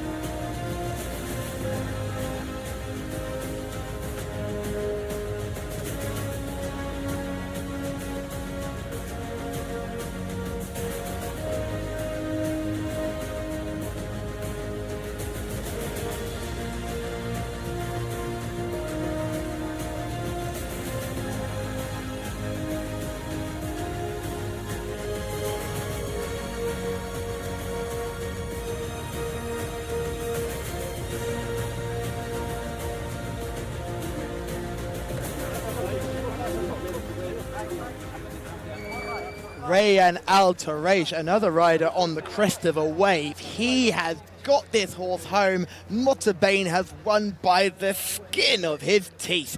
What a finish, what a horse race, what a selection from you, Tom. Yeah, wow, what a race. By far the best finish of the day, and definitely since we've been here in Taif. Phenomenal. And actually, if I'm being honest, I thought Motorbane lost. I genuinely thought Daddy Queen got up right on the line. I was celebrating halfway down the straight because he made a huge move, hit the front, and it's so powerful on the front end. But Daddy Queen has flown from the clouds. And, you know, obviously I'm happy because Motorbane won and he was the selection, but Daddy Queen's last 5 runs. Third, second. This filly just cannot break through. She's so unlucky. She's quite clearly very talented. She could end up in a non-winners of 2 event very soon, because I think she's far too good to not have another victory to her name. That's 1 win from 19 starts now, but she just runs a belting race every time. And I think let's talk about the coverage today. We tipped up all these horses drawn wide, and they've all run well. I think it was the winner came out of stall 13, the second came out of stall 12, the third came out of stall 11, and Helmi plugged onto 4th, coming out of stall 15 as well. So certainly the ones we posted up early were our race winners. Tom, you said this wasn't the best of the 2 contests we've seen in this meeting. However, I think the form of this race has certainly come to fruition, and I think we've seen a very good contest, no matter the quality. I think the first 2 especially are very good. Motorbane has proven this year that he's already very consistent with 1 win, 2/3, and now again winning today. Daddy Queen, again, another super consistent filly who's always in the first 3. Those 2 horses are a model of consistency. I'll keep using that word, but it's true. They're always producing their best. They've drawn some way clear, but as you say, the horses in behind haven't run bad by any means. And in fact, yeah, it wasn't a bad race. Look, I preferred the previous race, but I think that was mainly from a analysis point of view prior to the events, and find it easier to preview. After this race has run, and actually it was a quicker time in 1:43. There we go, 1:40, fast. These are fast times, because the track record is 1:40, so these are quick times. Less than 3 minutes, obviously. Less than 3 seconds off the track record. So good times, 2 good open races. Yeah, I fully enjoyed that. Even if that wasn't my selection that won, it's hard not to enjoy it when there's such a fantastic finish. And we didn't even know. Even John, who was commentating, it is great at calling finishes and deciding who won on the line. Even he didn't know until the replay. So yeah, an utter thriller, and hopefully everyone who's watching this via the YouTube stream enjoyed it. Yes, it was definitely the race of the day by far, and Tom Collins firing in another winner. So good for Tom. Just a little bit of a wrap-up of our racing from overseas today. If you've just been watching our coverage, I think we have to mention August Rodin, a horse we talked about yesterday, goes and wins the Irish Champion Stakes. And I'm saying straight away to Tom, avoid the Arc de Triomphe. Go somewhere else and certainly look for other options over better ground. Yeah, that was the big race today in the UK. Well, it was in Ireland, so it wasn't in the UK. August Rodin managed to get back and bounce back to win. So, yeah, it was good for Aidan O'Brien and the team at Ballydoyle that he got the victory. Apparently the horse doesn't like travelling, which is why he underperformed last time in the King George. So it was good to see him win. But let's get back to this race at Taif and the blistering early speed between these 2 horses up front. Yes, absolutely. This was a horse who eventually finished third, Yamari, taking on Sarad Al Khail, who you flagged up earlier, the 2 real pace setters, and they put distance between themselves and their rivals. Yeah, Yamari did very well to stick on for third, given how much energy he exerted in the early stages. He didn't even get the ideal trip because he's not on the rail, albeit he's just one off. The inside horse, Sarah Al Khail, I thought was going to run better today, but the way this race panned out didn't suit him. Ardal is there in third position, has run a much better race than last time, fades in the end, but certainly not a bad run from a horse who had won only 2 starts ago. And here you can see our eventual winner creeping into contention. Motorbane famously not wearing any headgear, but stalking around the outside. You can see Helmi, the grey, plugging on gamely to finish 4th, and you can see Daddy Queen just going by here. And at this point, if you're a supporter of Daddy Queen, you don't think you've got a chance, but just here, where she gets the gaps, Daddy Queen begins to pour it on. Yeah, she moves into 5th, 4th, 3rd, and she's making inroads on Motorbane. She's fully 3 lengths behind at this stage, and the gap isn't exactly eroding quickly, but now Daddy Queen starts to engage overdrive. She's within a length and a half. Now she's within a length, and she's getting ever closer as the line comes up, but the wire just comes in time for Motorbane. Oh, it's so close. Was Motorbane stopping, or was Daddy Queen picking up? The runner-up was definitely picking up. She was finishing like a train in that race. I think Motorbane ran a great race, but Daddy Queen is the one I'm taking out of it. Now, Jcsa has been very, very busy both on and off the track over the past couple of weeks, and she was recently at the Equine Hospital seeing what they get up to when the horses are not on the racecourse.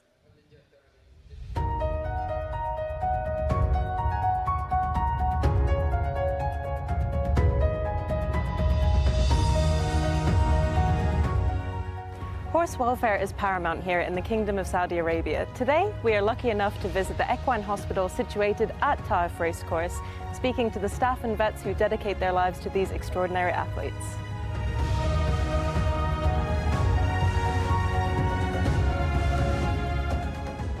So I think we can divide in two main categories.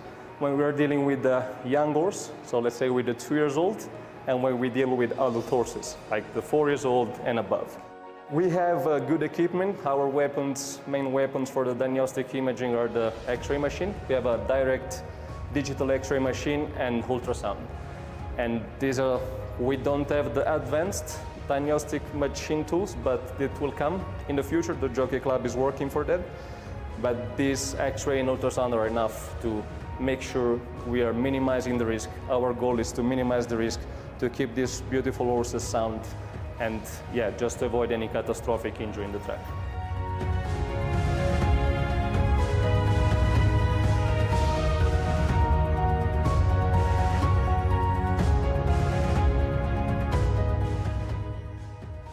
I'm Taufik Al-Shabana. I'm the clinic manager in Taif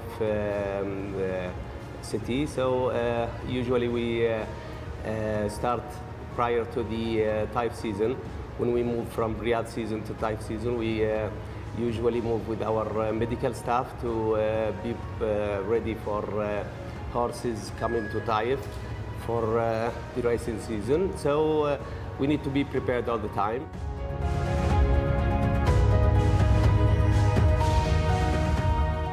Our main services in here is the sport medicine.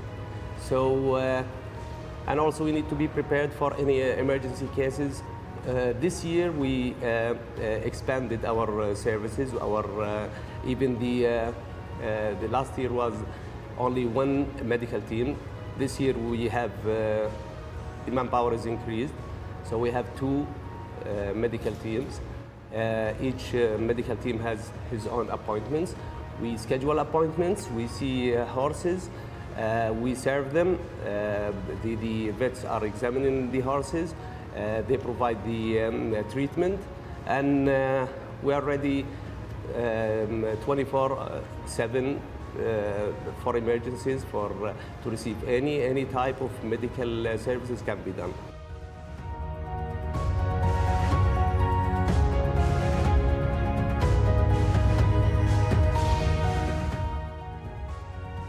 My name is Mohammed.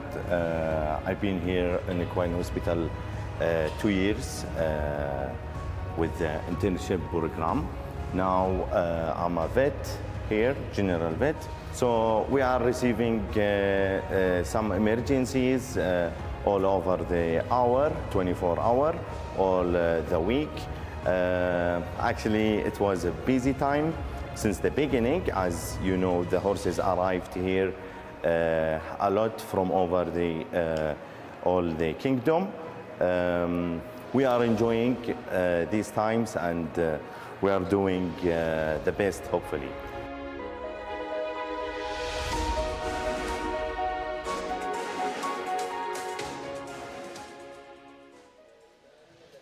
And isn't that great to see? Jcsa making her way all over King Khalid Racecourse, seeing the veterinary practice as well. And thank you to the Jcsa and everybody else involved in putting that piece together. But Jcsa has not just been at the vets. She has been in other parts of the racecourse. We will not join her just yet, though. Tom, we can talk about the finish of this race, because you mentioned very briefly there that Daddy Queen finding more and your lead horse wasn't stopping Motorbane, but Motorbane did exactly the same race last time out. Yeah, that's true. The final 5 strides maybe are a little bit weak for Motorbane, but he made such a big move that it's kind of understandable. Saying that, Daddy Queen was definitely the quick finisher in the race. You know, next time up, she'll be very interesting. Obviously, she needs a big early speed to chase to win, but in races like that, you're going to get it. Someone who doesn't need early speed and is always in the right place at the right time is Jcsa. Where on earth are you now? don't mind me, Callum. I've just made my way down to the entertainment area, and not only is there stuff for the kids like basketball, and I won't be showcasing my basketball skills again, but there's live music from, they're playing traditional Saudi instruments here. Everyone's loving it. We've got families. Not only are there things for the kids to do, but there are perfume stores. You can buy handmade jewelry. There's so much going on, and not to worry, I will be down at the start for the next race as well. Well, Shamila, while you're down there, let's take a look at some of that handmade jewellery, because I am keen to see what is on offer, and I'm also keen to see you not just sat down there watching and listening to the music and having a good time. Show me the jewellery. Let's see what we can get our hands on here at King Khalid Racecourse. Well, Callum, if you just come with me down to the jewellery stand, we will have two ladies from Saudi Arabia. They make blankets, they make jewellery. You can buy all sorts of things here, knickknacks, coffee pots, also these beautiful keychains, handmade as well. Everything is handmade, everything is absolutely stunning. Thank you very much, Shamila. Let's talk about some of those keychains, because I saw how fluffy and extendable they were, and I know Tom is always losing his keys, so he'll need to find a fluffy keychain. Which one do you think Tom would prefer the most? Oh, for Tom, definitely this nice big one over here. You're not going to lose your keys with this beautiful white huge keychain. Thank you very much, Shamila. Yes, we'll pick up one of those and you can pop that on the expenses report for sure. Tom, you've got the shacket. You're going to get the keychain. Fantastic thing to see. It's great to see Shamila down there getting involved in what else is available. We've seen so much for the kids, but also there's so many stalls and things for the adults as well. Yeah, absolutely. This show suddenly turned into QVC for the English viewers will get that one. Apologies if you don't. Yeah, there's lots on offer here at King Khalid Racecourse in Taif, and like if you're in the area, absolutely come and watch the racing. It's not even just the fantastic horses on the track, and obviously we're pushing the racing and how good all these horses are and how exciting the finishes are, especially that one there. But there are other opportunities to have some fun on the track as well. Someone else who's excited is David in the comments, who has now racked up 2 wins and has asked us how he can celebrate. Tom, how should David celebrate that double? Oh, I don't know. When it gets to 3, I'll allow you to celebrate, David. That's the target. We keep very high standards on this show, which is a wonder why I'm still here with only one winner. But John Blance is in the sky, and he will give us the runners and riders for our next contest. This one for the Arabians. Thank you very much, Callum. Yeah, we can take a look at these Arabian runners. Just the 10 of them here, so slightly smaller field than some of the other races that we've been having this afternoon. Fala Judah, horse number 1, is in the hands of Ali Al-Mimoni. Horse number 2 is Hamdi. That's Qatari bred, and that's in the hands of Abdullah Al Hussein. Horse number 3, well, actually the jockey change there on Hamdi. Horse number 3 is Hatamat Al Khaladia, who does look as though he's going to be the one, or she's the one to be with here on all known form. Adil Al Faradi is aboard. Horse number 4 is Lahab for Abdullah Al Kradis. That's one for people with long thoroughbred racing memories in the UK. Probably bit longer than our 2 young presenters. Horse number 5 is Moga. That's in the hands of Sahin Al-Balushi. Horse number 6 is Labid Al-Khaladia, Ney Falanazi. Horse number 7 is Mishal El-Katayeb, the mounts of Nawaf Al-Mudiani. Horse number 8 is Mabubat Jude, Abdullah Al-Khamis. Horse number 9 is Samoom. And horse number 10 is Muna, in the hands of Khalid Al-Mimoni. So all 10 quoted there. This is a race for Arabian horses who've not won 3 in all in their careers. And for me, it looks like, I wouldn't say a penalty kick, but should be a race that Hatamat Al-Khaladia should be well capable of taking. Over to you, lads. Thank you very much, John. And the last time you went in on a horse early, it absolutely bolted up. So Hatamat Al-Khaladia has to be for the shortlist. Mahubat Jude is the horse we see in picture now. Horse number 8, very thoroughbred looking ripe, fit and ready for this. Yeah, she's on her toes, sorry, Mabubat Jude. Just 2 from 17 with a rating of 58. Afsamoom is horse number 9, rated 65, but with a winner 2 starts ago. We saw this horse twice when I was here in the previous stint running at meeting 28 when he won, at meeting 31 where he underperformed. This looks a soft spot, but he is a 9-year-old now. Yes, and Muna is horse number 10, a French bred in this horse, and there's plenty of international in the pedigree, by TM Fred Texas. Now, we heard about the Texas Arabian Derby. I wonder if there's a connection with Muna and that race. Yeah, potentially. It looks a very lengthy Arabian filly, this horse, Muna. French bred. I couldn't actually find any French form. I think this horse has been in the Middle East ever since she started her racing career. Last time when she finished fourth, she ran over 1,600. The step up to 2,000 will suit her.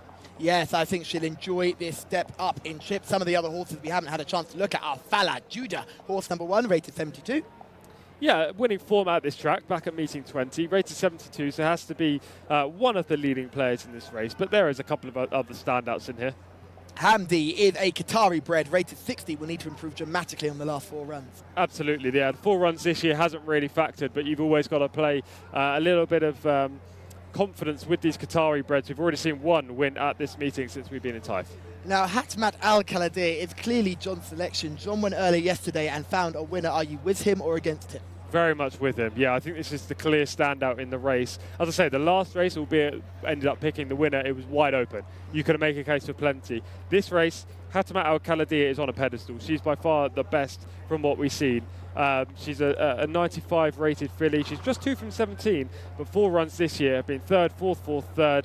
Last time she ran in the Open. This is just for winners of 0 to 2 races. And who's on board? Mr. Adel Al-Faradi. Adel Al-Faradi is on board. We just saw a jockey doing star jumps there. Now, Tom, I know you're an athlete yourself. Are you a fan of the star jumps as a warm-up exercise? Yeah, I'll give you one right now. We're not in shot, but I just did give you one. Yeah, he is definitely doing it. Don't worry, he's not just sat in his chair saying, I'm giving you one right now. He is genuinely doing the star jumps. Horse number 4, Lahab, is 2 wins from 20 starts. Has been running consistently, but either is running hot or cold.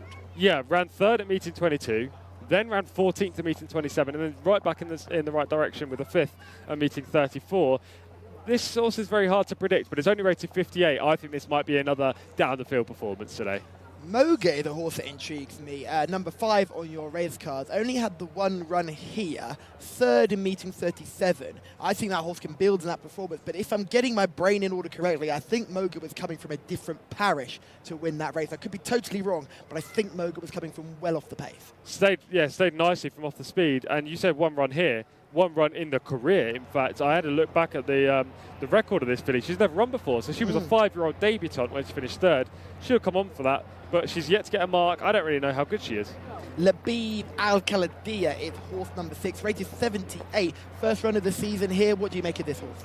This horse, I believe, was in Qatar prior to coming to Saudi Arabia. It's 0 from 4 in Saudi. Yeah, look, I don't know how good the form is, but I'm not too knowledgeable on Qatari Arabian form. So this horse cannot be written off, especially with Taif, but at the same time, I still think Hatmat Al-Kaladir sets the bar a little bit too high. Well, you may not be an expert on Qatari Arabian form, but Shamila, who is down at the start, she's not in the parade ring this time, ladies and gentlemen. Do not worry, we will still go to Shamila. I know she's got plenty of fans out in the world waiting to see and get her paddock selection. She will give you a starting stool selection today. The interesting horse here is Mishal Al-Katayab, or a horse that comes here in fairly good form after a win in meeting 29, disappointed in meeting 35, but we know these Arabians can bounce right back. Yeah, I don't know what happened last time with that 16th place finish. Just never really showed. Prior to that, won quite decisively at meeting 29 in a weaker race. So, yeah, these horses can bounce back, and this is the right spot. But again, Hatmat Al-Kaladir just sets the bar a little bit too high, in my opinion. I am hearing from the voice from above that we can go to Shamila right now. Shamila, there's no horses there. What do you know? There are no horses here yet. That's why I am in the stalls at the 2,000 meter start, and all the stall handlers are looking at me like I have 3 heads, but never mind. It just goes to show how big the stalls are, and thankfully you didn't have to watch me climb into the stalls. Don't you not dare jump off them yet. Let's have a little bit of a zoom out and just see how high you are. And look how high up Shamila is. These stalls are massive, and you're in 2 different sections as well. Talk to me. You're in stall 11. Stall 12 is next to you. What happens for stall 13? Well, thankfully my cameraman won't get squashed today as the stalls are being moved, because there are only 10 runners in this race. I'm standing in stall number 11, which won't be used. I wonder if they'll let me stay here for the start of the race. Now, Shamila, I'm no health and safety expert. I'm pretty sure there'll be some concerned faces within the Jcsa if you do stay in the stalls as the horses jump away. However, we have had some stalls incidents, so it wouldn't be a surprise to see Shamila jump out underneath those stalls and we'd have another delay. I think Shamila could jump on terms and move across to the rail and get the early lead, I tell you. She has got some speed. Better than the basketball skills, that's for sure. Much better than the basketball skills. And I do reckon she'd break quicker than some of the horses we've seen so far today as well. We've seen some incredibly slow starters. Back to the field here for race number 8. This is over 2,000 metres. We're talking about this start plenty of times before. The interesting thing about this race is how close they start down the straight. They have a good old run down to the straight, but a tight bend inside. Only 10 runners in this field. Does everyone have a chance to get their space? I think it's very much like Chepstow on Welsh National Day when they barrel down into that tight first bend. Yeah, they'll all have a chance because it's a relatively small field. If this is 18 runners, which obviously it's not, then it will be slightly different. Those out wide might not have their chance to move across. This race they will. I think all horses will find their ideal position as they came to the first bend. 350 metres is long enough. Yes, Hanmat Al Kaladir is the penalty kick option. And to be honest, I might look at Moga as a potential challenger, or Afsamoom. I thought that was a good winner when we were here earlier on. But again, it might be too much to handle to beat Hatmat Al Kaladir. There was a good thing earlier on the card earlier in Sahar. You went against him. I feel like everyone's going to be on Hatsamat Al Kaladir here. Are you going to go against this one? But there's no fun joining everybody. You've got to have a little bit of a change. And remember, Shahanit Al Kaladir only on Thursday. Probably my highlight here in Saudi Arabia was when Fahad Al Faradi guide that horse like he was on roller skates to get that horse in front and win. And I remember everyone in the comments saying, this horse can't win. We've got another Al Kaladir. Who was it? Who was the Muntissarat Al Kaladir. Muntissarat Al Kaladir. You'll never forget that one. Muntissarat Al Kaladir, who came there absolutely swinging but was unable to get past. So I think I will take you on. I'm yet to find out who I'll take you on with yet, but John is very shrewd, and when he goes early, it often pays to follow him. So as we see the runners still in the parade ring, we see a few big names in the parade ring too. No Al Kaladir horses from the Al Kaladir stable or the corresponding yard either in this contest, but we do have an Al Kaladir bred runner and a couple of Al Kaladir bred runners in the shape of Labid Al Kaladir and Hatmat Al Kaladir. Yeah, exactly. We don't have any of the big names, let's say, but we do have a couple of big horses, or maybe just one in Hatmat Al Kaladir with a nice lofty rating. You know, I think most of these Al Kaladir stables horses are looking to run in the cup races, and this may not have come on the radar for them. They've got loftier targets. 40,000 Saudi Riyal to the winner, so it's not too bad, but at the same time you see a lot bigger prizes for these Arabian races. I've just had a vision, Tom. I've just had a vision, and it's about Moga. Do you remember the colours of Moga running in another Arabian contest? Think back to when you first arrived, and a very, very gorgeous horse in the parade ring. What was that horse called? Is it Seymour Al-Mori or something close to that? Thibu Al-Mori, indeed. Now, Thibu Al-Mori ran in these colours, was absolutely gorgeous, drop dead gorgeous, won the race. Now, we know Thibu Al-Mori is very, very slow. I think Moga is a better horse, and I love the colours, and I'm going to have to go against the grain because we've got to have something else to cheer for. So I'm going to go for number 5, Moga, making only the second career start. Maybe, just maybe, she might be good enough to land a blow here. Yeah, to be fair, I don't hate that. There are only 2 horses in here that I think can have any chance of actually beating Hatmat Al Kaladir, albeit I am sticking with that rival. Moga is one of them, and the other is Muna, purely on the basis that both of those runners are very unexposed. We've so they just could seen Moga in the parade ring as well. They're just coming out with the jockey on board, and we also can see Fala Judah, horse number 1, making his way out onto the course. Horse number 3, this is Hatmat Al Kaladir, and we're going to have a good look at this horse in action, hopefully in the next few moments. This horse was seen finishing 3rd towards the middle of August. It was August the 19th when this run occurred, and we can have a look at it now. Hatmat Al Kaladir, pick it out amongst the lot. Well, what I will say about this race is the second was Own, who we saw earlier on the card. It's rated 98. The winner, Asfan Al Kaladir, rated 125. Hatmat Al Kaladir stood no chance in this race, but has run nicely for 3rd. It wasn't beaten too far by Own, who ran very respectably from a wide draw earlier on today. This form is the strongest in the book. There is no doubt about that. A repeat of this, in my opinion, more than good enough. Isn't it scary to see Asfan Al Kaladir though? I think it's always a pleasure to see that horse in action, just pouring it on. Went so quickly early, and I remember discussing with you quite openly about the fact that I had doubts that horse had gears. Well, that horse proved me totally wrong last week, exactly 7 days ago today. Absolutely set the Arabian racing world alight. I spoke to a few people who are big into Arabian racing, and they were all watching. We had over 300 viewers on the feed looking at this horse and really seeing it in action. And I think there's clearly an appetite to see how talented this horse is. Yeah, absolutely. Asman Al-Khaladiya just draws and attracts people coming to watch him because he's super. You know, he's relentless over any kind of trip. As I'm just looking over my shoulder now, just sorry to change subject, but the steady on there. 7 Mishal Al-Katayab is going down to post very quickly, using a little bit too much energy for my liking. Yeah, it didn't help that he was coming past Labib Al-Khaladiya, who looks like he's going so strongly I could ride it. Another one just pulling the way down is Mabubat Jude. Is that Mabubat Jude? Yes, it is, number 8, pulling away down to start. And Asamum is taking a bit of a keen touch as well, but we've got the outriders with us. I think that's Naif at the back of the group. They're making sure everyone is swept up. It's like a school trip, Tom. You've got to make sure everyone, the back markers, stay with the group. Yeah, absolutely. Everyone's going down to post right now, and yeah, I'm looking forward to this race.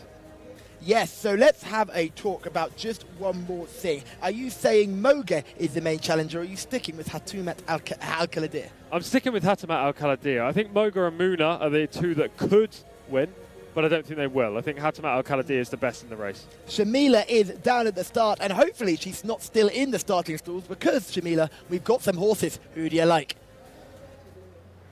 Well, Callum, you'll be glad to know that I've dismounted the stalls and I am around the front of the stalls now, hopefully not for the full race, even though the starters, did tell me I could stand in the stalls while the race was going on, but I think I'll pass on that one. The horses are just making their way down here. We have 10 brilliant Arabians in this race. Fala Joda, horse number 1, 9th last time out, but still a really nice horse. Hamadi is Qatari bred, which we don't really get many Qatari bred horses, Arabian horses here, and I will just make my way around to the back of the stalls now where the horses are. Hopefully not get kicked by Faisal's pony.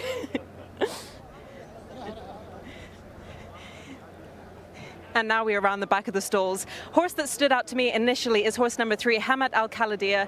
Obviously not trained by Saeed Mutlik, but still has that Khaladiya bloodline on both the sire and the dam side. So that will be my stall selection, because I'm not in the parade ring anymore. It can't be my paddock pick, it'll be my stall selection. Horse number 4, Lahab, Ahmed Akredis. He's having no luck at the moment, so I'd really love to see him have a winner. Horse number 5 is Moga, with jockey Saif Al-Baluchi, one of my friends. I did mention this yesterday that I would love to see him have a winner here at Taif Racecourse, and I think today might be the day. I might be eating my words choosing horse number 3. Horse number 6, Laib Al-Khaladiya, another Khaladiya horse, but on the dam side. Horse number 7, Mishal, trained by Abdul Rahman Al Farhan. He's a friend of ours of the channel, so I hope his horse goes well as well. We have horse number 8, Mujib Jude, rated 58. I don't think today will be her day. Horse number 9, AF Simum. Only 3 runs so far this season, but I think we've seen horses come and they've had 3 runs, or they usually do better after their 3 initial runs here at Taif Racecourse. And finally, horse number 10, Muna, who is he's a French bred by TM Fred Texas. Now, you might not know this about Arabian racing, that they can be bred by artificial insemination. So even if the sire is standing in America or the UAE and you want to breed the horse here, they can ship the semen over and it can be done artificially. So that would be that would explain it. Thank you very much, Shamila. That would explain some of these different pedigrees. Now, let's look at just some of these. Shamila, hopefully you're still there and you haven't run away from the stalls just yet, because I think that's quite an interesting factor with thoroughbreds and Arabian horses. Do we know what the reason is that artificial insemination is the key to some of these Arabian runners? Is it purely because they run in Arabian endurance races rather than just in what we would call traditional horse races? Absolutely, Callum. You see these Arabians and they're running in flat races. You can even see them show jumping in endurance races. They're so multifunctional, and that's why the breeding is a lot, steady on now. Just watch your back there, Shamila. We'll let you move to the side there. We'll let you move to the side. We wouldn't put you in harm's way. I thought somebody was shouting at me to get out of the way, but the horses are just loading now. And it's so great to see these Arabians. Like, I've seen so many Arabian horses in the UAE. They're champions in flat racing, and then they go, and in the wintertime, then they can go to endurance racing and become champions there as well.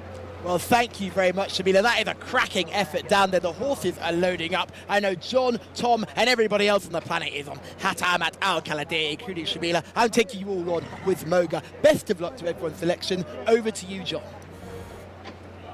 Many thanks, and good work from Shamila down there at the start, and thanks to everyone down there for letting Shamila get so up close and personal with the horses there down by the starting gate. Hatamat Al Khaladia goes in, stall number 3 for horse number 3, Adel Al Faredi. He'll have seen Camilo Ospina's victories today, and he'll be thinking, I better fire one back. This is Hamdi going in. There's Mishal El Kataib going forward. Lahab will be the last to go in. Looks like they're ready. 2,000 metres in front of them here. Second Arabian race of the day. Stand by, and they're off and racing. The very heavily fancied Hatamat Al Khaladia got away well in the red and black colours, the grey filly there towards the right of shot as we look at them. Also prominent is Mabubat Jude in the predominantly green colours. They're then followed by Moga in the white and red, and then after that the checked sleeves of Mishal Al Kataib.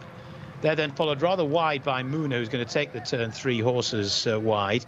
Then after that, the 9 horse, that's Afsamoom, who's racing in around about 6th spot at the moment as they take the turn in a pretty well grouped up fashion. They're then followed by Hamdi, the Qatari bred, followed then by Lahab, and then right at the rear of the field is Labid Al Khaladia. So they're making the turn. They'll be going down the far side very shortly and going inside the final 1,200 metres. And as they do so, it's Hatamat Al Khaladia that's out in front. In second position, Mabubat Jude. Then towards the outer in third, Mishal El Kataib, who, as I said, has been a little bit wide in the run. Even wider still, Muna in the orange cap jockey trying to get back in there. Khalid Al Mamoni to get a slightly more economical run nearer the rail. They're then followed by Samoom, followed then right up the inside by Fala Judah. Then after that, the white and red of Moga, followed then towards the outer by the blue colours of Hamdi, who's still a little bit back in the run, as indeed is Samoom. Then after that, Lahab, who's last but one, and still at the rear of the field is Labid Al Khaladia. So they're making the turn out of the back straight very shortly, and it's Hatamat Al Khaladia who's out in front and travelling pretty strongly on the sharp end at the moment. In second spot, Mishal El Kataib. Then after that, in third, Fala Judah, who's now beginning to struggle as they make the turn and head towards the final 500 metres. Muna is trying to stay on. They're then followed by the green and white colours of Mabubat Jude. But as they start to turn for home now, 3/4 of a length is the difference between Hatamat Al Khaladia and a rather tired-looking Mishal Al Kataib. Staying on, though, is Muna from the back of the field. She's beginning to make headway, and she now moves into third spot. Still trying to stay on is Fala Judah, but it's Hatamat Al Khaladia that leads them down towards the final couple of 100 metres. In second position, Mishal Al Kataib. Then after that, down the centre of the track, Muna, who is making progress, but it's only incremental as they go inside the closing stages. And Hatamat Al Khaladia battling on the far side. Mishal Al Kataib. Hatamat Al Khaladia could really rather do with the line, but is going to get there though. Hatamat Al Khaladia has beaten into second. Mishal Al Kataib. Mahubat Jude was in third. Well, there we go. Hatamat Al Khaladia has scored.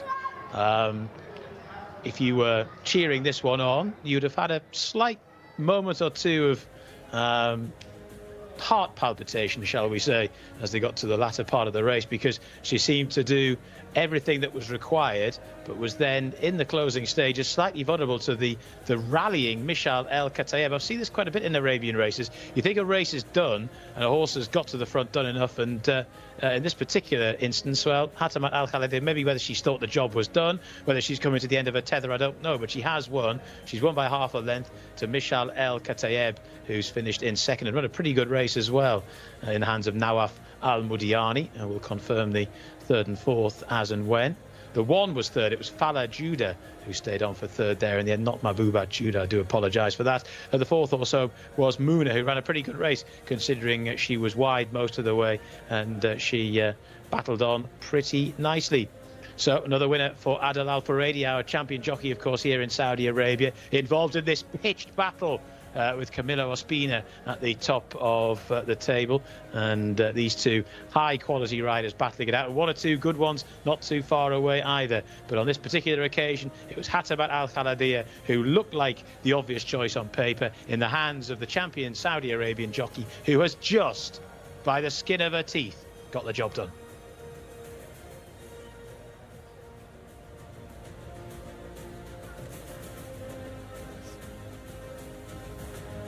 clear, but then at one point you were not comfortably clear. It got quite uncomfortable, and then you again extended on the line. I think the horse just got a bit lonely in front. Yeah, I think so too. She won the race around the turn, then seemed to fall in a bit of a hole around 200 metres out, but then regathered her stride when the other horse came alongside. And albeit it did look like she was going to be passed at a certain point in the straight, she rallied and was quite cosy at the line, I thought. She was definitely the best filly in the race before the race on ratings and form, and she proved it as well. Let's talk about you. You, sir, are on fire. That's 4 wins, am I correct in saying that? Yeah. Well, 4 wins now. We've actually turned up today. Yesterday, only the one winner, so it was quite a disappointing day from a selection point of view, but today, much better.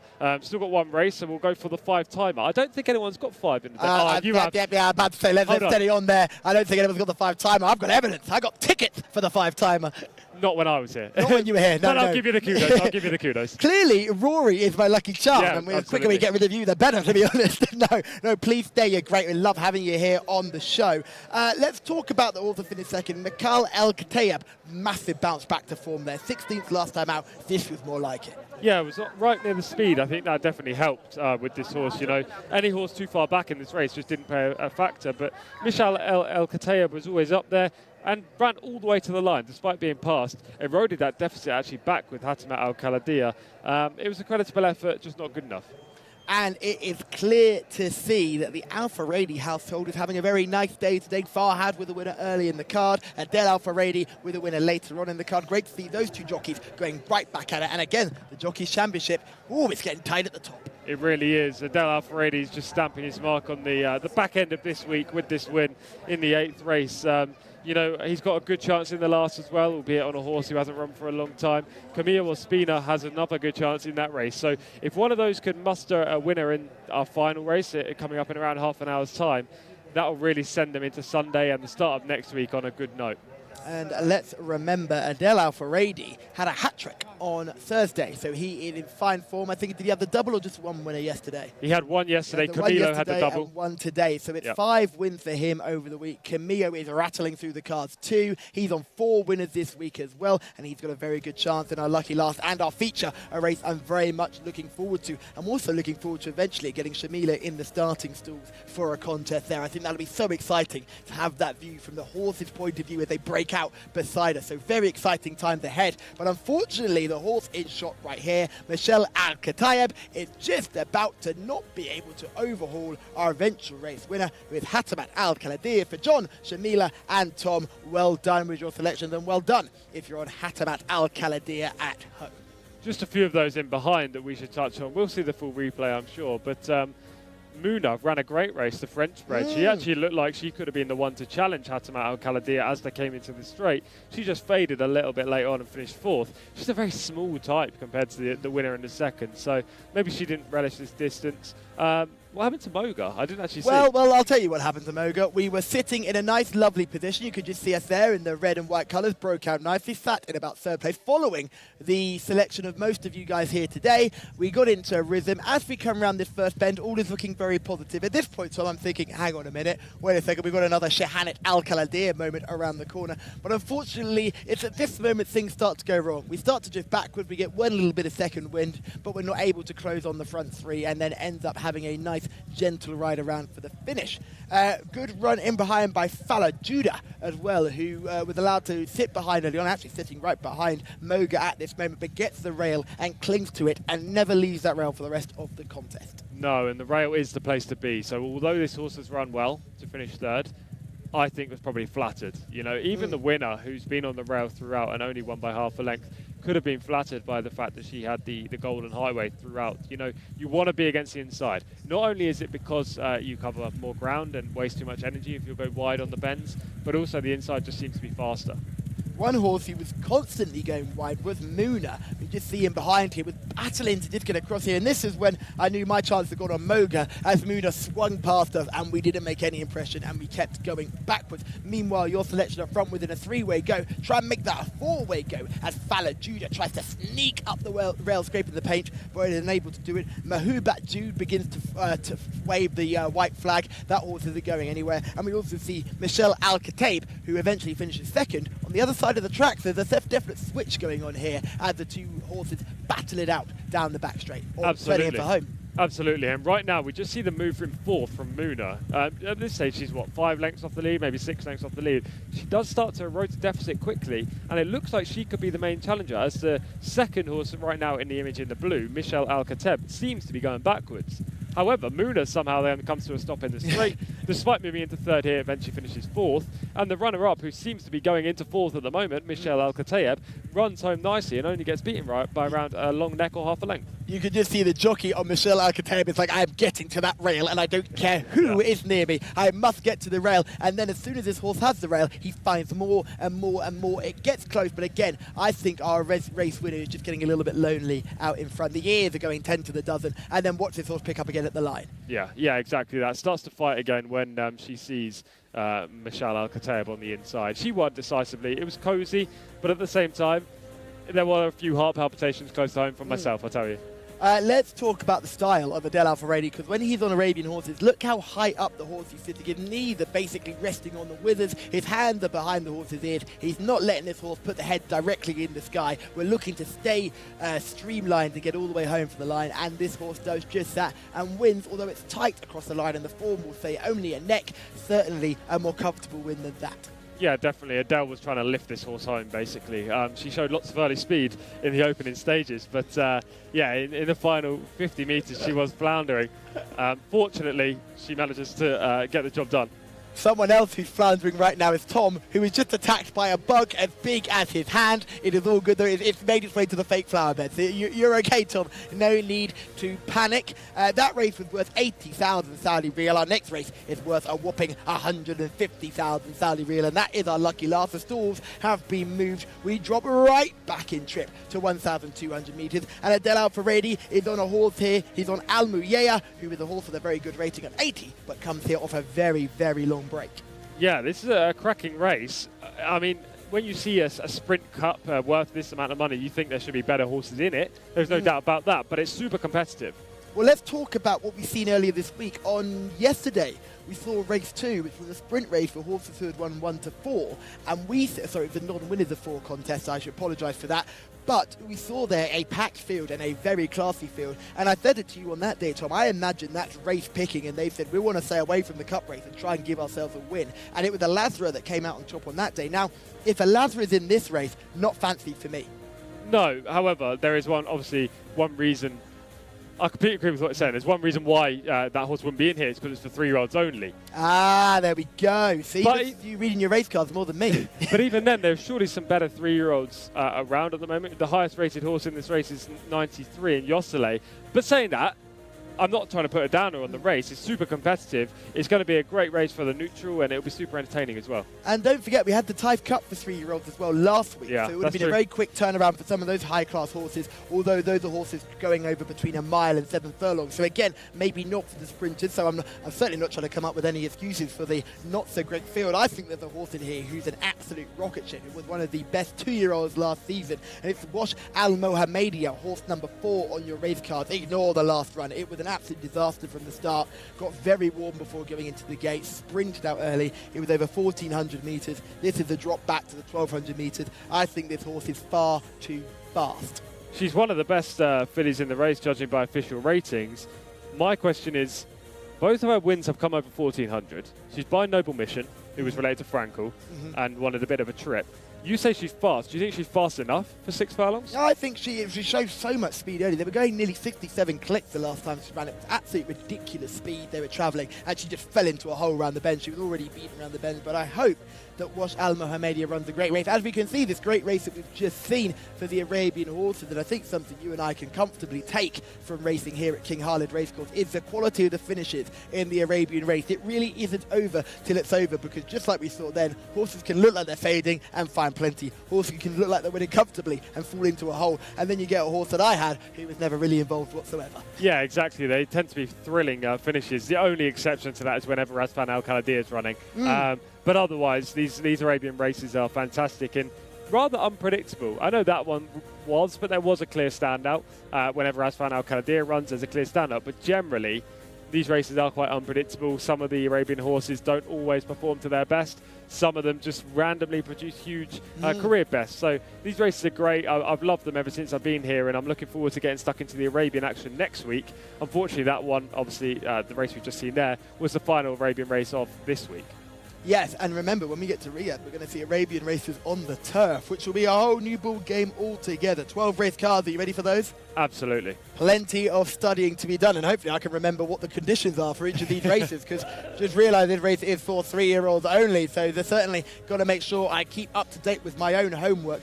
Disappointment in this race, Sam Nayef, a horse that I'm a big fan of. That horse doesn't run. I thought that horse would have a massive chance, especially considering her last performance was in a hands and heels contest. I think she needs a little bit of extra assistance. We've got Inze in here, who steps up massively, having won a maiden, beating a horse we saw only yesterday.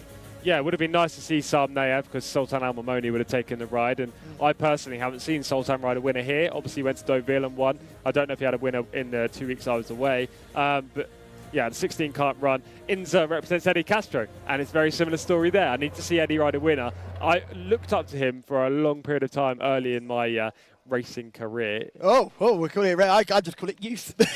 Early in me watching racing, basically, because I loved US racing for a long time, and I've looked up to him with numerous thousands and thousands of winners over on those shores. So I do want to see him in the winners' enclosure over here as well. Yes, hopefully he can get a winner here, just for you, Tom, really. And as we move on to our final race on the card, we have rattled through the contest today. It's John Blanc can give us our runners and our riders. Yeah, let's not even get started on my racing career. It's all 20-odd years of it. Right, this is the Jcsa Sprint Cup over the 1,200 metres, the 9th and final race on the card. Inima is horse number 1. That's the man Abdullah Al Fayrouz. Horse number 2 is out, a late non-runner, Alea Alelm, so that one does not go. 3, Oslin does run. The jockey there is R.O. Al Obeid. Horse number 4, horse I quite like here, is Wash Al Mohammadiyah in the hands of Asil Al Sahani. Horse number 5 is Akko Sarah, Abdulaziz Al Yesh. Horse number 6 is Al Moayer. That's a horse who is now out of this particular race. Al Moayer, 6 is in, 7 is out. 6 is in, Al Moayer is in. Adil Al Faradi. Goodness me, he's aboard. Horse number 7 is out. That's Mojazali. Horse number 8 is Tanduf. That's Mohammed Al Buhail's mount. Horse number 9 is Al Sharid. Khalid Al Mimoni. Horse number 10 is Jasmine Abdullah Al Kradis. Horse number 11 is Kareem Rayan Al Tuesh. Horse number 12 is Inze and Eddie Castro. Horse number 13 is Inshamar, Abdulaziz Al Odib. Horse number 14 is Entahad, Camilo Ospina. Horse number 15, Yossele for Wigberto Ramos, to give him his full name. 17 is Mohtakar. Get that right in the end, it's been a long day. And the horse number 18 is Anal, and horse number 19 is Batahar. So those are the final 3 runners there. Quite a few non-runners and reserves not required. So they're in the parade ring for the 9th and final race on the Cardiff Tower Cup race today. Well supported as well in terms of runners. We can get back to Tom and Callum. Thank you very much, John. And although it has been a long couple of days for you, it has flown by for us. So hopefully you can reveal your complaints to our HR department and let us know what we can do better to make your days go faster. This is Inhimer, horse number 1. This horse is 2 wins from 10 starts and 8 last time out. As we go straight to horse number 3, Oslin. Yeah, Inhimer number 1 quickly, 3rd time up this year, needs to be improving. Aleye Alem number 2, we didn't briefly touch it. Oh, non-runner, apologies. Number 3, Oslin, layoff since meeting 17. We need to improve, but it's finished 8th all 3 starts this year. Maybe 8th again, it's some kind of trend. Yes, and this is Wash Al Mohammadiyah, a horse that John and I are big fans of, like this one. Yeah, I mean, I can understand it. I just think the trip's a little bit too short for my liking. Akko Sarah is horse number 5. This horse is far from prolific, rated 76, just 1 from 17 in the career. Al Moeya is horse number 6, first run of the season. Just wait till we see that. Oh, looks very nice and ready to go. Does. I don't know, not 100% fit in my opinion. What do you reckon? Yeah, I'm saying very nice as it looks lovely, but probably not fit. As we move straight on to horse number 8, Tanduf. Now this horse is fit. Yeah, it needs further, in my opinion, again, by noble mission, but last time finished a good 4th. Just to briefly go back to Almawea, form figures of 2:11 over this trip. This is definitely the right distance for number 6. However, it's coming off the 8-month layoff. Yes, and I'd be concerned. All these owners' runners tend to not be ready to go first time up, as we see number 9, Al Sharid. This horse is another smaller type. Yeah, smaller type, a nice walker. Looks like could be keen in the race. Yes, Jasmine, this is the horse who will come from another part of the Arabian Peninsula, John Blant's specialty. This horse likes to come from the clouds. Yeah, tick that one off on your bingo cards for sure. Jasmine's super consistent, will definitely finish well. I think it's probably going to finish 4th or 3rd again. Now, Kareem is ridden by Rayan Al-Taraish, who will be looking for his 3rd winner of the week. Not quite on the path right now. This is not a paddock positive. Kareem is refusing to go onto the path. Lads, we need to decide the direction we're going. Are we going to circle and go back around, or are we going to loop? Oh, have a think about it. There we go. Circle away, and now just walk it out strong. And number 12 in front of you is Inze, won a maiden last time out. When we talk about Kareem quickly, quick fire second run, I think this is probably a Riyadh prep. Inze, yeah, got the job done last time. It was a decent effort, but it's now stepping up in class. Eddie Castro on board. The form hasn't been boosted. The horse that finished second there was well beaten in a maiden last time out. Inshamar is horse number 13. Unlucky for some, we're just in the back end of that one, and there is Inshamar. Inshamar is coming back again off an 8-month layoff. The second horse in this race for this trainer off a similar kind of absence. First start for the new connections, but I think it's probably the second string. The White Stable have already had a good day today, and they settle Entada. Horse number 14 on your race cards, 1 win from 3. Lovely looking horse, that's for sure. Camilo Ospina takes the ride. Impressive in the maiden victory, meeting 21, but last time struggled up in class. Here's a horse you really like. This is Jcsa, and Jcsa is a beautiful looking animal. And again, we have a man who walks on the inside here with Jcsa. Yeah, Roberto Ramos takes the ride on Jcsa from the outside stall. This horse won a 0-90 handicap last time. I think it's by far the best in the race, but can he negotiate stall 15? Motaka is horse number 17, 1 win from 10, and that wasn't this season. No, and the 2 recent runs have been disappointing, 14th and 13th. The wide draw doesn't help. Now, horse number 18 is Anal, rated 79, 1 win from 14, but second in the last 2 starts. One of those horses that you always have to keep an eye on, never selected, but always tends to run a big race. And this, we're going to go straight to Batar, so we'll give you an update where the number 18 Anal runs, because this is number 19 Batar, and this is number 18 Anal. We are jumping here, there, and everywhere. And Anal is such a lovely looking animal, very small, but with that beautiful dark grey coat on. And I think this horse had a big chance to run a big race, second last 2 occasions. Both 18 and 19 look a picture. Anal's just getting a bit on her toes right now. She finished second to Jcsa, and I like Jcsa, so you can't rule out Anal. 19 Batahar. I don't know too much about the form, unfortunately, because she's a reserve. I didn't manage to look at the replay last time up, but she did finish 6th. She looks beautiful, though. Now, did you not manage to get a look at the replay because the internet in our hotel was playing up this morning? Well, that is one reason, yeah, but that was reason for me. I had a nightmare this morning. I was absolutely begging to get to the racecourse so I could get some decent internet signal. Yeah, I was about to say that. To be fair, another pro for Taif Racecourse. The Wi-Fi is phenomenal here. Absolutely wonderful Wi-Fi. Shamila, who has been wonderful over the last few days with plenty of winners. Can you give us a winner in our lucky last? I really hope so, Callum. I am down at the mini studio for our last race of the weekend, and every horse that I marked up, because I look at them first, and if I like them, I mark up the number, and every single horse was a Prince Faisal bin Khalid horse. So it's going to be a toss-up between all of them, but I'm going to stick to my guns, as I always do. I'm going to stick with Jcsa. He looks so good, and Roberto Ramos would do really well with another win on the books. Thank you very much, Shamila. You and Tom are teaming up with Jcsa, and that is a dynamic duo, if I ever saw one. Yeah, we had the winner of the last race, the Arabian race, Hatamat Al-Khalidiyah, so hopefully we can back up as well with Jcsa. Yes, hopefully Jcsa can do the business. The colours of Jigginstown Racing on display with Batahar, and hopefully that horse can have more luck than the head of Jigginstown Racing, who found himself at the wrong end of a cream pie earlier this week. I'll leave my thoughts about that to our personal conversation. I thought it was one of the funniest videos on the internet, although I am a big fan of Mr. O'Leary. I do think he is a very shrewd businessman, and I do quite like him as a racehorse owner. 15 for David too. David, you're clearly a fan of Tom here, because every time Tom selects a horse, you're following him in. And Shamila as well. Thomas, where's the love for me, David? Where's the love for Callum? I'm still waiting for it, David. I'm upset, but we'll let it go. You sound like you want to be part of the Black Eyed Peas with Where's the Love? Where is the love? Certainly not coming from David at this moment in time. But as we go around the parade ring, I am going to be with John here. I'm going for Wash Al Mohammedia. I think this horse is absolutely class. I think she's a really nice filly. Great to see two noble missions in this race. A horse that didn't stand in Europe, ended up standing in the US. I'm pretty sure he was at Lane's End, wasn't he? I don't know too much about where he was, but he was definitely in the US, as in I don't know what study he was at. He was a very good racehorse, wasn't he, Noble Mission?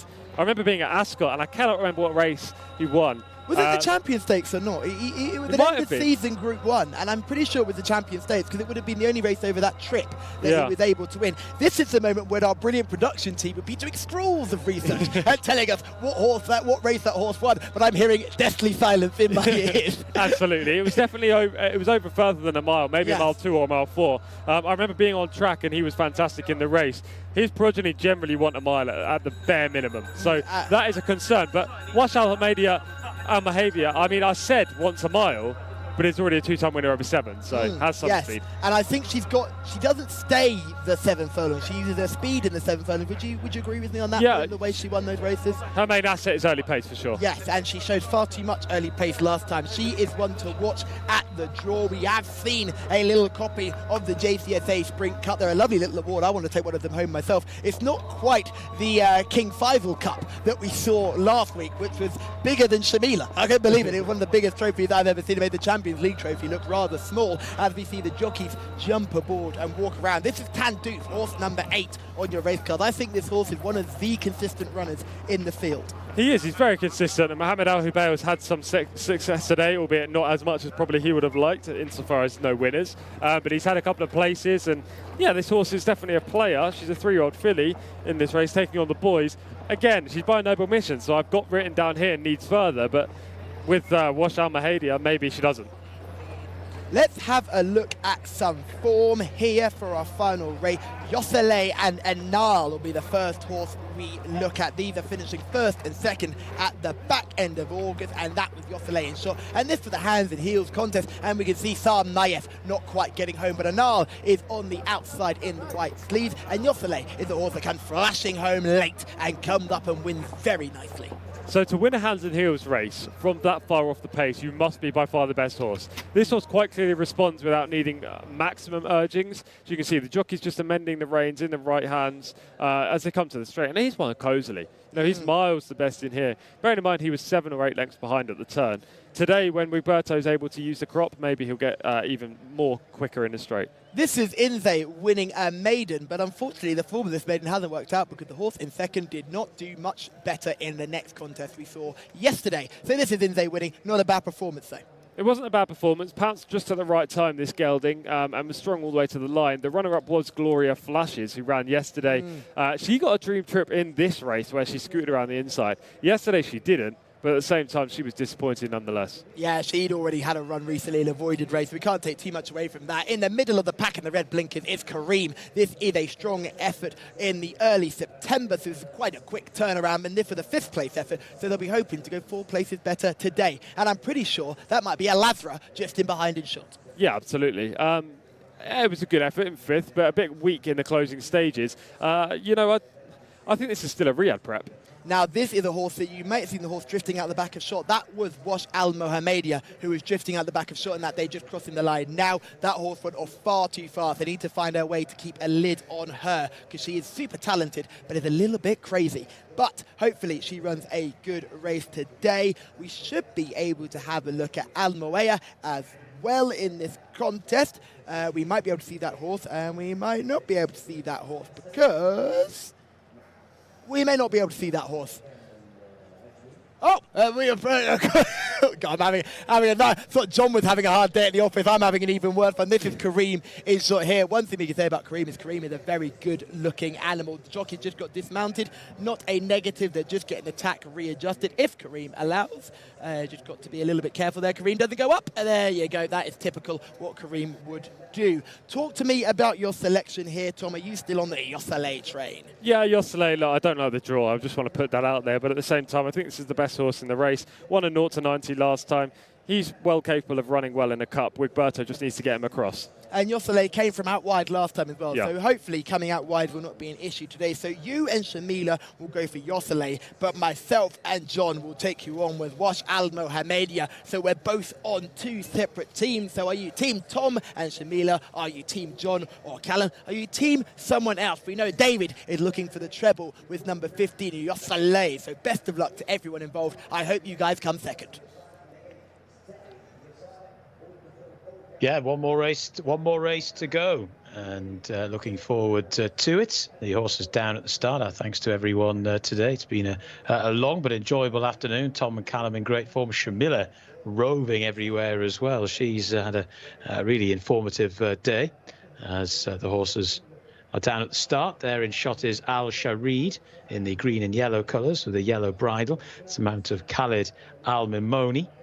Al Sharid is 1 from 13, 7th last time out. Prior to that, to finish 12th in race number 29.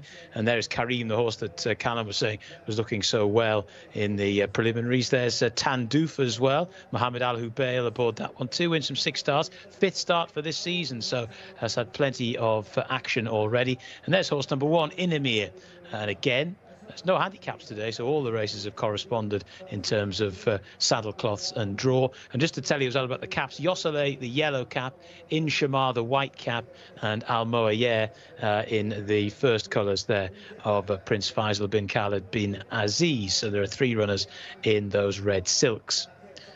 An interesting shot there of Karim, who's getting a little bit excitable down at the start, with Ryan Al-Tuesh, who's doing the steering. This race over 1,200 metres, so the wheel has come full circle. We started the card with a couple of 1,200-metre races, and we finish it with one. Batahar there in those maroon and white colours. Sheepskin noseband for that one, who is the reserve, rated 73. Just to give you an idea on the ratings, top rated here is Jcsa on 93. 90 for Wash Al Mohammedia. And yeah, I just think that the way that she ran last time would suggest to me from a low gate she can get into a good position, and she didn't quite get home over the 1,400 last time. But here at the 1,200, I think there's every chance that she will take a little bit of stopping. So that's Wash Al Mohammedia. And also, again, this is a horse who has run in some pretty good company towards the back end of the Riyadh season last year, and they've probably got more than half an eye on Riyadh again, but this is a winnable race for her, I think, if she was at something like her best. There's Oslin in shot, and there is horse number 5 as well, Akko Sarah. Abdulaziz Al Yesh rides that one. Horse has won 1 from 19. There's number 4, Wash Al Mohammedia, and then there's the 12 horse Inze as well. Eddie Castro, poor old Eddie. Tom saying that he hasn't ridden a winner yet since he's been here in Saudi. It's Eddie Castro, very experienced jockey, and I'm sure a winner for him isn't too far away. There's Wash Al Mohammedia again in shot. And there is Eddie aboard the 12 horse, and there is Inshamar, horse number 13. The grey colours there belong to Tandouf. Abdul Rahman Abdullah Al Makdoub owns this one. As in Amir, the 18 is Anal, who did run very well last time out. And there's the 9, Al Sharid and Khalid Al Mimoni. So the clock ticks on to our final race. It's 8:07 local time here in Taif. Hope you've enjoyed the coverage. Thanks for all the internet contributions as well. The YouTube channel. We've been doing this now for a few weeks, since the start of July. It's been very enjoyable. Hope you've enjoyed it too, and there's going to be plenty more where that came from between now and the end of the Taif season. And then, of course, lots to look forward to when Riyadh gets underway in late October and through the winter period, when things just cool down a little bit climactically as well. Motakar there in shot. Haven't seen that one before. Horse number 17. Horse has won 1 from 10. And the green and red colours there of Oslin, one of the fillies in the race. So the loading up process getting underway shortly. Shamila has declined the offer to go down to the starting gate this time. Slightly bigger field to get in. There's horse number 10, Jasmine. Abdullah Al Kradis riding. Second back in meeting number 30. This horse has been quite busy of late. 4 runs in the last 12 meetings. And there is the Jcsa Cup that they're running for here in this sprinting division. So they're coming forward now.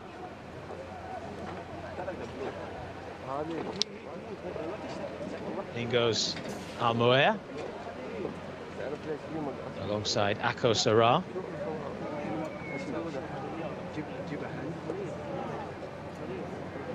Safely nestled in is Inamir as well. Anal to come forward over on the far side. That one goes in alongside Motakar. This is number 3, Oslin. Oslin is in. Into stall 2 is Batahar, because of course Batahar is replacing the original 2 horse. There is Karim. Stall number 11 for this one, Rayan Al Touesh. Horse number 9, Al Sharid. Khalid Al Mamoni. Won't miss those yellow socks either. Going in is Karim. 2 to go, it looks like. 2 to go. Enter hard for Camilo Ospina. Followed in by Wiggy and Yossele.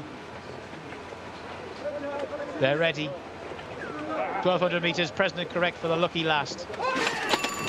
Gates back and away they go. They're racing. Slightly awkward out of the gate was Jasmine. Good early pace, though, as we thought, from Wash Al Mohammedia in the white and green colours. Also prominent there in the early part of the race is Karim. Another one that's going well towards the outside early speed-wise is Anal. And also there in the orange and green colours, Moktahar. Also making headway now is Inamir in the orange and dark blue colours to join Wash Al Mohammedia. They're then followed in third by Karim. Then after that, Motakar, who's racing in fourth. A little bit further back then we have the white cap of Inshamar, also there right up the inside, the first colours there of Al Moyea. Right round the outside, the green cap of Entehard, and Camilo Ospina tries to get a little bit nearer, then Inze and the rest are really strung out, starting to make the turn, and it's Wash Al Mohammedia who leads at the moment by half a length. Inamir still travels quite strongly though towards the outside in second. They're then followed by Karim, who races in third, then Analu's in fourth spot. Now trying to stay on from the back is Al Moyea as they go towards the closing stages now. Inamir has gone past Wash Al Mohammedia,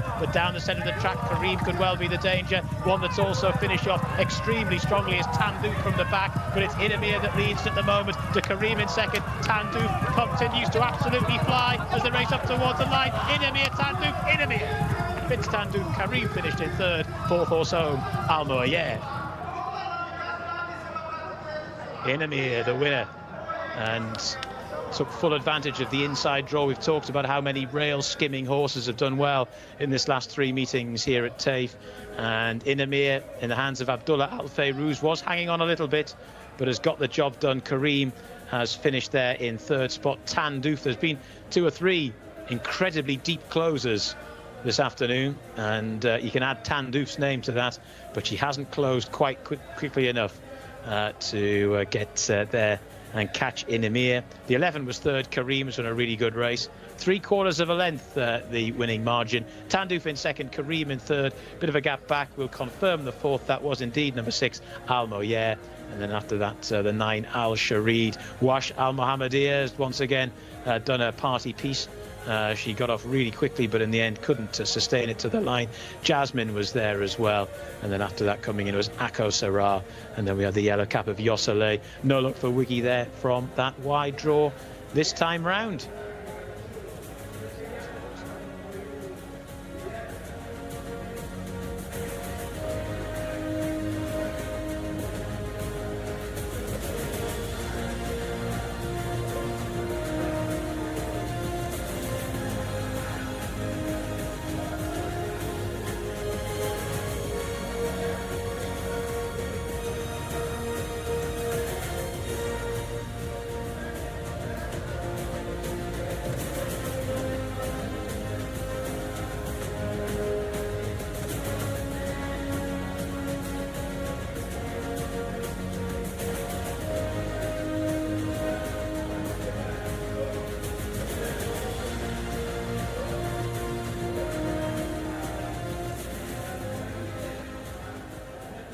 Abdullah Al Firuz has done the business with a gutsy display on Inamir, who has done it the tough way, took the lead at the top of the straight, breezed past Wash Al Mohammedia, and then battled to the line. Looked like with dead to rights that Tandroof was going to win, end up didn't quite getting home, and then the horse that finished third was Kareem, who I thought ran a very good race. Yeah, it was a cracking affair, wasn't it, the Sprint Cup? 3 horses we didn't really feature in our preview. Whoa, the video team did. Well, that's true. That is very true. Yeah, Kareem was on one of the video footages, that's for sure. In Himira, I didn't think was going to be a player, but it was a big step forward for this horse rated 80. You know, 3rd time up this year, as I said earlier in the show, an angle I like, but at the same time, this horse didn't really show too much last time, went 8th. So gallant, maybe due to the fact that he was able to run against the rail. Well, I think you're absolutely right. You mentioned right at the beginning of the show, we're talking about that dream run down the rail. That horse got that dream run down. A nice performance from Wash Al Mohammedia, breaking well and setting an early tempo. You could just see this horse cruising in behind, swept on the outside. Wash Al Mohammedia faded tamely. We could just see a couple of the horses coming by. That's Anal just walking past us as well, looking quite good. But as Wash Al Mohammedia fades, we then see Inamir get in front and look like this horse is going to control the race. But then from nowhere, Tandoof powering into the race. You said by Noble Mission, you said this horse would stay, and you were absolutely right. Yeah, he was so close to getting up as well. It was a real power-packed run, wasn't it, under Mohammed Al Hubail, who's now had, I think, 3 places today. Frustrating day for the jockey, but at the same time, he's had a lot of success in terms of prize money. You know, 30,000 Saudi Riyal per second. Look, that's not exactly 75 for winning, but at the same time, it's still not a bad prize. And he'll be gutted that he just didn't make that move 1 stride earlier, because if he did, Tandoof may have picked up in him here.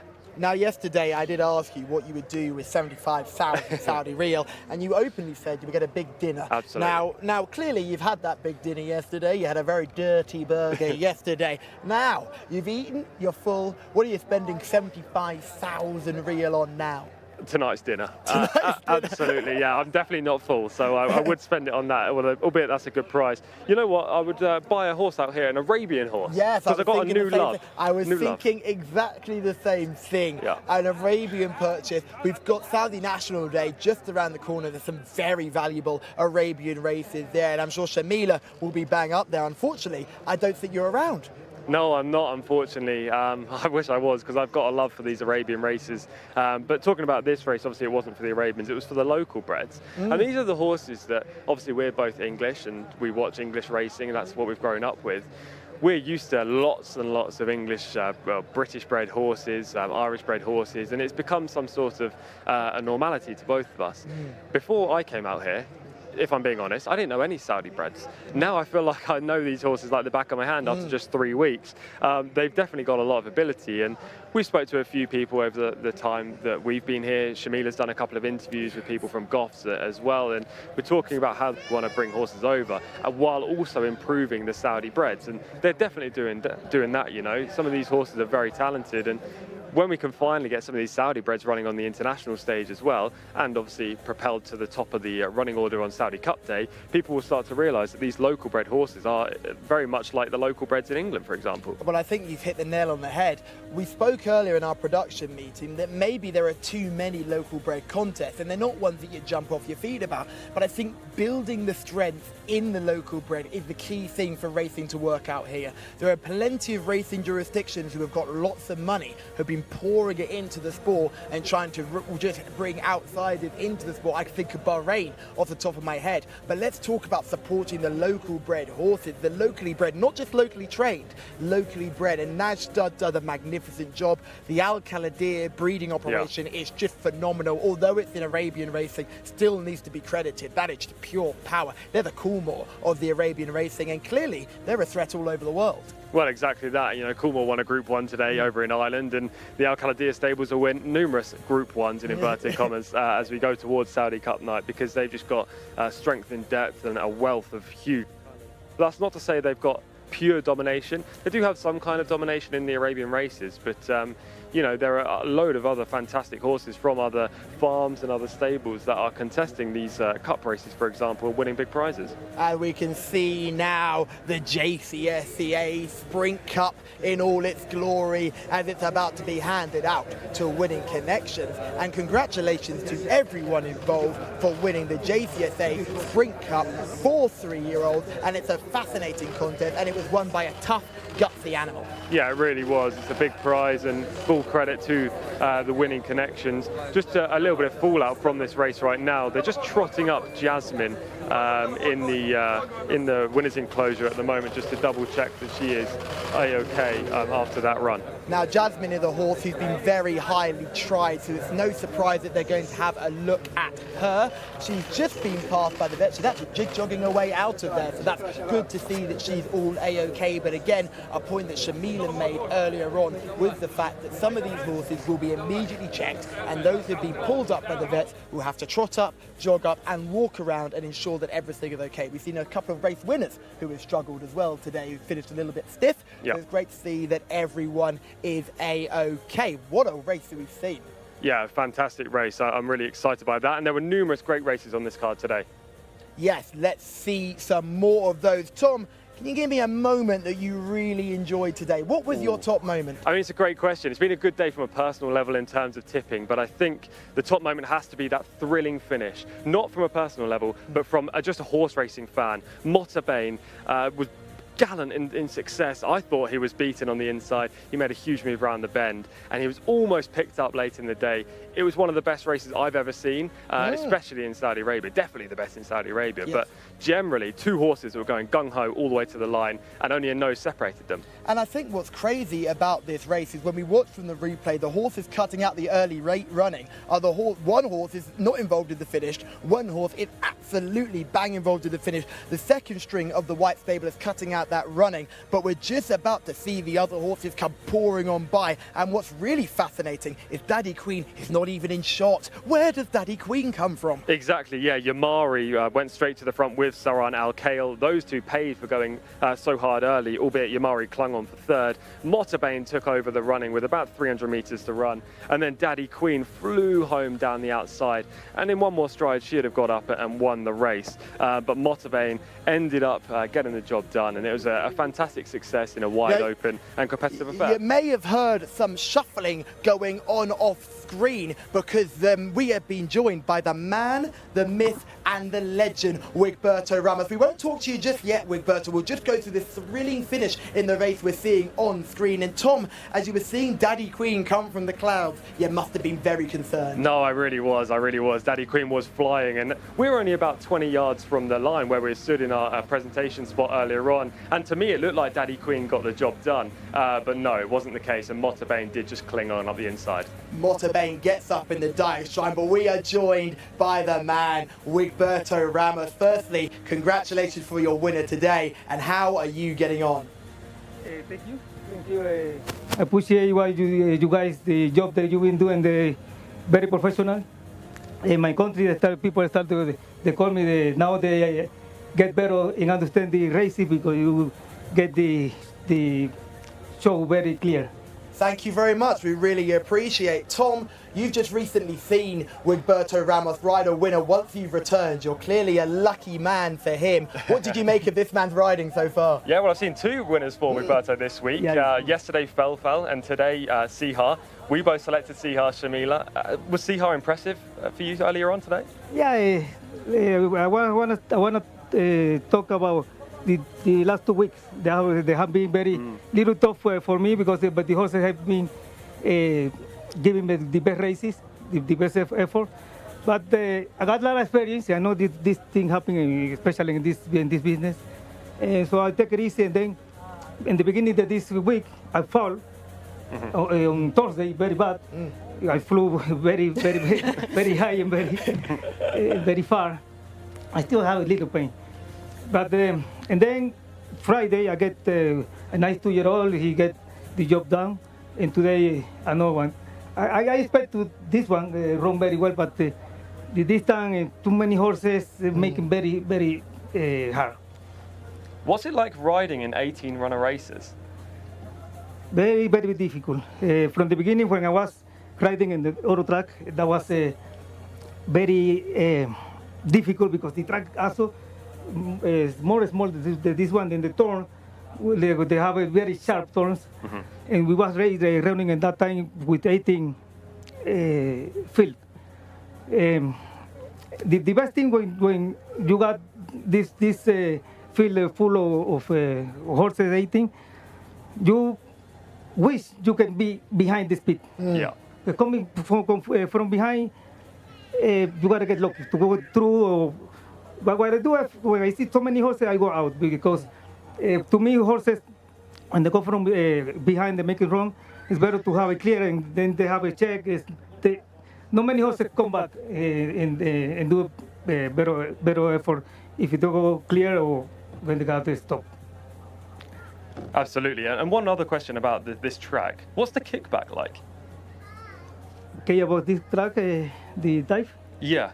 Well, Taif said he got the big difference about Riyadh. Riyadh is one more wide, and we got this 2000, this shoot, they hope a lot of horses that come from behind. And this one is we start for the ground. The ground is not like high, light like Riyadh. And horses come from behind. It's very hard to get the win. And I just want to say it's brilliant having jockeys like you and Camilo, like experienced jockeys here, because a lot of the jockeys look up to you. Right. That was being always. They always ask me for advice, and I give it to them. They learn a lot. These Saudi jockeys, 10 or 15, 20 years back, they wasn't like this. They wasn't like this. They do a lot of mistakes, and also the stewards, they make a The stewards are great. Good job because before we have a lot of accidents, a lot of horses brought down. But when now the community of the steward coming, the race is coming better. Now with Berto, you have been flying along today, but notice we only have a dirt course here in King Khalid Racecourse. Would you like to see a turf track here? Do you like riding on the turf? Sure, I wish that they can do the turf here, because the turf in Riyadh, and I said to the guys that work in the ground and the secretary, that turf is one of the best that I've been riding. Very good, firm, not soft. The track around is they got very good distance. Now with Berto, you're here. You have to show us how to do a wiggle. We're all here. We all want to see a wiggle. How do we do the wiggle? We're all sitting next to each other. You lead us the way. Show us how the wiggle works. So you just hit the shoulders and then just roll it back. You see that? It's all in the shoulders and the hip. You hit the shoulders and roll it back. Thank you so much, Wigberto, for joining us. And thank you very much, Shamila. Thank you, Tom. Thank you, everybody watching. Thank you to the team at FSC. Thank you to the team at the Jcsa Jockey Club. Remember, you can watch us all next week. We're on Thursday, we're on Friday, and we're on Saturday. And don't worry, Tom, Shamila and I will be right with you as well. We're not getting rid of Tom just yet. Thank you, Wigberto, for coming, and we'll see you all on Thursday. That's it. We're out. Let's go!